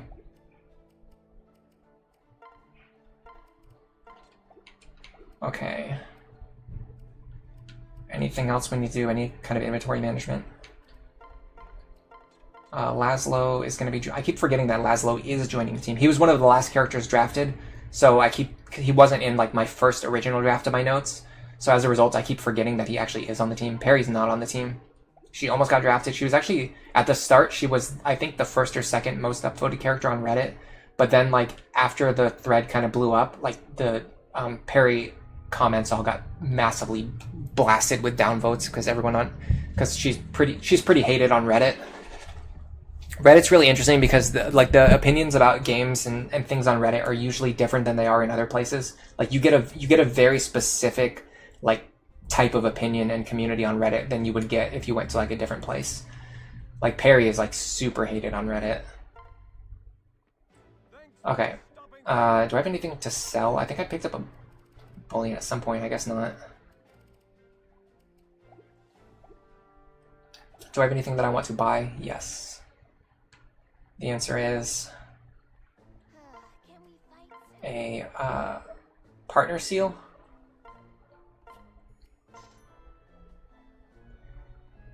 And I'm actually going to give it to Effie right away, because I don't have any other plans for any other characters to use one. Honestly, there might be one that you get for free soon, I'm not sure, but either way, I'd rather have her as a Cavalier now. Typically, by the time you get the level 5 skill, you want to reclass out of the horse line regardless. We'll see when we get there. Reddit itself breeds echo chambers. Are some of the kid units drafted? Yes. Some of the child units are drafted. Sophie was not. I will tell you which child units we're using. Ophelia was drafted. I have a very weird plan for her. We're going to see if it works or not. Valoria was picked by me. Ignatius was drafted. And Dwyer was drafted. For Ignatius, we're going to be using Benny and Charlotte as the parents. For Dwyer, we're going to be using Jacob and Nyx. For Valoria, we're using Keaton and Baruka. And then for Ophelia, we're using Odin and Camilla. So we're trying to build Odin and Camilla so that we can get that Ophelia paralog as soon as possible. For Sophie, we can go into the paralog just to clear it, get experience and items. But we can't actually, like, we're not going to be using Sophie after we finish the paralog. We're probably not going to use her during the paralog, because it's kind of pointless to feed experience to a unit that you're not going to use in the long term. Alright. I guess Topaz. Kaze should be the smarter choice here. Usually in the arena, so the way the arena works in Fates, it's pretty brain dead. There's not really a lot of thought that goes into it. You basically just want to use units that have the highest amount of weapon rank, because the game will automatically equip them with the weapon that matches that rank. Nice crit, by the way. That's her future husband right there. I don't like going into the arena because it lags the game even more. We're already dealing with enough lag. When do I like to promote units? It depends on the game. In this game, I'm usually a little bit reluctant about promoting units just because of the fact that, like, once you promote them, like, they can't, like, you can't reset their levels, like in Awakening. In Awakening, I usually like to early promote it, although I'm kind of starting to develop a more refined understanding and more refined knowledge about letting certain units gain extra levels before promoting them, just so that they get additional stats. And the reason is because when I do early promote them, so when you early promote a unit in Awakening, they get a lot of stats up front, but their experience gain slows down massively because they start gaining experience as a level 21 character. And so in many situations, I'm starting to realize it can be better to let a character level up to like a level 11, 12, 13, 14, 15, 16, get like 6 extra levels worth of stats if you don't need the Master Seal promotion bonuses right now. And then when you Master Seal promotion bonus them, they'll still get the promotion bonus stats, and then they'll also have 6 additional levels worth of unpromoted stats. And then, even though they're leveling as a level 21 character, their internal level doesn't increase when you use a Master Seal, so there's no long-term penalty to gaining extra levels.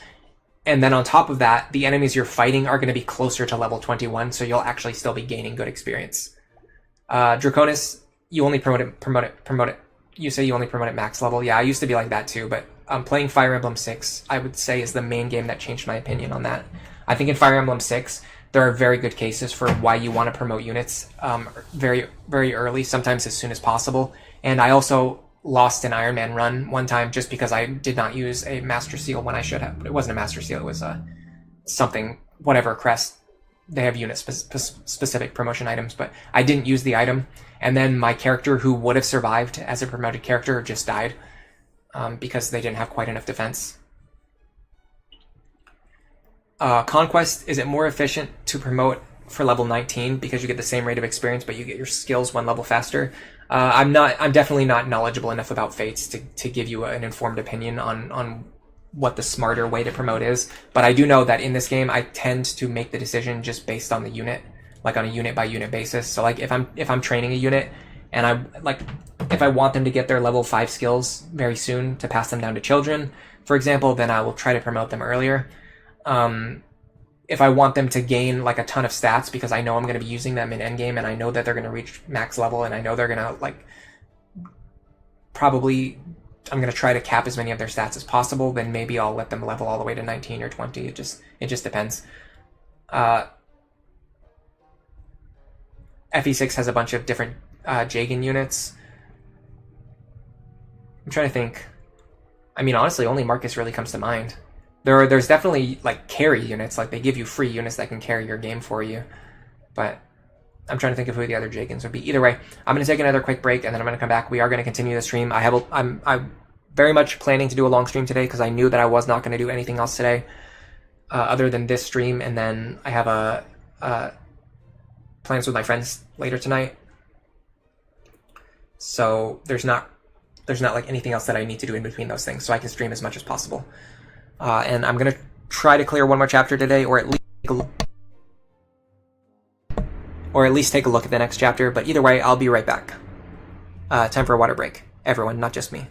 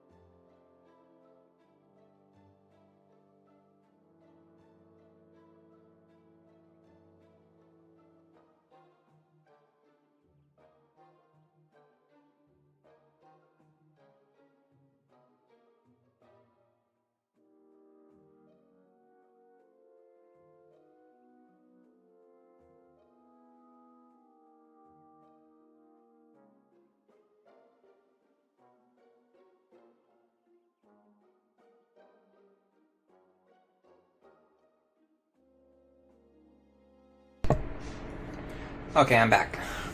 Again. I think that was a longer break than average for me, but I had some stuff I needed to do, and for a second I thought about rushing, and then I was like, you know what, rushing is not going to make the stream any more entertaining. Yeah, Fire Emblem 6 is the Binding Blade. It's the one that has Roy as the main character. People are saying in Fates it's often reasonable to promote early. I've heard the same thing as well, yeah. It's just I don't feel like I have done enough personal research on the subject to give my opinion on it. Typically, I only like to give my opinion on something if I've personally tested it out myself. Who is Roy? He's very popular. He was in Super Smash Brothers. Yeah. Yeah, so one of the big things, and I see people in chat are talking about this, is that when you do promote early in this game, a lot of times it's not going to affect the unit's performance too much, other than the fact that it will immediately make them stronger and more useful. And then also, if you're just going to bench them later anyway and replace them with second generation units, then the long-term consequences don't even really negatively affect you either, which is also good. That is one thing I will say I agree with, because I don't think you need to personally test that. I think that's just like self-evident.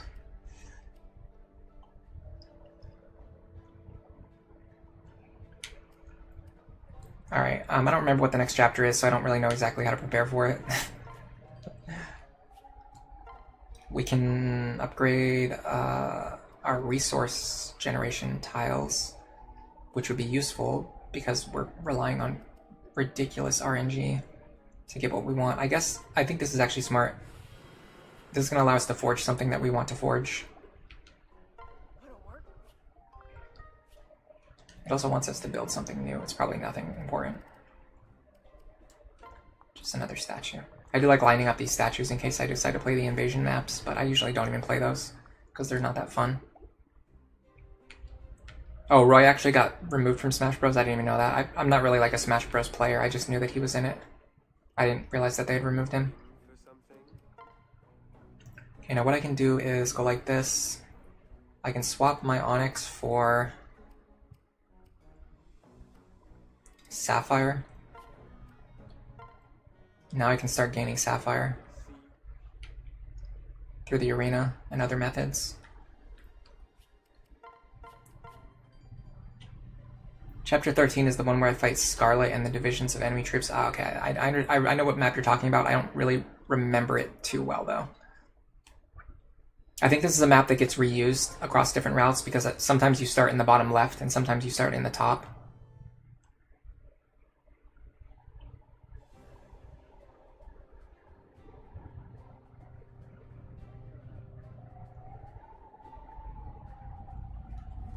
Oh, Legacy, by the way. I understand what you're saying now, and that's actually exactly what I wanted to do.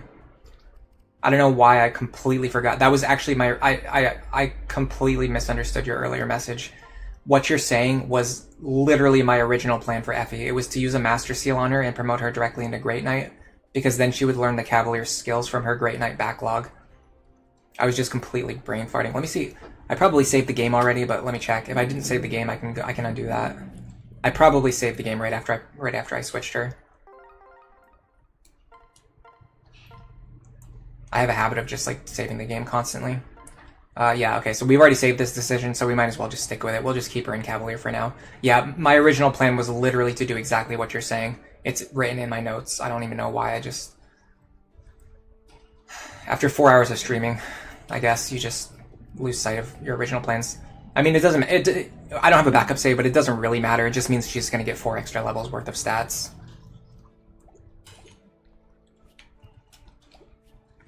Alright, let's go. Oh, I think it just started raining, possibly actually storming. I might not be able to stream as much as I wanted to today. We also have access, technically, to Paralog 5. I don't think we're ready for it. But we have access.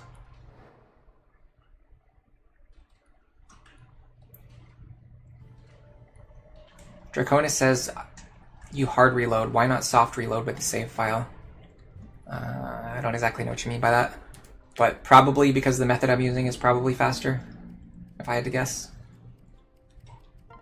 Alright, we have We can bench Silas now. We don't need to send him out ever again. Mozu we still need. And we need to get their A support soon. Because I can't afford to keep dragging her along. She's just using up deployment slots. This is probably one of the first times where we're going to have to make serious decisions about what we're cutting or what we're bringing with us. So obviously bringing Effie with us would be good because she's useful to have. However, she is our most trained character right now. So benching her for one chapter would probably not cause her to fall behind the rest of the army. Camilla is like another example where, like, yes, bringing her would be very useful, but also not bringing her kind of just frees up space for somebody else. Where on the other hand, like Laszlo and Selena, for example, they kind of really need a lot of babying. They need a lot of work. Hey, Scuba Luigi, welcome to the stream. I actually just was talking about you like maybe 20 minutes ago, because you drafted a character that somebody was asking about. Effie, you were talking about Effie. People were talking about Effie, and you were the one who drafted her. This map is pretty strict on deployments. Nyx is a must. Bring the Armor Slayer. I can do some funky stuff with the early promoted Charlotte. Charlotte didn't get drafted, so I'm not really going to invest a lot of resources into her. Wait, did she get drafted? Hold on a second, let me go look at her. I think she actually did get drafted. Let me bring up my notes again. They keep getting minimized. Charlotte, oh yeah, Charlotte did get drafted. Yeah. So, interesting. Is that true? Who was she picked by? Hold on a second. I have to open up the folder. I don't think she was drafted. I think she's in my notes because I was using her as a parent. But I want to triple check that because if she was drafted, then I need to use her.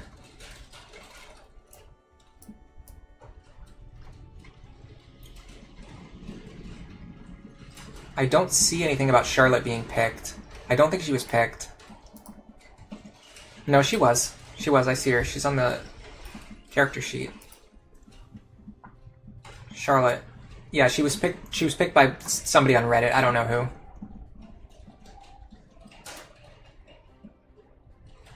I wonder why I don't have the notes for who actually picked her.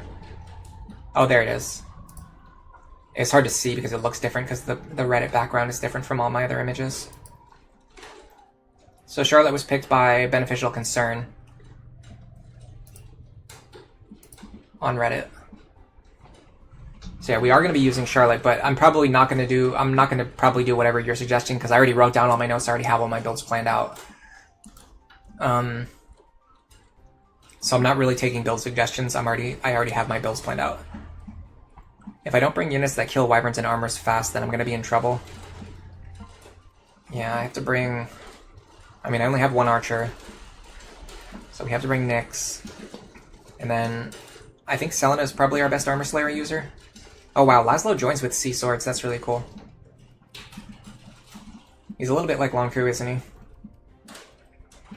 You can hear the wind. Yeah, it's starting to storm kind of bad here. I might have to end the stream, honestly. I want to keep going, but I think I might have to end the stream because me ending the stream on good terms is significantly better than like me losing power or losing internet access and then the stream just abruptly ending, especially if it causes me to like if I lose power or something in the middle of a chapter and I lose my save, or I don't know how that would happen, but if I lost my save like in the middle of a chapter, if we get halfway through this and then everything crashes down, like that would be really bad. So unfortunately, well, hold on a second, let me check the weather. Let me see if this is supposed to continue or if it's supposed to stop. Definitely not supposed to stop. I actually just noticed I have a warning on my phone about severe weather warning. I didn't even notice it earlier. Let me see if it's supposed to stop anytime soon. Weather. Severe warning. It's kind of supposed to continue for a while. It's supposed to continue for the next 2 hours. I don't know. I think I have to end the stream. Sorry, guys. I don't want to lose power while I'm streaming or lose internet while I'm streaming. I think that would be much worse than just ending the stream. What I'll do is off stream, I'll plan out my exact team and who I'm bringing with me on this chapter, and then that way when we come back to this next time, we can just get started immediately, and you guys don't have to sit through all the prep. Was Benny or Ignatius picked? Ignatius was picked. Benny was not, but we're gonna use Benny as Ignatius's father. So we're doing Charlotte and Benny to get Ignatius, and then Charlotte and Ignatius are gonna stay on the team because they were both drafted. It looks like actually I don't even really care that much about Benny. He's just kind of passing down whatever. So yeah, I really only have plans for Charlotte and Ignatius.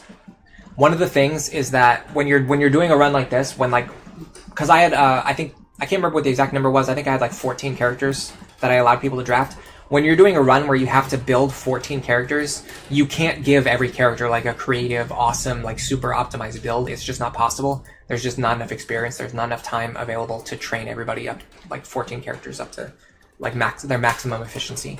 So a lot of, like I would say about half of the characters, I'm just going with like pretty straightforward builds. Like Camilla and Odin are going to be pretty straightforward. They're just going through their default class lines. But they're good in those class lines, so it doesn't really matter that much. You know what I mean? So we can kind of make the most of that. You're going to rewatch the picked units video. Yeah, that will let you know what the actual team is going to be. Although I never posted an update with like what the full team was after people picked all the teams. Yeah, there's only one funny current talent to go around. Exactly. Like you can only there's certain resources that you can only dedicate to one unit, for example. Mage Charlotte would be good. Yeah, we're not doing that for sure.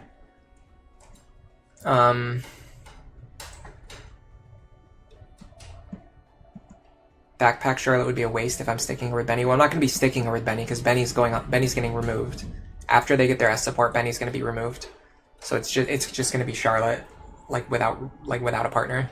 So I have to find a way to make her function, like contribute, assuming that her husband's not going to be with her.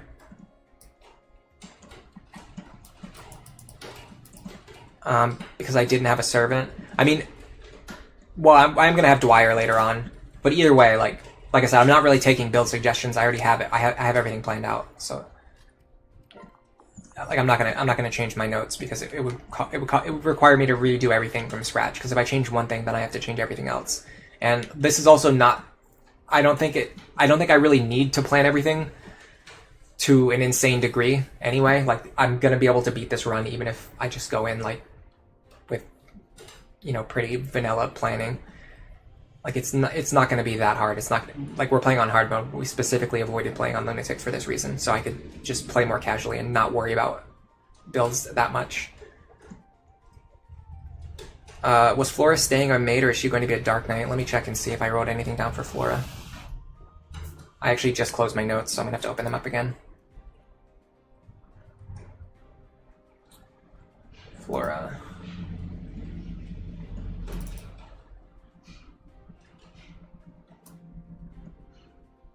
Troubadour.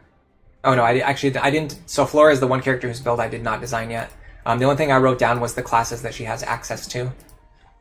So we'll probably, because that's going to be so late in the run, I can just decide when I get there, like what do I actually need her to do, and then I'll just have her do that. Mage Charlotte allows you to have a strong unit in a knife wielding class. Yeah, but I'm planning to have Charlotte turn into a Malignite so that I have another flyer, because I'm going to need flyers. This army is going to need more flyers, so I need her to be a Malignite, either temporarily or permanently.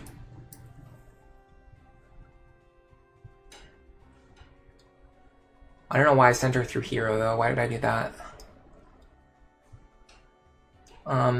It's just because she promotes directly from Fighter into Hero. Yeah, there's no other reason. You want me to do Dark Knight Flora? I mean, we'll just see. It's just going to depend on what we need when we get there.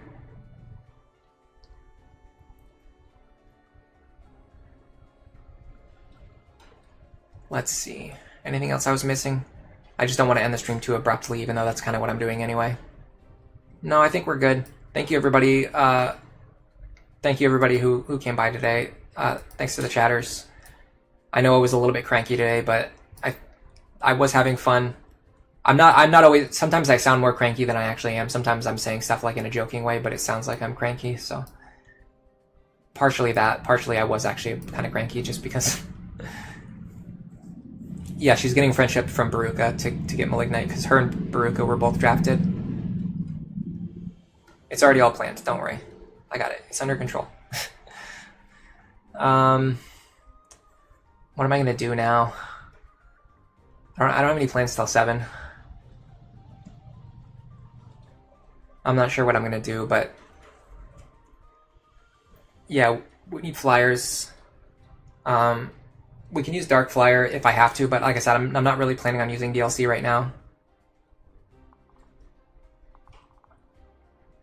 Hello, Meowster of Chaos. What chapter are we on now? So technically we're on chapter 13, but I'm actually about to end the stream because there's a severe thunderstorm.